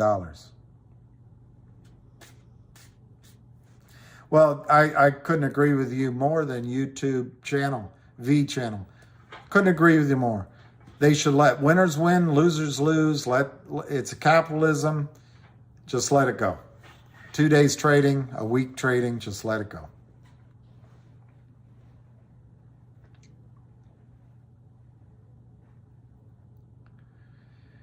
Talat Azim, I do not think they can force $2.90 on you. I do not believe it. And I'll go even further.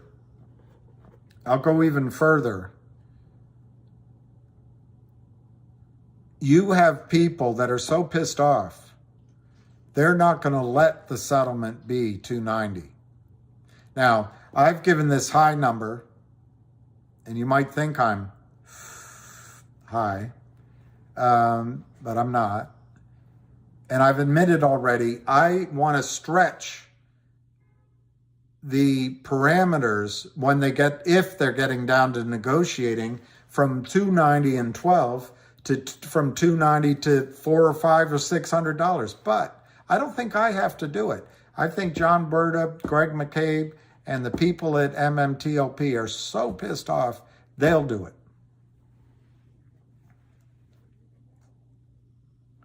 JS, I think it is communist China. It's funny you say that, but you're right. I think, JS, it's a brilliant point. FINRA stepped wrong the other day. They stepped wrong. There may have been justification to delay, but I think they should have reopened trading. So maybe they stepped wrong twice. But what comes next should not be $2.90 a share. I'm not even sure any price per share is going to put this genie back in the bottle. But FINRA and SEC and the very brokerage firms are concerned about the integrity of the market. Why? They want to continue to steal from you. They want you to still trust the market. So they're walking a fine line. They have to have a fair and equitable settlement. Let me just say again, MMTLP would love to get $10 billion, $13 billion. They'd love it. Then they're a real company, just like Popcorn loved getting money. The brokerage firms would love getting 335 million shares to cover the fails to deliver. They'd all love it. The lawyers will love it. It's the quickest millions of dollars they've ever made. They'll just love it. FINRA will love it. They can go back to Goldman Sachs and say, hey, we did it. And then get their reward. And Gary Gensler can be on the board of several companies earning $10 million a year until he dies because he did what Goldman Sachs, the gods, asked him to do.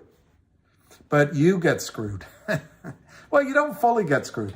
You would get shares in a vibrant, booming oil and gas company, potentially. But where you get screwed is what I just said. And John Berta has already said he's going to ask for a cash distribution. So while we feel helpless and you feel helpless, I think you've got some pretty strong guys fighting for you. And I believe they will not, unlike Popcorn, I believe that these guys will not sign a settlement without looking out for you and making it a fair deal that you will want to sign. How long till they pay me dollars in my account if you agree to sell? Well, have they called you? I don't know if you have an offer. But my guess is it's not T+2. But my guess, and you're an attorney, my guess is, in my experience, as soon as you sign those documents, they want to wire the money to you so they have you locked in. So I would say a matter of days or even same day, as soon as they have, who is Popcorn is AA. Yeah, I think they'll let you vote on it. But they drive me crazy. And I made a mistake on my video. I'm so embarrassed because I was in a hurry to get on this. So I just said, we'll do it live. We'll do it live. I just said, we'll do it. And then what I did, instead of multiplying by 334, I multiplied by 500. It's just idiot. Lily's Grand Marble. You're welcome, guys. I'm feeling like somebody's watching me. It always feels like somebody's watching me.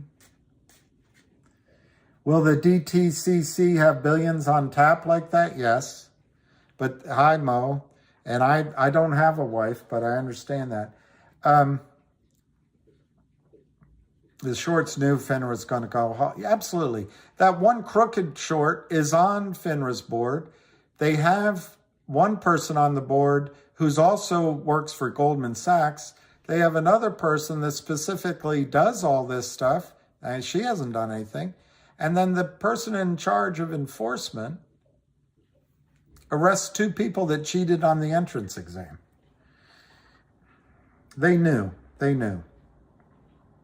So, in answer to the DTCC,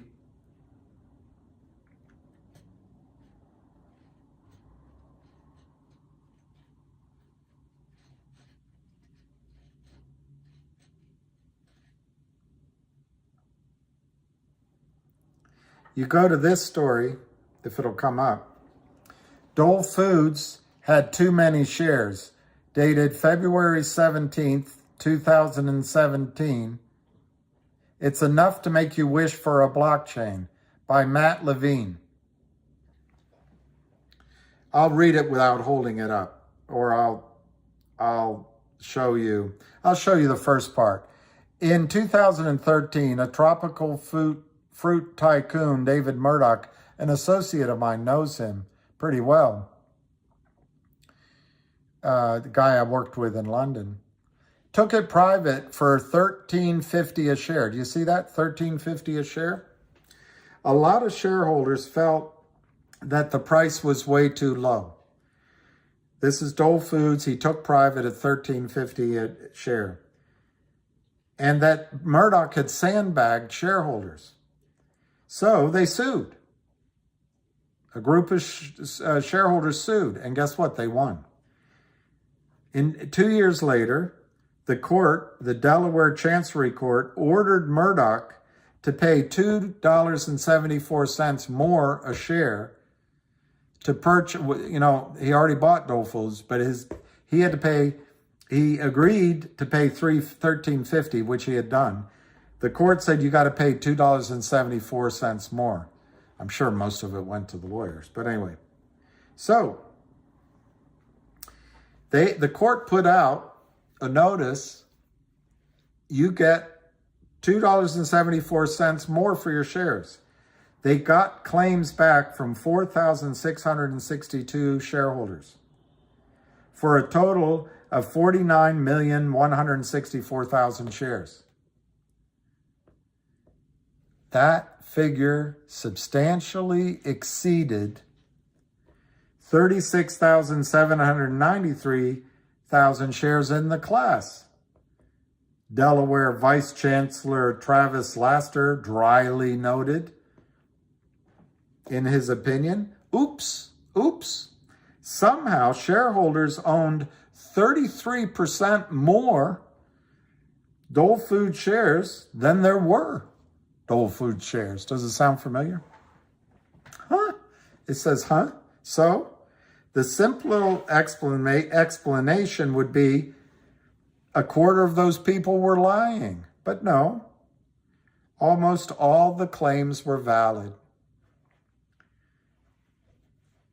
Or in legal terms, facially or facially eligible. I'm not a lawyer. So the lawyers sheepishly went back to Vice Chancellor Laster to explain what happened and asked what to do about it. What happened? Two things. I'm still reading from it. What happened? Two things. The first one is just a pure pointless mess. Essentially, the way everyone owns stock is through Seed & Co., a nominee for the Depository Trust Co., the DTC. And they own all the, and the DTC owns all stock in all the companies. DTC keeps a list of its participants, banks and brokers, who really own that stock, quote unquote, and how much each of them own. Like Fidelity owns 1 million, Merrill owns 1 million, Dean Whittier owns 5 million. The participants in turn keep a list of beneficial owners, you, people and funds who really own them, and how much each of them own. So if you own a stock, what you really have is an entry in your broker's database, and your broker in turn has an entry in DTC's database, and DTC, Said & Co., has an entry in the company's database of shareholders of record. If you sell the stock, your broker takes it out of your account at your broker, and DTC takes it out of your broker's account at DTC, and DTC adds it to the buyer's broker account at DTCC, and the buyer's broker adds it to the buyer's account at the buyer's broker. It's all electronic. So they don't know if it's toilet paper or real shares. As far as the company is concerned, Seed & Co. owned the stock the whole time. If all this makes your head hurt, you should feel how my head hurts. You are not alone. Sometimes it makes DTC's head hurt too. And it needs to lie down for a while in a dark room and listen to soothing music. DTC calls this a chill. I'm not kidding. So when there's a merger that's about to close, it's too crazy for DTCC, and they will place a chill on the stock and just not record trades for the 3 days leading up to the closing. From Wednesday, and that's reading from Wednesday's opinion from the court. DTC placed chills on its records for its participants' positions in Dole common stock as of the close of business on November 1.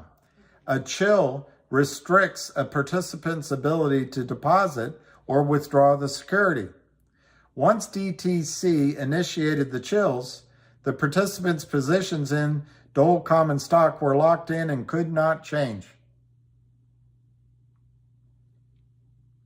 On November 1, the closing date, the chill was effectively covered the preceding 3 days.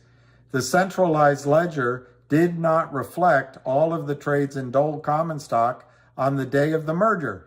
Kind of sounds like what we went through, or during the 2 days preceding it. Under the current standard of T+3, this was a while ago, for clearing trades, DTC did not receive information about all of the transactions that took place on October 30, October 31, or November 1. That's in the opinion. This didn't actually mean that you couldn't trade the Dole stock in the 3 days leading up to the merger. You could, and a lot of people did. About 32 million shares were traded in those last 3 days. It just means that the DTC doesn't want to hear about it. DTC was chilling. Instead, and this is from the opinion, the DTC participants who facilitated transactions that had not yet been cleared when the merger closed were responsible for properly allocating the merger consideration among the parties. Okay, back to Matt Levine. As far as the DTC was concerned, whoever owned the shares as of close on October 29 owned the shares at the time the merger closed. If you sold your shares after that time, your broker and the buyer's broker, the DTC participants, had to sort that out themselves. Does it sound familiar? You can see why this would be a problem for the current Dole lawsuit. If you owned a share of Dole stock on the 30th of October, DTC thinks you owned it at closing.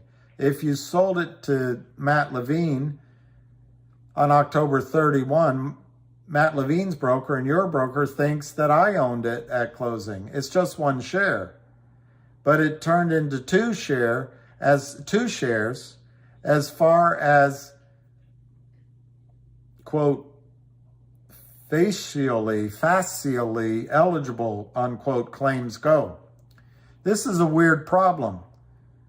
If you owned the stock on October 30 and then sold it before the closing, you're kind of a jerk for submitting a claim pretending that you owned the stock at closing.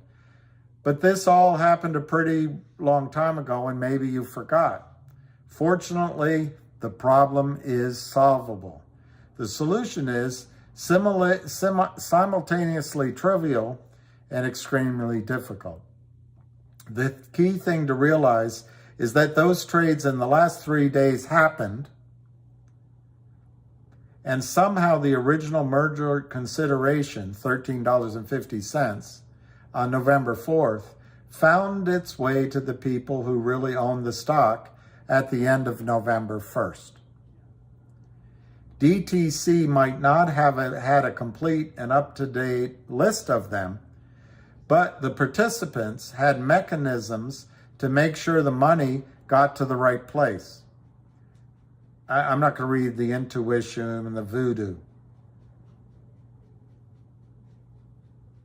So then the problem of distributing the additional $2.74 a share can be reduced to a previously solved problem. The problem of distributing the $13.50. So it's trivial. You just go through the same thing. But it becomes hard in that the brokers have to go back and figure out who actually owned the shares at the time. But that's their problem. Thank you, Bombay Bad Boy, very much. And I'll read that. Let me just finish this.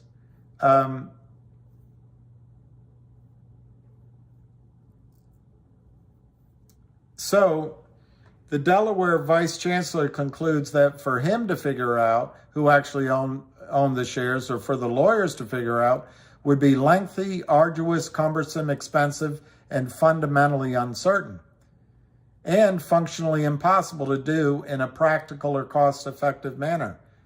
That sounds hard. So the lawyer suggests, and the judge approved, letting the brokers figure it out. So under this method, it went to the DCC and blah, blah, blah. There's lots of, so they got a solution.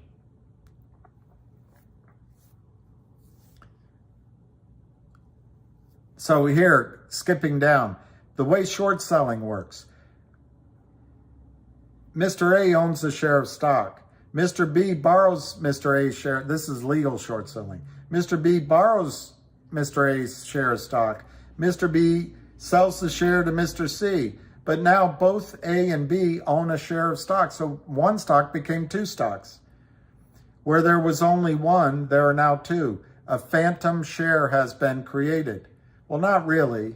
The trick to balance the book is remembering he owes the share, blah, blah, blah. But what if you start to ask, and I say, shh, it just works.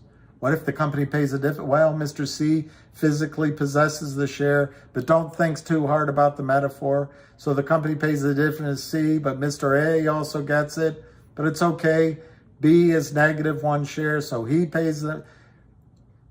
So it's magic is how he finishes that.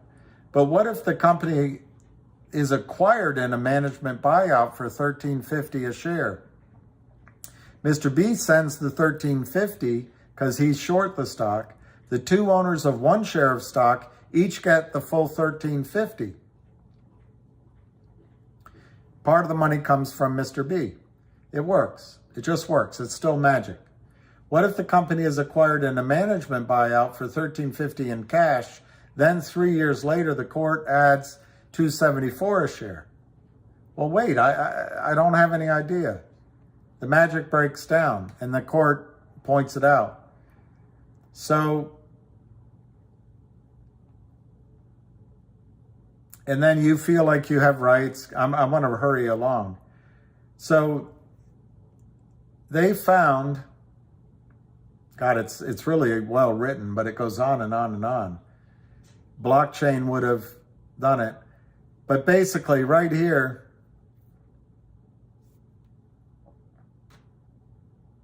trying to find it to answer your question.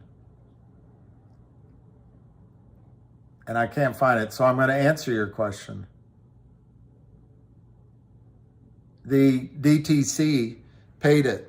It was 13 million shares times $3, so it's not in billions. But the brokerage houses and the DTC just paid it to make the problem go away. And now it's a barely remembered article, but the problem is many multiples of that. So anyway, I want to go and answer this. Short positions will get it. This is from Bombay Bad Boy. Short positions will get a new CUSIP to hold their shorts. This is from a broker themselves. They will hold the shorts in a new CUSIP. Can kicked. I know they're doing that at Robinhood. See, Bombay Bad Boy, I'm going to say what I understand, but I'm going to admit that my understanding might be wrong. But I think you have to get a CUSIP. It has to be approved by FINRA. And if it's the same security, there's one CUSIP for all securities. So it can't be different. And then you say, well, they have a CUSIP, can kicked. So I guess you're saying they could start trading the stock with that CUSIP number. And so it could go back into the market. People try to buy it in, but there's also renewed shorting. Add Fidelity, Bombay, add Fidelity, they told you.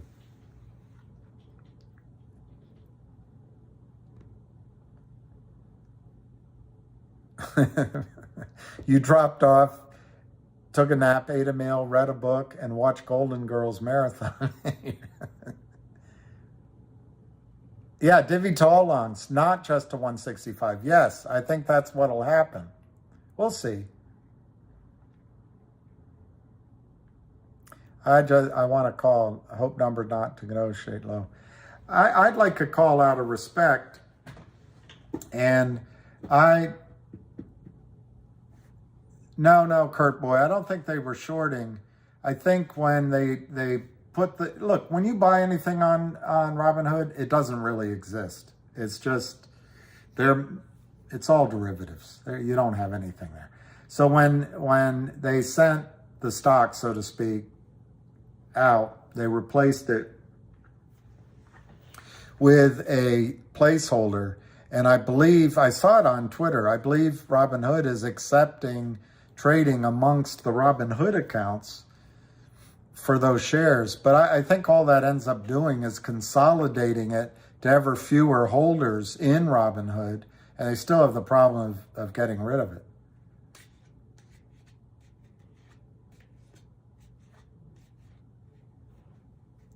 A man walked into a bar with his alligator and asked the bartender, "Do you serve lawyers here?" "Sure do," replied the bartender. "I guess you mean the alligator's going to eat the bartender?" "Good," said the man. "Give me a beer and I'll have a lawyer for my gator."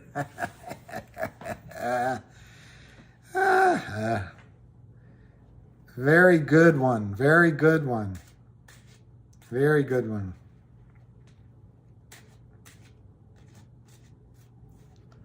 I think Robinhood is a Citadel cesspool.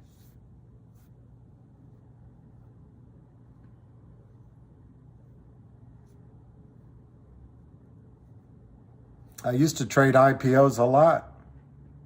I did a lot of them.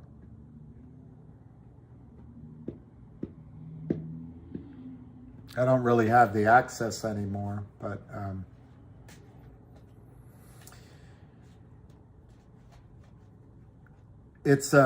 that's a rigged game. That's a completely rigged game. Completely rigged. And that's when I first Code Red for Life. When I first learned about short selling, arguing with a lawyer is like wrestling with a pig in mine. Sooner or later, you realize they like it. Yes, that is true. What are my thoughts, Hobson? All right, I'll answer that, but quickly on the IPOs, that's when I learned from when I was overseas that people sell shares naked before the IPO and then give that money to the IPO. And that's when I learned how I don't think they're going to reopen trading. I don't think they're going to reopen trading.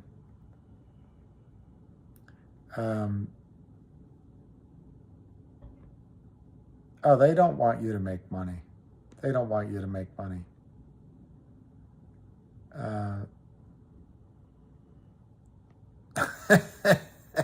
College athletes, yes, I will. It's just what everyone wants to hear. I have to do it abbreviated. Sometimes I go on and on. But what are my thoughts on silver?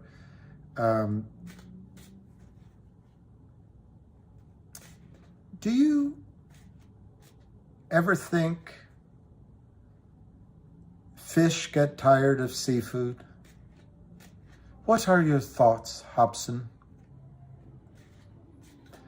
My thoughts on silver, it's the best single asset to buy in the world. There's nothing better. It's undervalued massively. It's completely rigged.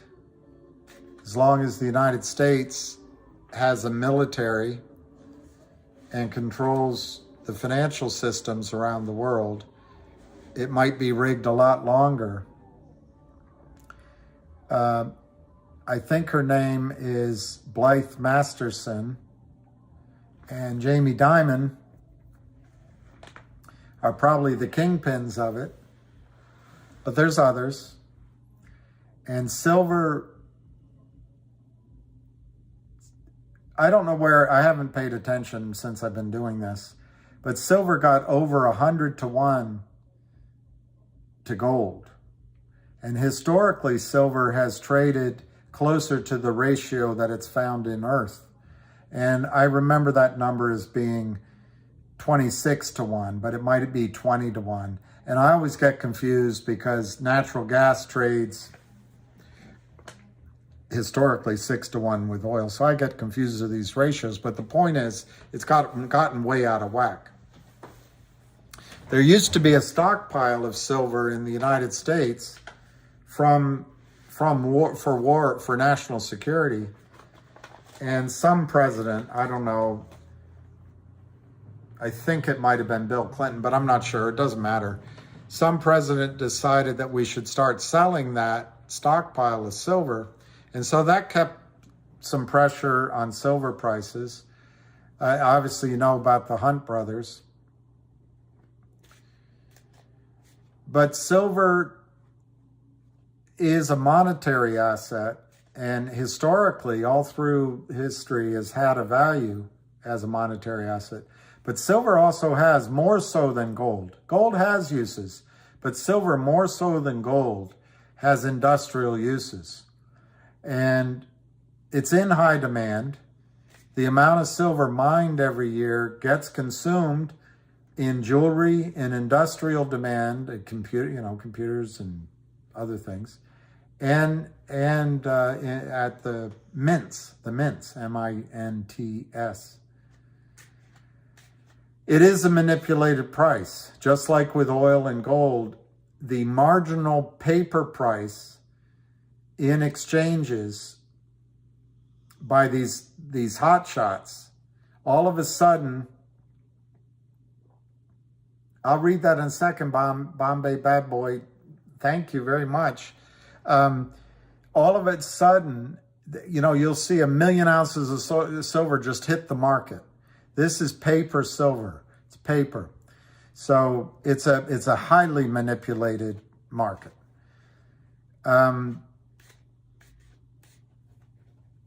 The ETFs that are out there, a lot of them have paper derivative silver in them. So you got to be careful when you buy them. The miners, the silver miners, are destroyed by short sellers. Ham told me about one silver company, one guy that was sleeping on couches. He went out, started trading, shorting a Canadian silver mining company, drove it to zero, and pocketed for himself $200 million. They fined him $4 million and banned him for life from the securities industry, but he got to keep $196 million because he shorted the stock down. So the miners, if they don't have the right management, and who could see it coming, it can be risky. But the miners are a good place to buy, and there's not many silver miners out there, solely silver miners. There's a Sprott Asset Management physical silver trust that you can buy, and sometimes it trades at a discount to silver price, sometimes over. But the one thing you can be sure of, the silver's in that trust. You can be sure of it. Now, if you keep it at your brokerage firm, one of the reasons silver will go up, if it goes up, is a massive collapse in the financial markets and a collapse in JP Morgan or Morgan Stanley or Goldman Sachs or Merrill Lynch, just like we saw before. Well, the problem with keeping that trust in your account is if the brokerage firms go down, they take your assets to serve themselves, and they sort it out later. Look what happened with Corzine when MFS Securities went bust. And it took years to sort it out. Ultimately, everybody got their money, but it took years. So one negative of buying that in your brokerage firm, if there's a crisis, is you might not have access to it in a crisis. But you don't know that. You don't know that. It might be okay, and it's there and it benefits. One way to get around that is ask for delivery of the shares of the Sprott Asset Management Physical Silver Trust. However, I've learned from experience, it's really, once you ask for physical delivery at home, it's not only expensive, it's really difficult to get it back in to the electronic trading system. So that's something you have to look into. There's a thing that I'm forgetting right now the name of, where you can buy silver on a monthly, anytime basis, Silver Savers or something, and that's outside of the financial system. You can also buy coins and bars and etc. from mints around the world. I think the best one for purity is probably Canada, but I think Austria is good. Australia has interesting coins, but personally, if you're new to it, I think buying U.S. mint coins is probably the best way to do it, because they're legal tender. And one place I would recommend is Gold Silver, Mike Mahoney, if I have the right website. You can also buy silver on large scale in Switzerland, but I won't go into all that because I've already gone on too long. The problem with silver is it's heavy. So one other thing I would add is buy junk silver while you still can. If there's a financial crisis and things are difficult out there, the silver content in a silver dime or a silver quarter or a $50, people would know what it is out there. And you can spend a silver dime for gasoline or food rather than spending an entire silver ounce, because nobody will have change. Nobody will have change. But if you buy these things, don't open the boxes, don't open any of it unless the emergency comes, because if you come to selling it, the easiest thing is just to send it back. You get a price and send it back, and you get your money right away because they don't have to recount it. And the final thing I'll say to you is don't tell anybody about it. Don't tell anybody, because if there's a crisis, they're going to remember and they're going to come steal it from you. So anyway, my final point, since you asked about silver, is I think gold is going to go to, if you listen to Jim Rickards, it could go to $4,000, even $10,000 an ounce. If you listen to Dr. Steve Lieb and others, gold could go to $40,000 an ounce. I think silver could get back to the ratio it used to be, 26 to 1. So 26 ounces of silver for 1 ounce of gold. Well, if gold goes to $10,000, silver goes to 260, I guess, in that number. I'm tired. I can't do it. But I think silver's going to go into the hundreds of dollars an ounce and could get to $1,000 an ounce. And I'll finish up by saying what I think Dr. Steve Lieb said, but I'm trying to remember if it was someone else. Anyway, one of the gurus said, in a mania for silver, it is possible in a world that you might imagine that you might be able to buy a house for 1 or 2 or 5 ounces of silver. That's the mania coming eventually in silver, in my opinion. I hope that's enough of an answer.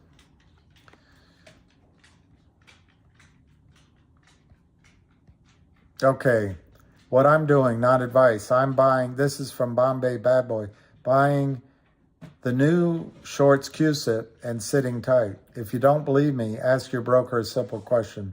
What would I have got if I had shorted the stock before trading halted? Simple. That's an interesting point. That is an interesting point. And it might be a good strategy. I'm not sure they're going to let you buy them, though, but it's an interesting point. No hat today. Physical silver is probably the best. I agree. But you got to keep your mouth zipped. Because particularly if you're a woman or an old guy like me, part of the thing that I think is going to cause this crisis, by the way, and now we're going a little off track, but I think oil is going to go to, I once spoke to Matt Simmons and asked him, or I'm remembering a video, it doesn't matter, I spoke to him many times. He said, oil's going to go to 3 figures. And the question, well, when's it going to go to 100? And he said, I didn't say it's going to go to 100. I said it's going to go to 3 figures, $500, $600, $700 a barrel. So the world where I see silver becoming valuable is when gasoline is $20, $25 a gallon. And you drive around in your suburbs, and downtown, same thing.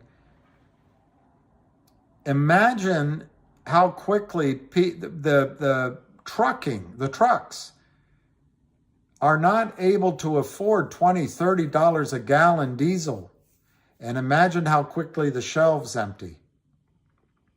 Imagine that world when the people playing football on Friday nights and Saturday nights, or baseball, these big guys, can't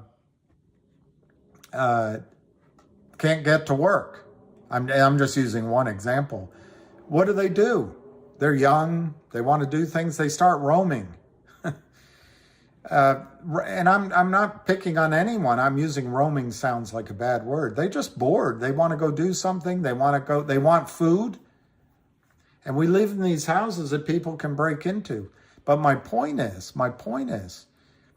how quickly do police departments, a lot of our rights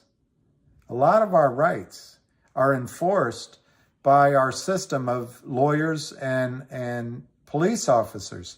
What happens in towns and cities when the budget for gasoline runs out because gasoline's $20, $25, $30 a gallon?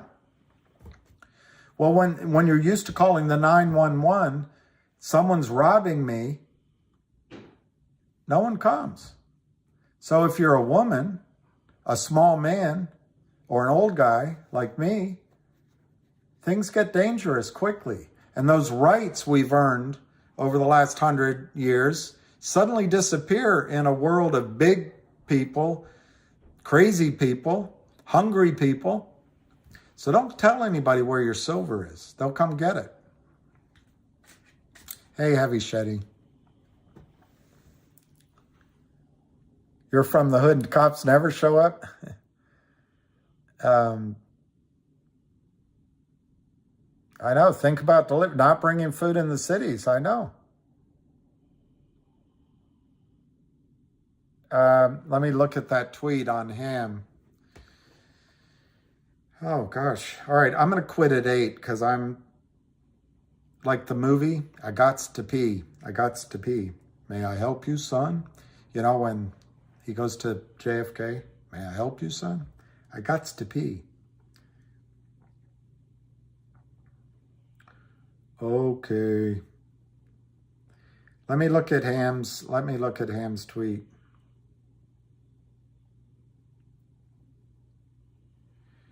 Oh boy. Search.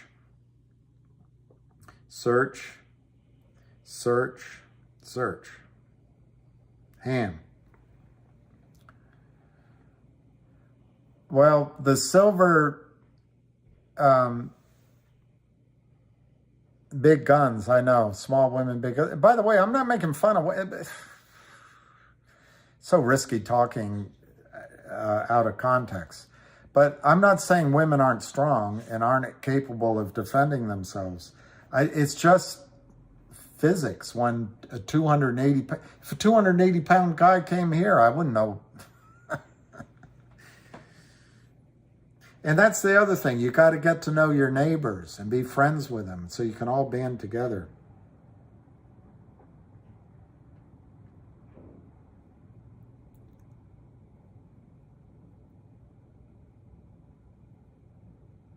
Okay, I guess this is the one you're talking about.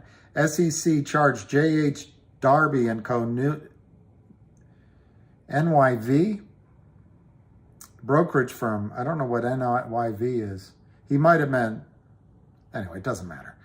Brokerage firm with failing to report suspicious activity related to transactions in tens of billions of shares. This is big. So my answer, let me see with the date on it. Sometimes he puts old things out. December 13, 2020.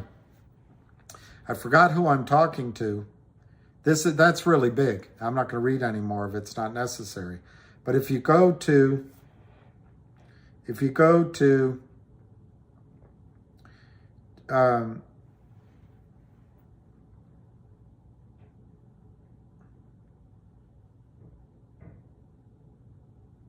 Chief Trades.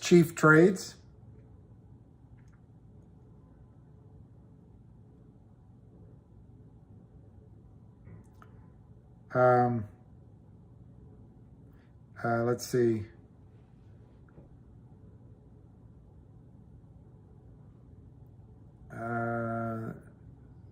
God, he didn't tweet for a long time. Now he's got a lot of tweets.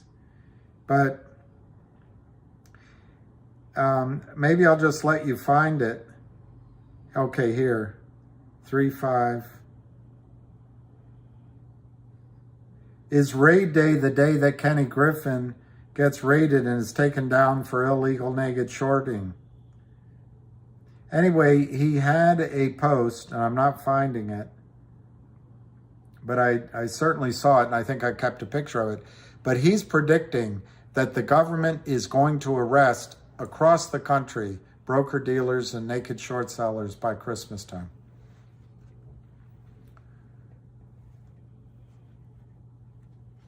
Oh, Sam Bankster fraud he was a puppet. He was a puppet.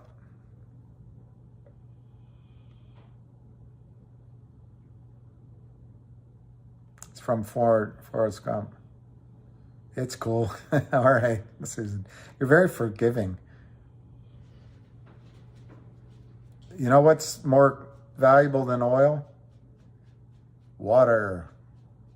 Cool, clear water.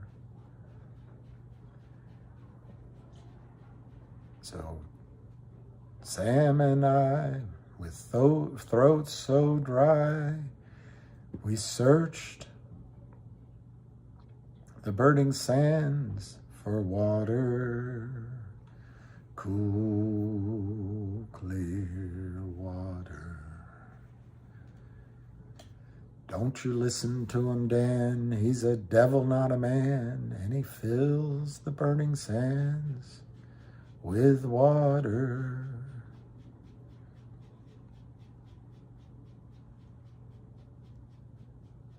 Well, you know what I feel like? I feel like the Kramers aren't selling anymore. It's more of an intuition. So I think something is going on.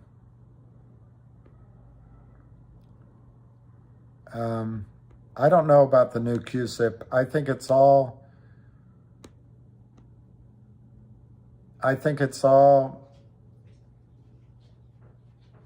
nobody's going to get arrested. I don't know about that. You know, the thing is, they can't put this away anymore. Yeah, he's a patsy.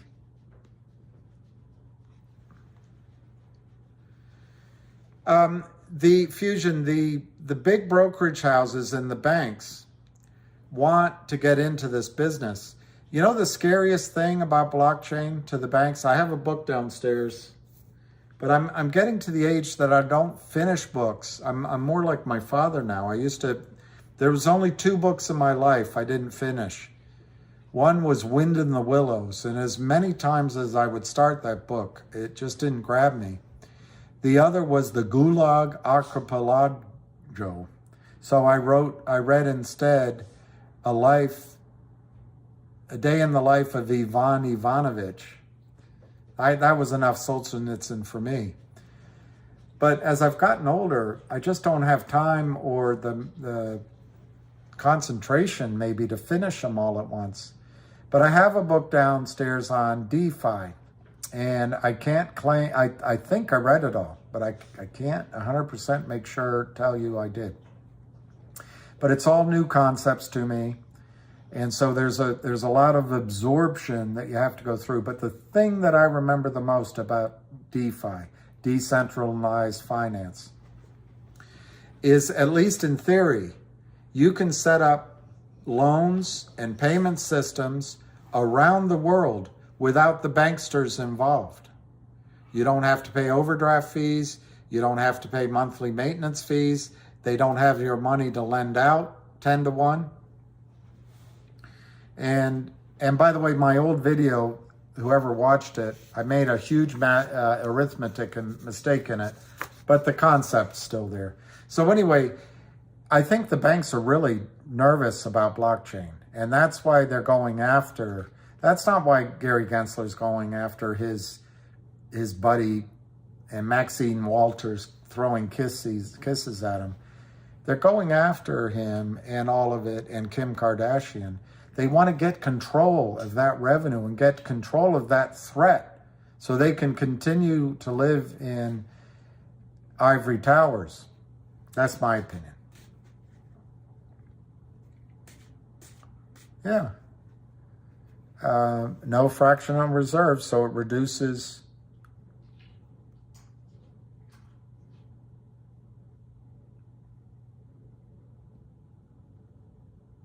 Hey, Dave, still sour, going heavy in GTI. Tipped off to a raid. Sorry for the typo.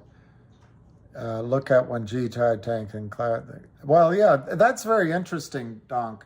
I have a theory, and you guys can correct me, but I think the shorts are coming after us because and maybe other people too, but they want to destroy the enthusiasm of a retail block of investors. Maxine Waters has the best wigs. She looks a little like my mother, only different.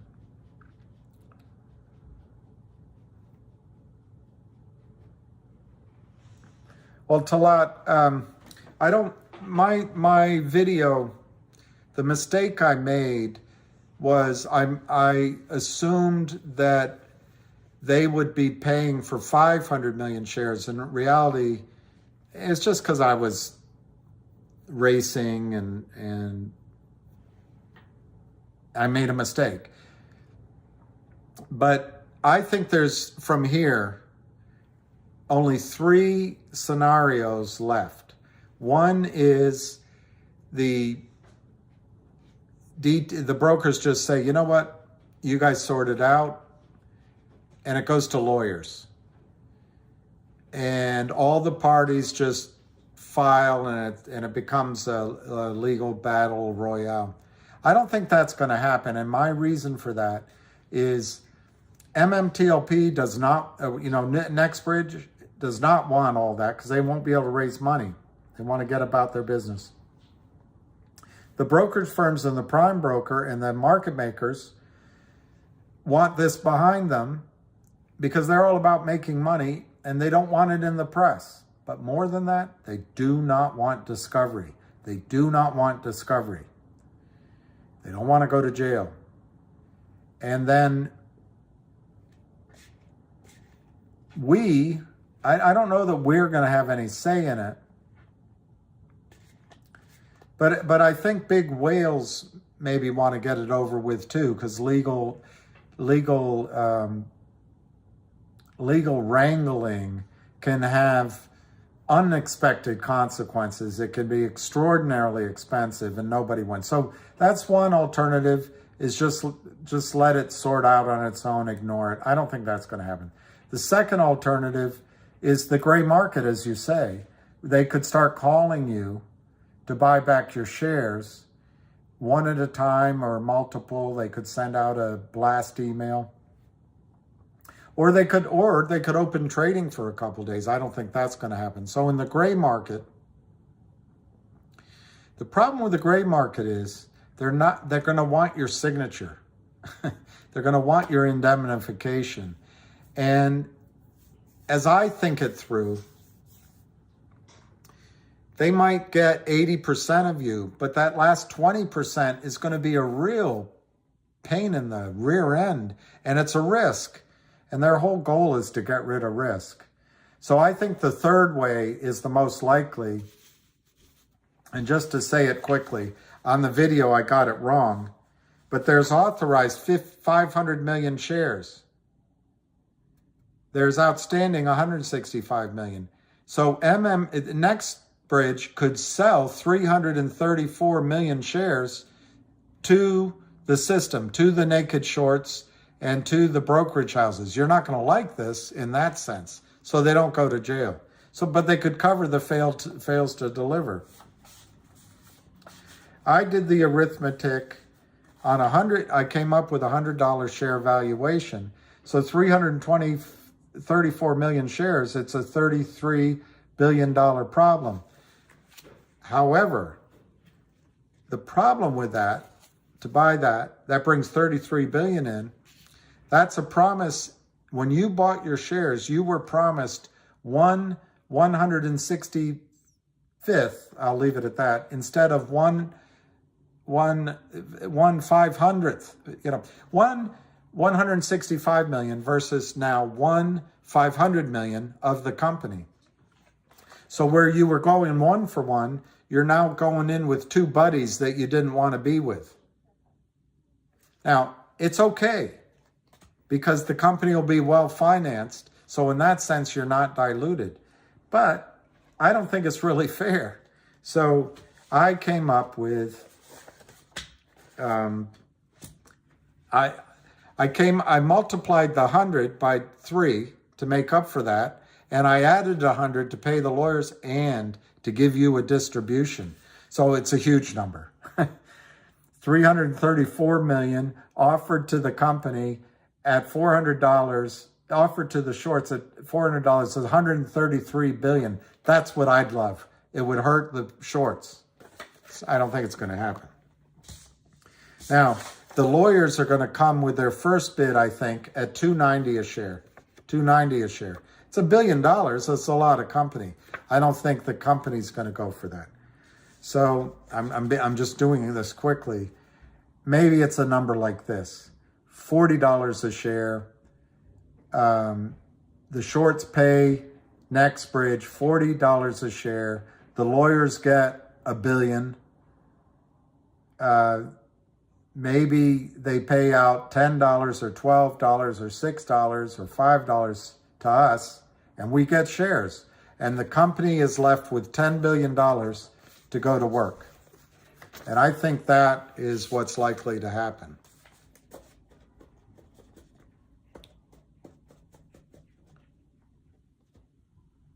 Otherwise, shares are not getting the full divvy. Yeah, see, I think they can't do that till shares in Nextbridge are distributed. That's my point, Susan, is in a normal situation, I agree with you, in a normal situation, when you buy into a company, you bought it. They can then issue shares and raise money. That's normal. In this case, I think the deal was you bought 1 share of MMTLP, you're going to get 1 share of Nextbridge Holding. That was the deal. And to suddenly change it and say you're going to share that with 2 others, it doesn't seem fair. It doesn't seem right. It's not the contract you entered into. And that's why I think the price has to be so high. Well, I agree, America, I think my number is $106 right now for the assets. I've seen higher numbers. So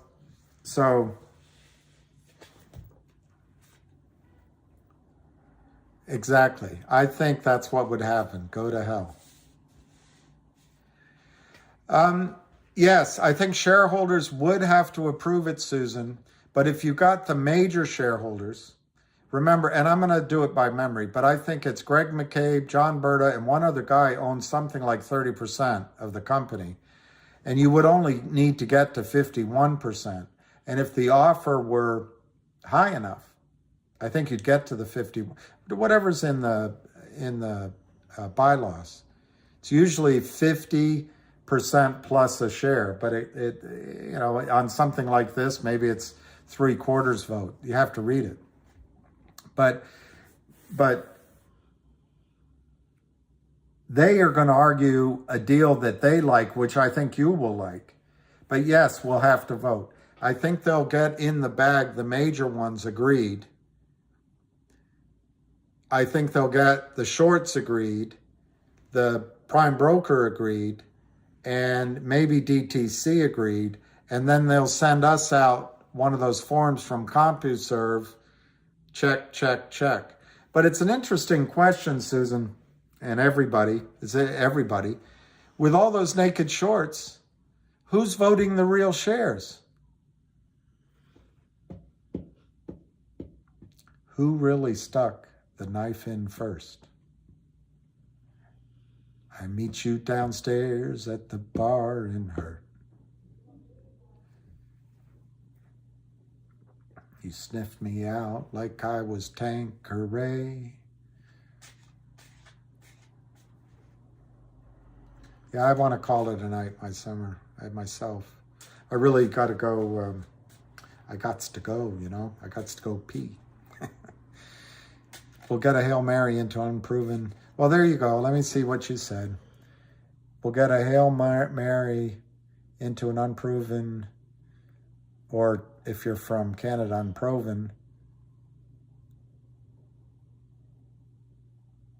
and 23 cents in a class action. It's possible, John. I'm feeling so worn out by all the negativity. Not yours, John. But it's just overwhelming, and the short attacks and my own mood. I'm trying to see the upside, but you're absolutely right. If it gets into the legal system, there's nothing left, which is why I think the company who wants to be funded, I think the big shareholders who want a big payday, which is their interests are aligned with yours.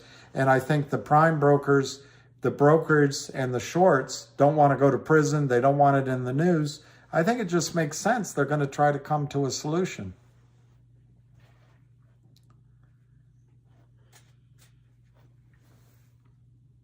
You don't really want to stop, and I'm sticking around until you do. It's just, I figure you're like my buddy who, whenever he wanted to do something on the schedule, he needed reminding.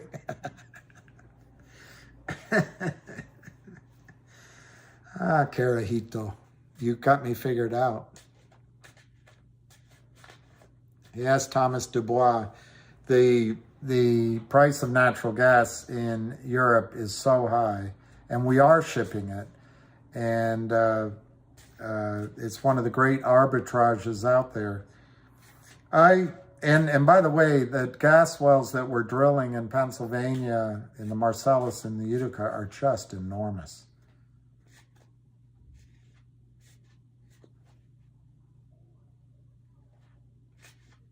Well, Mary, exactly.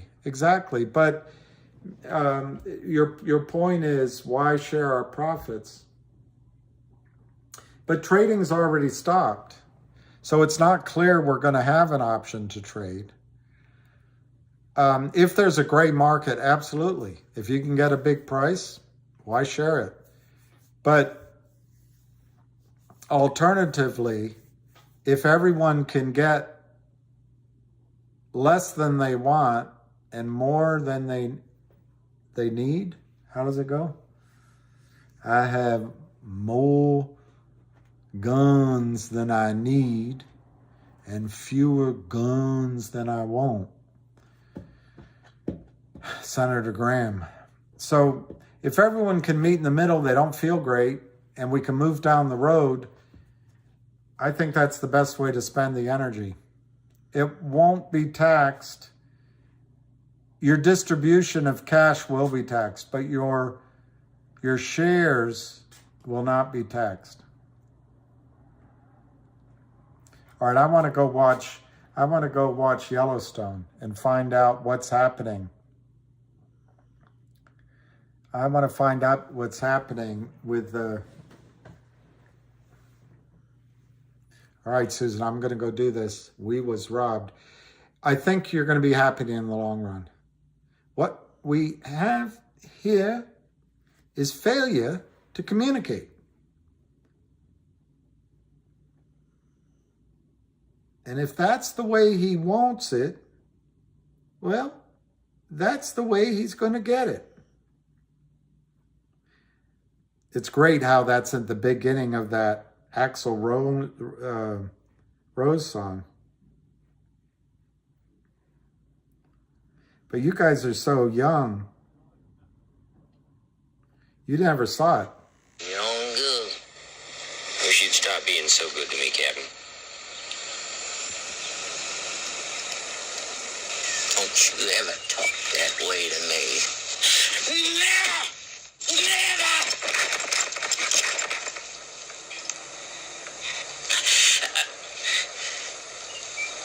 What we've got here is failure to communicate.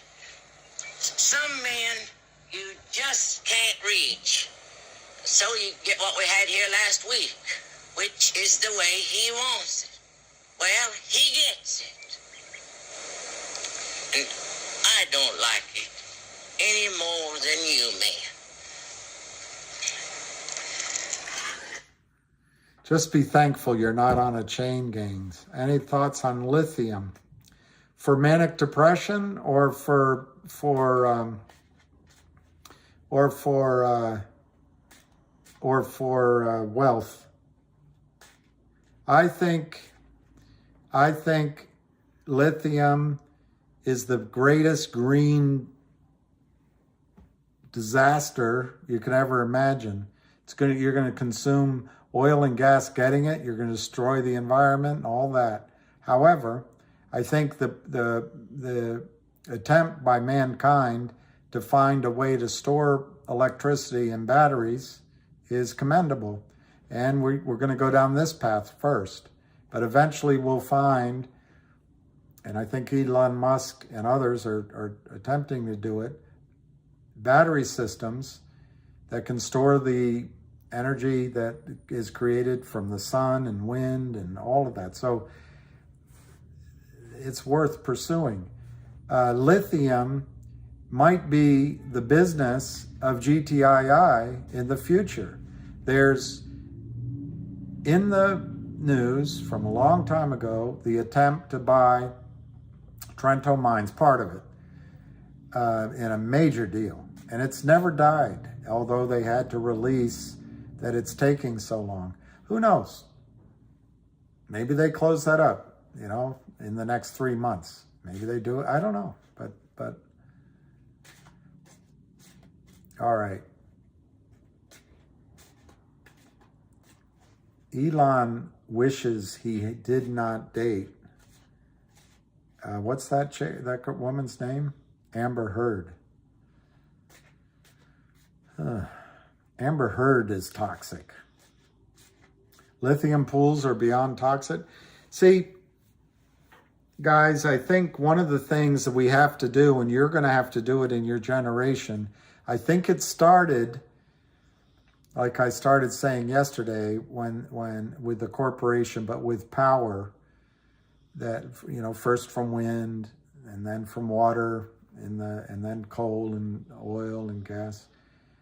But this idea, particularly Northern European idea, particularly Scottish, English, Dutch idea that we can grow. Well, just as an example, when they came to New York and even here in the Potomac, when they started rowing in the water, they found oysters this big, bigger than a plate. And there were so many of them, they thought it would never end. And they just ate them all and ate them all and ate them all and ate them all. And that's a small example of there were oysters in England and other places, and they came here, and now they're gone, and now they go over to other continents. But any closed system runs out of resources, and it can't handle the expansion of the population or pollution or anything. But we've moved from where you can destroy a city and move to another city, or destroy an island and move to a continent. We're now growing and really consuming at a reckless rate our Earth. And it's all we got, but it's a closed system. It's a closed system.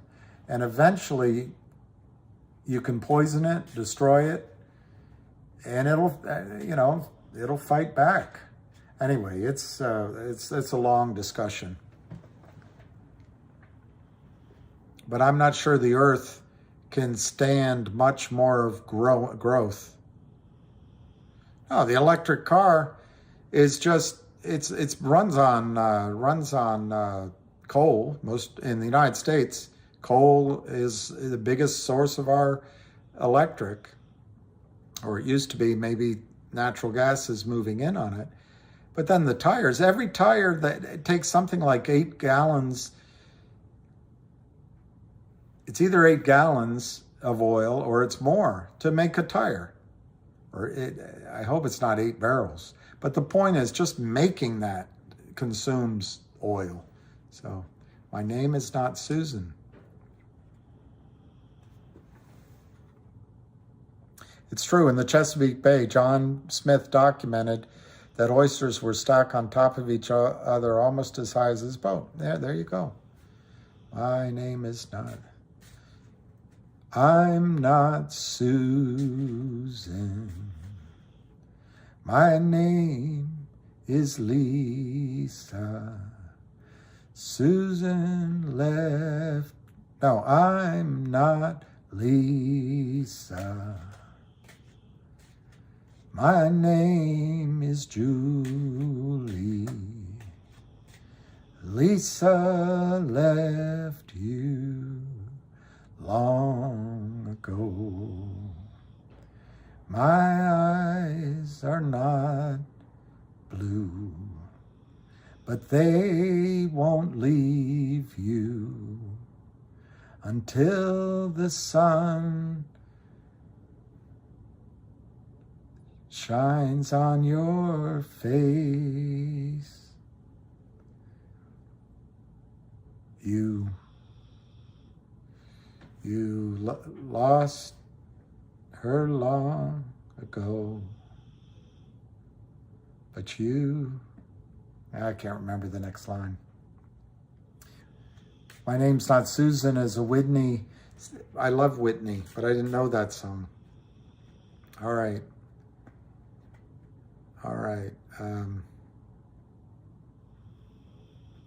I love, if nuclear fusion comes, that would be great. What's better? If we all start drying our clothes on the clothesline, they can shut down all the nuclear plants in the United States.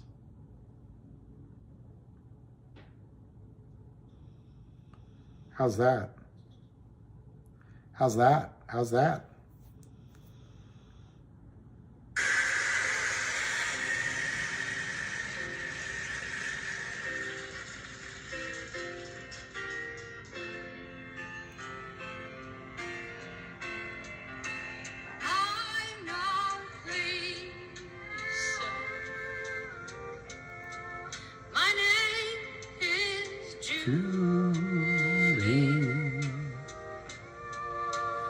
Lisa left you long ago.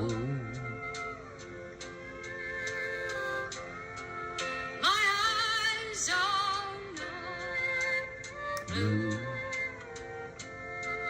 but mine won't leave you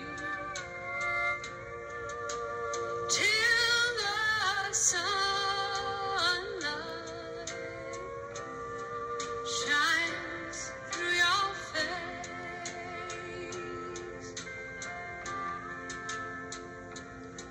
She was your warning light, her smile told of no night. Your love for her grew with each rising sun.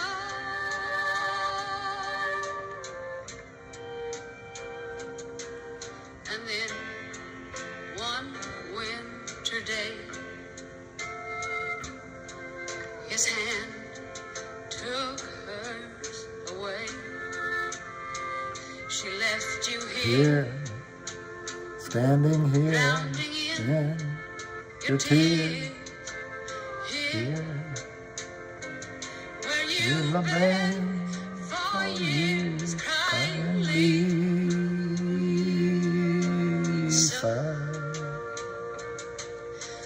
Lisa, I'm not Lisa. Kim Kardashian. No, that's Jessie Coulter. That's Waylon Jennings' wife. Somebody asked me a question. Oh, you asked about GTII. What are your thoughts on the FTX debacle? I think FTX is a distraction. It's a lot of money, but I think it's a distraction. That's I'm not Lisa. My name is Julie. That's Jesse Coulter. I'm Not Lisa is the name of the song. And she married Waylon Jennings. Here, I'll show you. I'll show you. My name is Julie. Lisa left you Years ago. My eyes are not. Don Williams. Anyway, somebody asked about GTII, and I've answered it so much, but the flippant answer is there were more sellers than buyers, and the sellers just keep coming and coming and coming, and they say they're going to take it lower and lower and lower. So it's under a short attack. Could it go lower? Yes. Is it likely to? Maybe, but I don't think it'll stay down very long. There's a lot of fundamentals coming. There's whales in there, and the company's fighting for you. And I just, we're all stuck, and it's frustrating. I'm not Lisa. The difference is with Jessie Coulter, she has talent. But anyway, same dark hair. Could be. Crypto backed by shares, then FTX beginning of the greatest financial crash. And David the Great, it's possible that's why there's liquidity problems in the system. It's possible that's why the shorts are attacking. Another reason for the short attack is they know trouble's coming. They're running out of money. They're driving it down so they can get money on their side of the table to fight the legal battles and to get the hell out of Dodge. Will you bring buying more at 50 cents? Is a GTI a buy or hold? I can't give advice in any situation. I think it's both the buy and the hold. And I think it's I think it's worth buying more at 50 cents. But I can't say that it won't go lower, and I can't say it won't take a while before it goes up. But I think GTII has excellent fundamentals on its way, and I think it can go through the previous highs regardless of a short squeeze. But it's not, I can't make financial advice. And this has been destructive, what the shorts did. And congratulations to the shorts. But the battle's not over. The war's not over. The battle might be. But you know what? I'm holding it for too long. I've been loving you for so long. I can't stop now. Dum, dum, dum, dum. The Kramers haven't covered, and that's exactly right. It's worth it to average down. And anyway, guys, I'm going to call it a night. It's been a long,